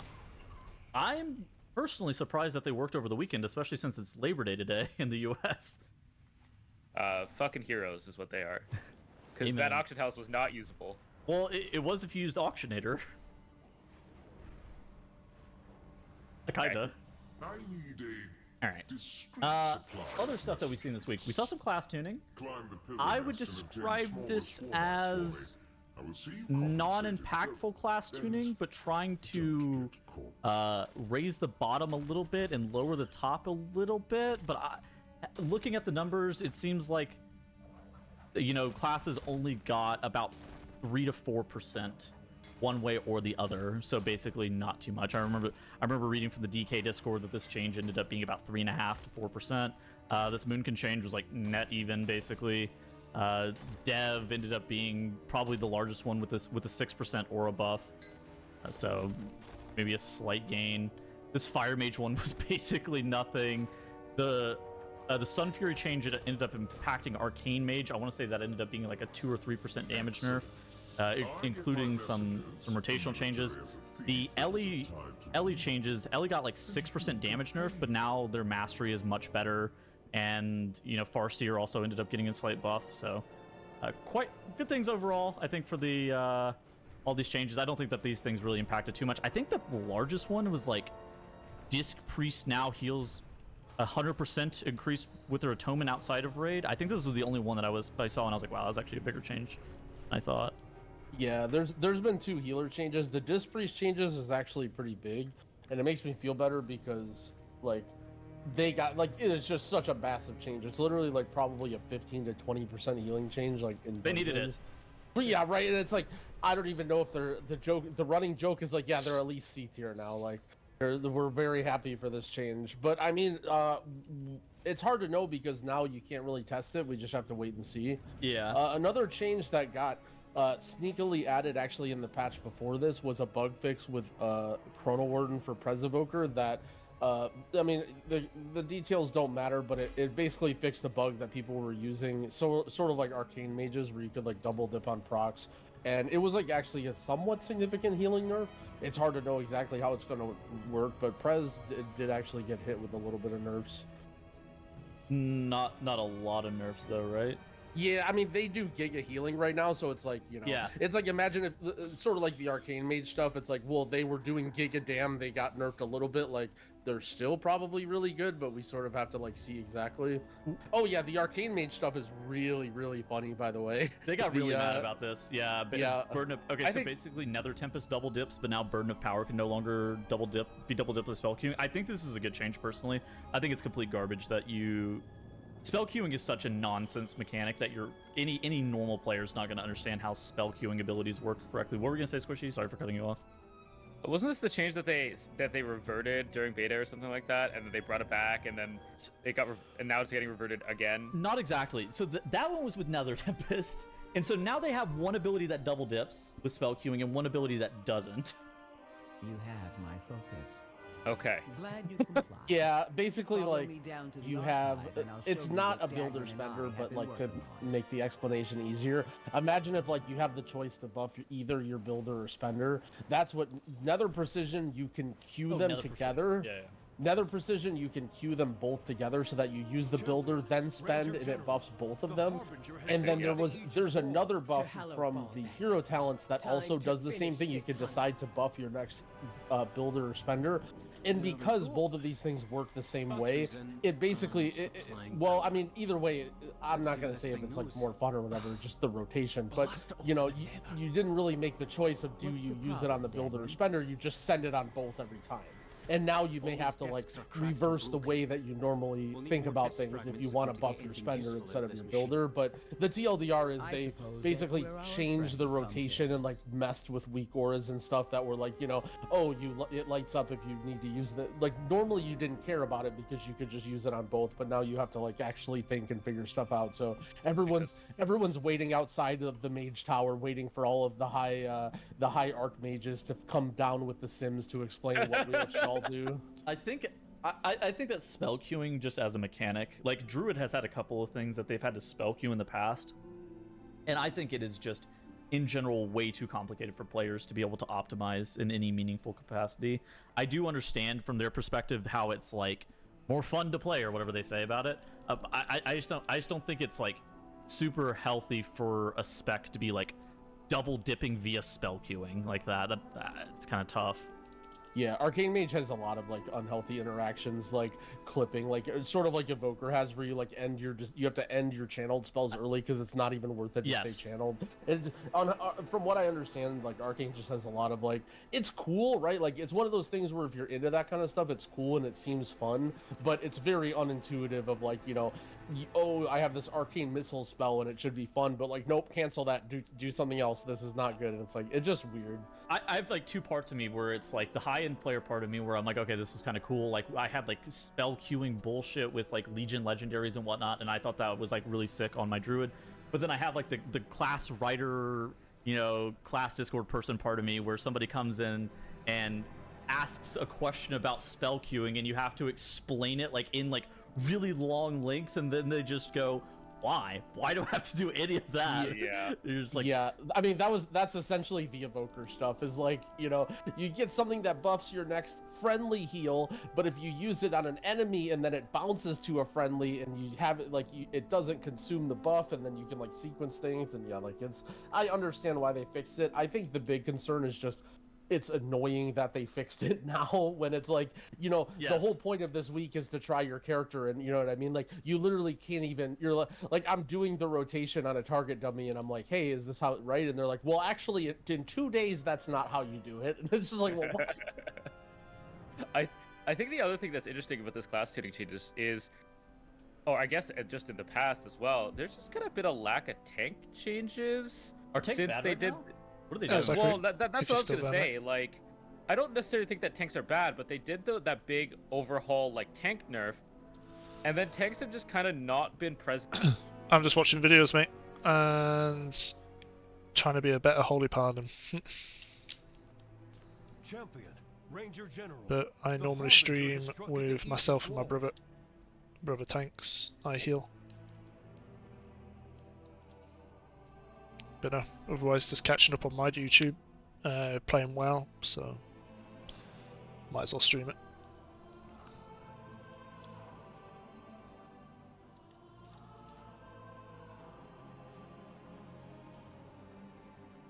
No. As soon as out of cash is there now. Yeah, that's because I'm just on I'm watching YouTube bit, but this is the game screen.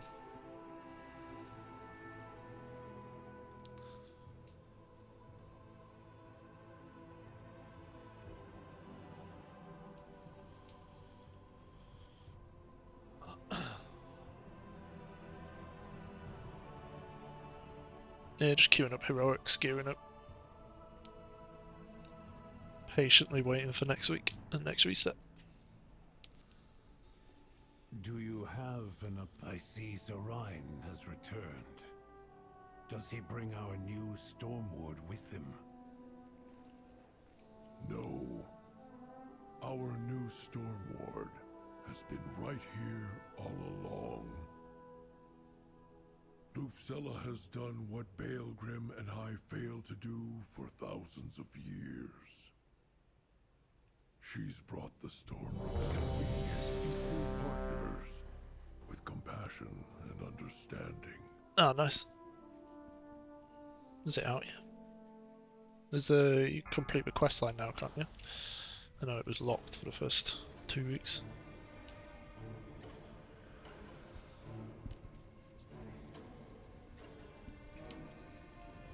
Cool. What class did you go with for the event?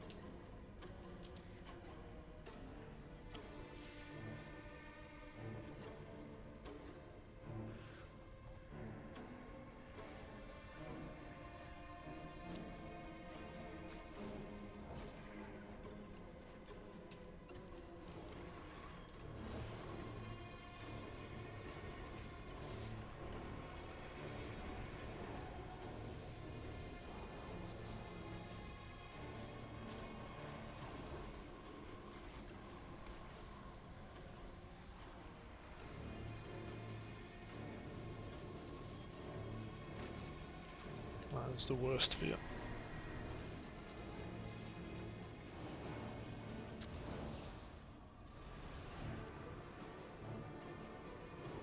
Exchange panels. Cool. I guess that's the easy way. Do you know whether they start at a higher level or you have to start from like level 1? Just be a bit shit to not be in the most recent expansion. Might jump on one in a bit then. Oh, level 10. It's always been like weird how they start it. And you have to go through all content just after an expansion's launched. Never mind.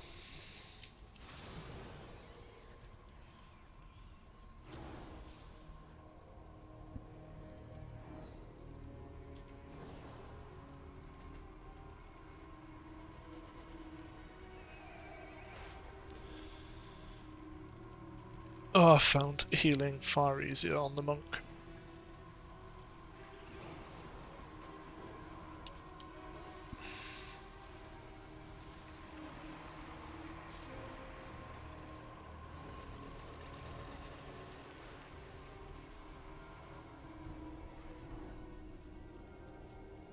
You can't eat regular food, you just eat stone or something.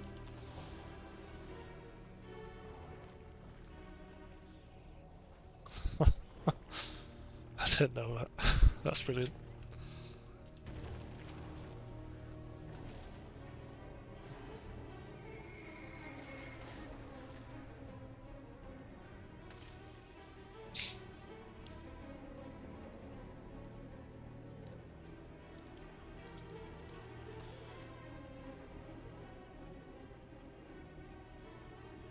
Can they actually create the stone though, their food? Or do they have to go buy it from a specific vendor?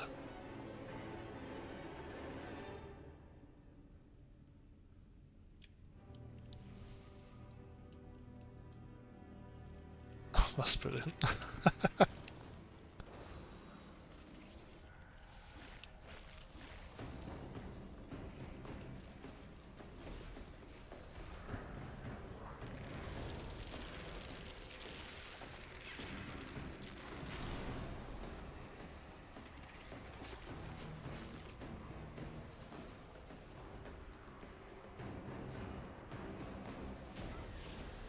Suppose that makes sense. Now they can drink.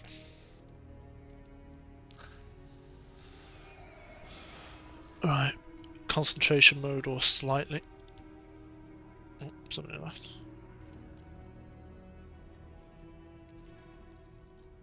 Get this big pull done. Intruders, find them.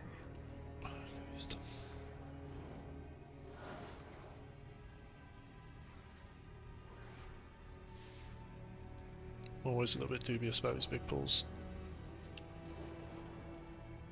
If DPS manage not getting hit, it's all good.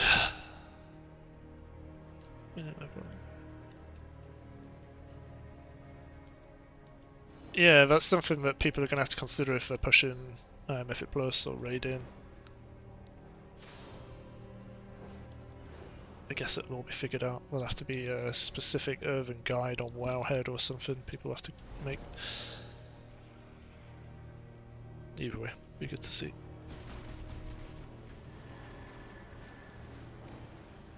I forget what their racials are actually, whether they bring anything worthwhile to the table in Raid-in or Mythic Plus.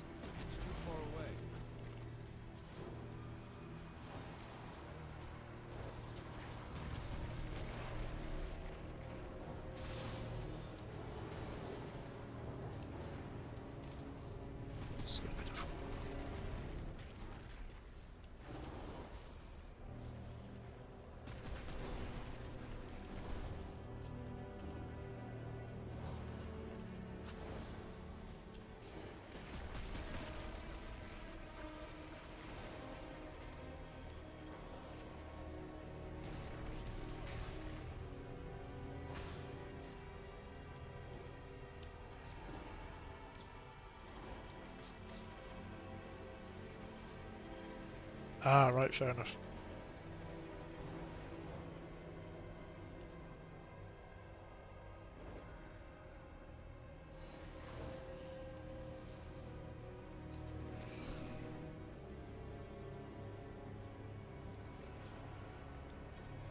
That's all good. It's just in big concentration mode there, because tank's like doing a really big pull from the bridge to this part.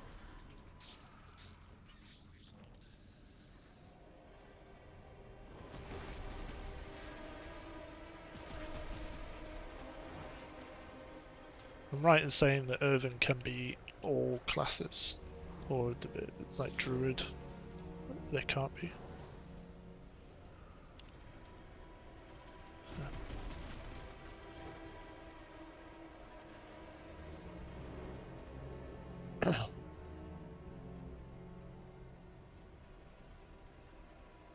Yeah.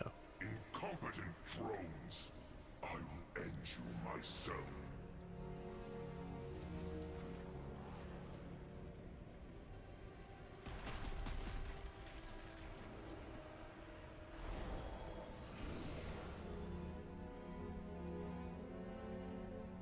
You'll falter, my swarm. Nice.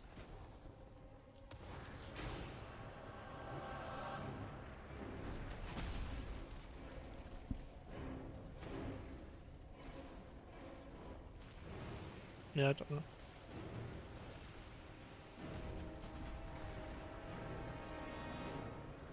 Well, yeah, it makes it.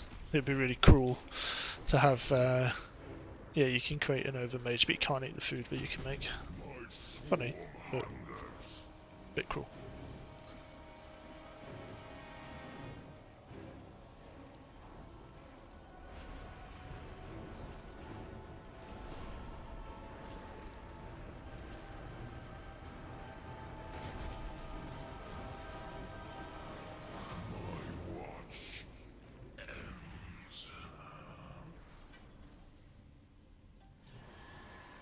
You all up to date on your main with all your weeklies?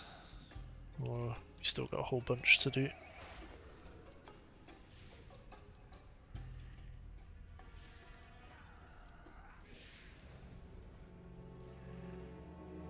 Once, my people Okay, thrived well. under the guidance of the Black Empire. Whoops.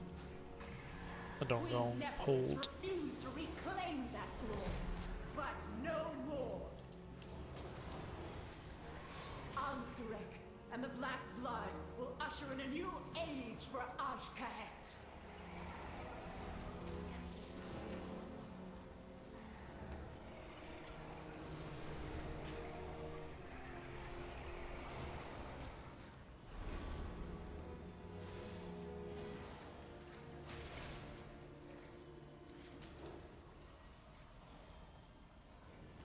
Now, mate. Get me out of here. Bubble? Yeah. Brilliant.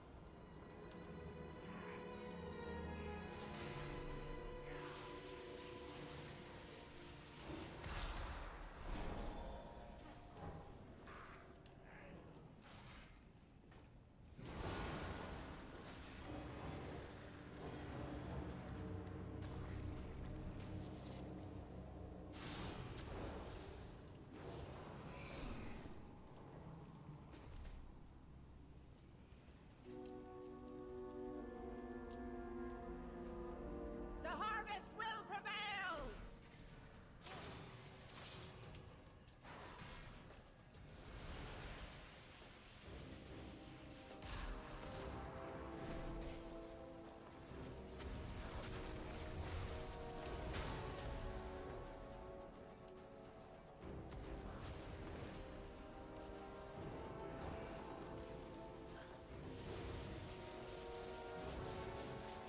Before I take you all!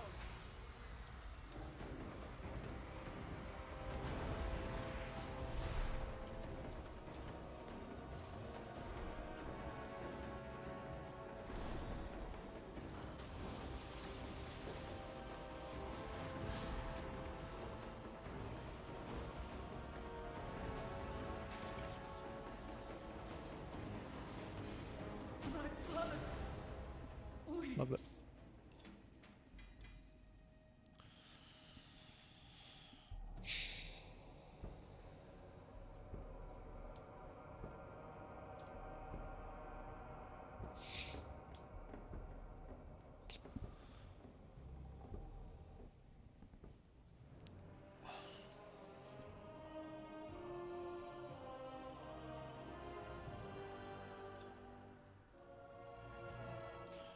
Okay, they're pretty cool. How's this trinket matchup?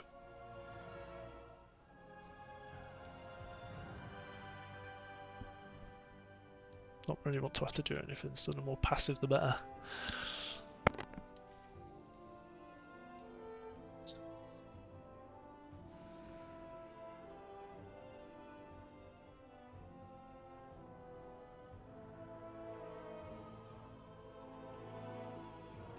That's more fun than that one.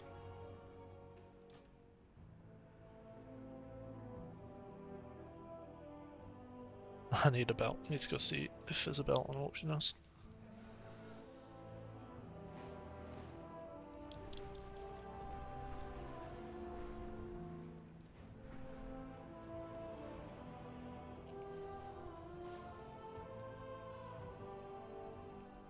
I have an extended supply of goods for Outlanders.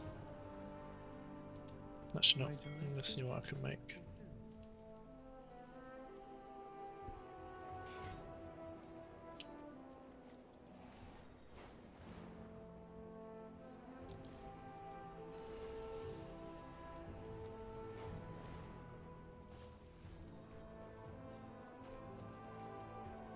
What's the reward for...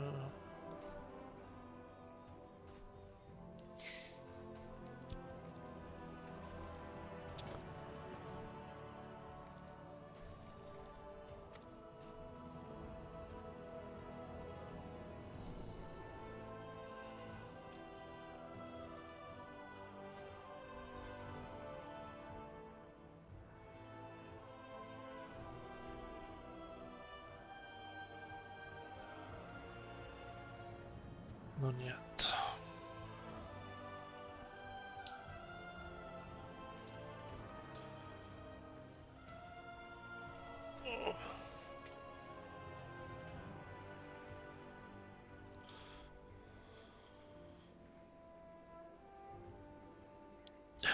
We'll make some arrows.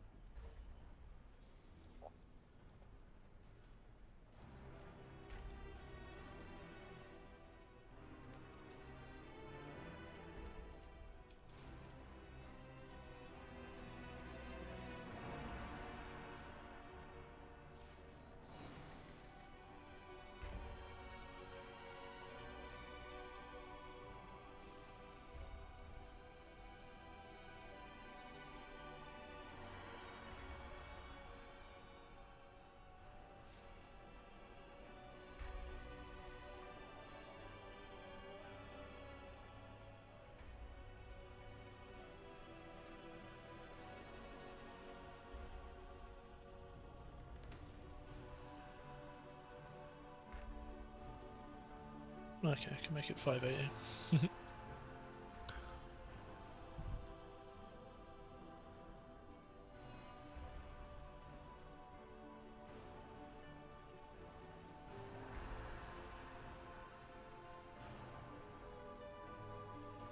Don't want to make it any more difficult.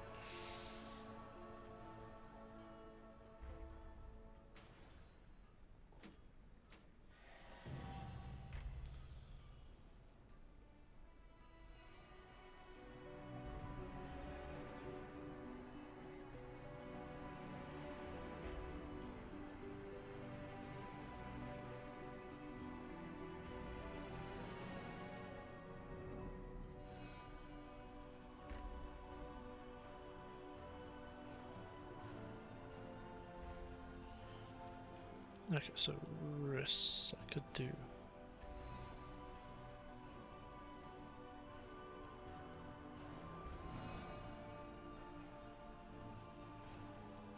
let's go get one of them.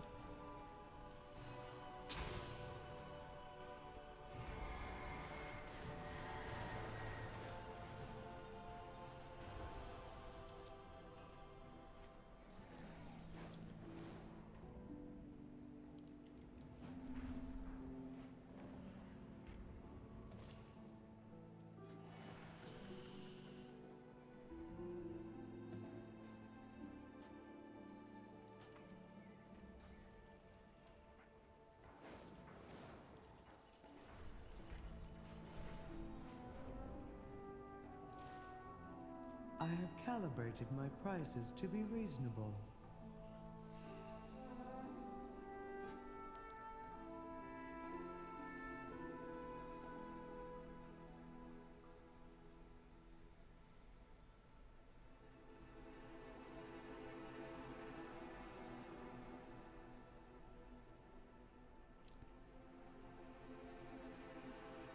Let's go.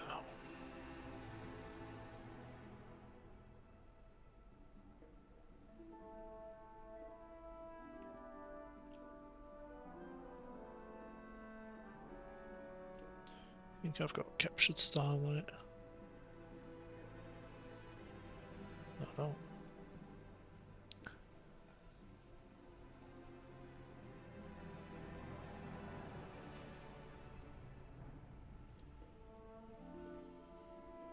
I'm not buying all of them. Can't just get the first one.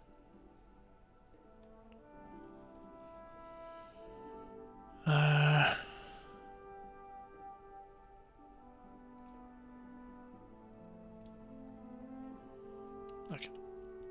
Return and peruse my inventory again.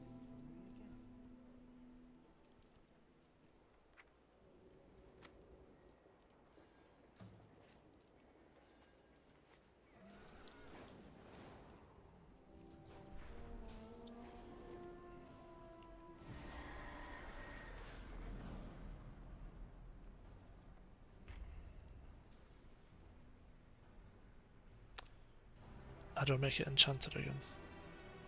Oh, work order.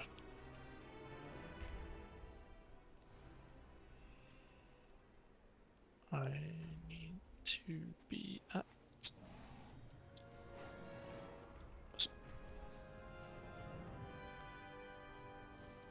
I have an extended supply of goods for Outlanders. Rest.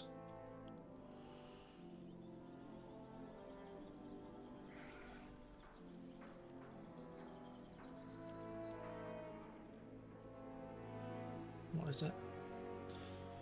Enchanted Weathered Crest.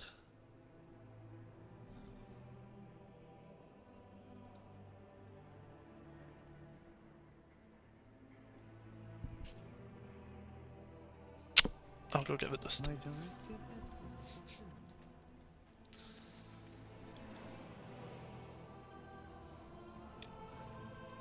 I have calibrated my prices to be reasonable. Storm List. Oh my god.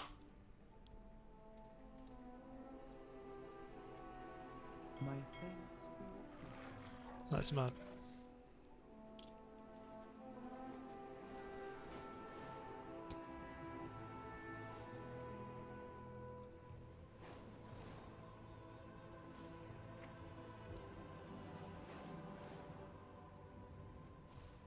My directive is to serve you.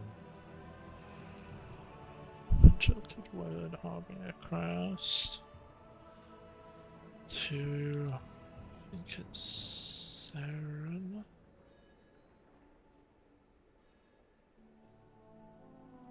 Mongol.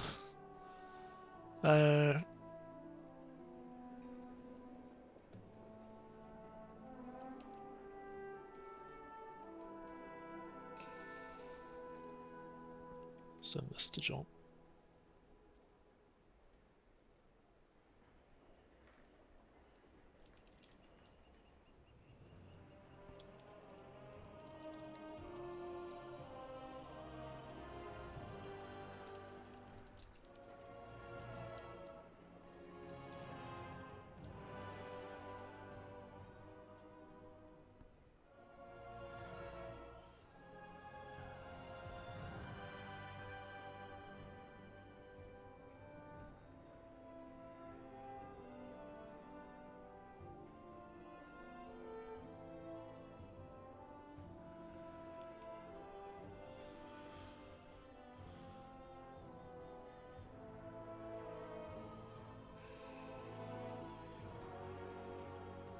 Return and peruse my inventory again.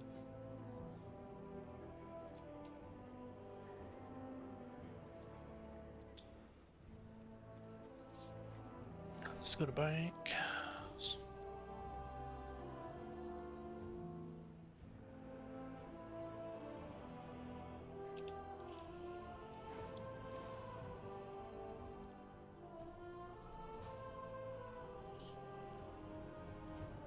I have calibrated my prices to be reasonable.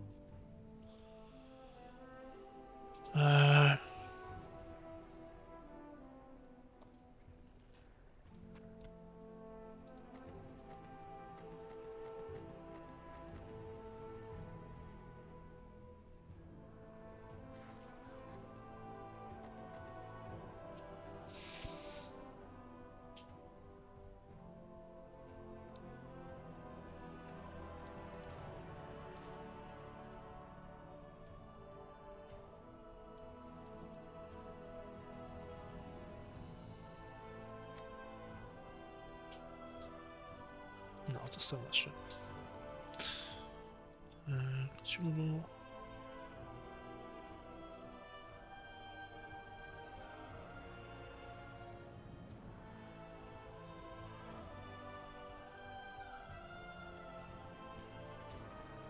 Sell all of them. Find and equip.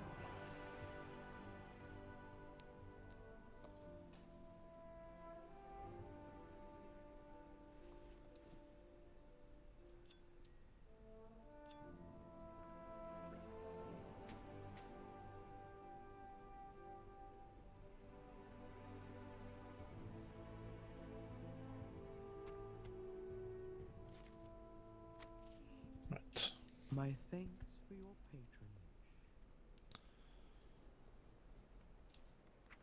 Send to.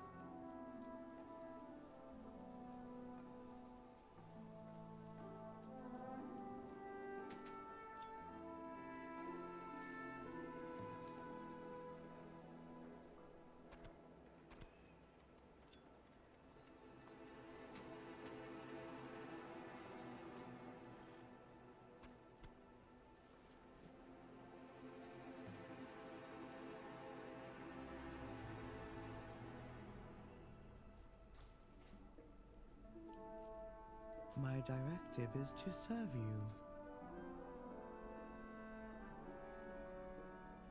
Return and peruse my inventory.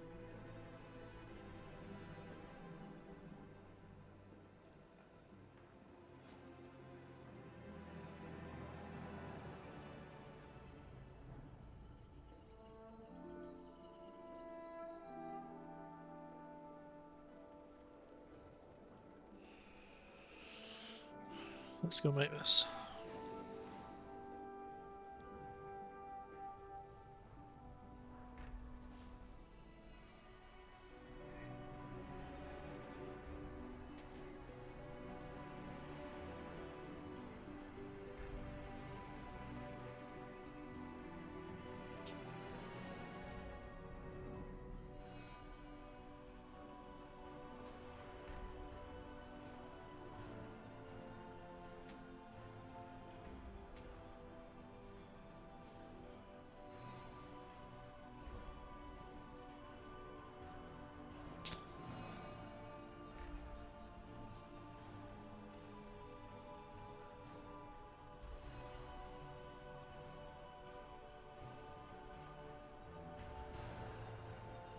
Means of production.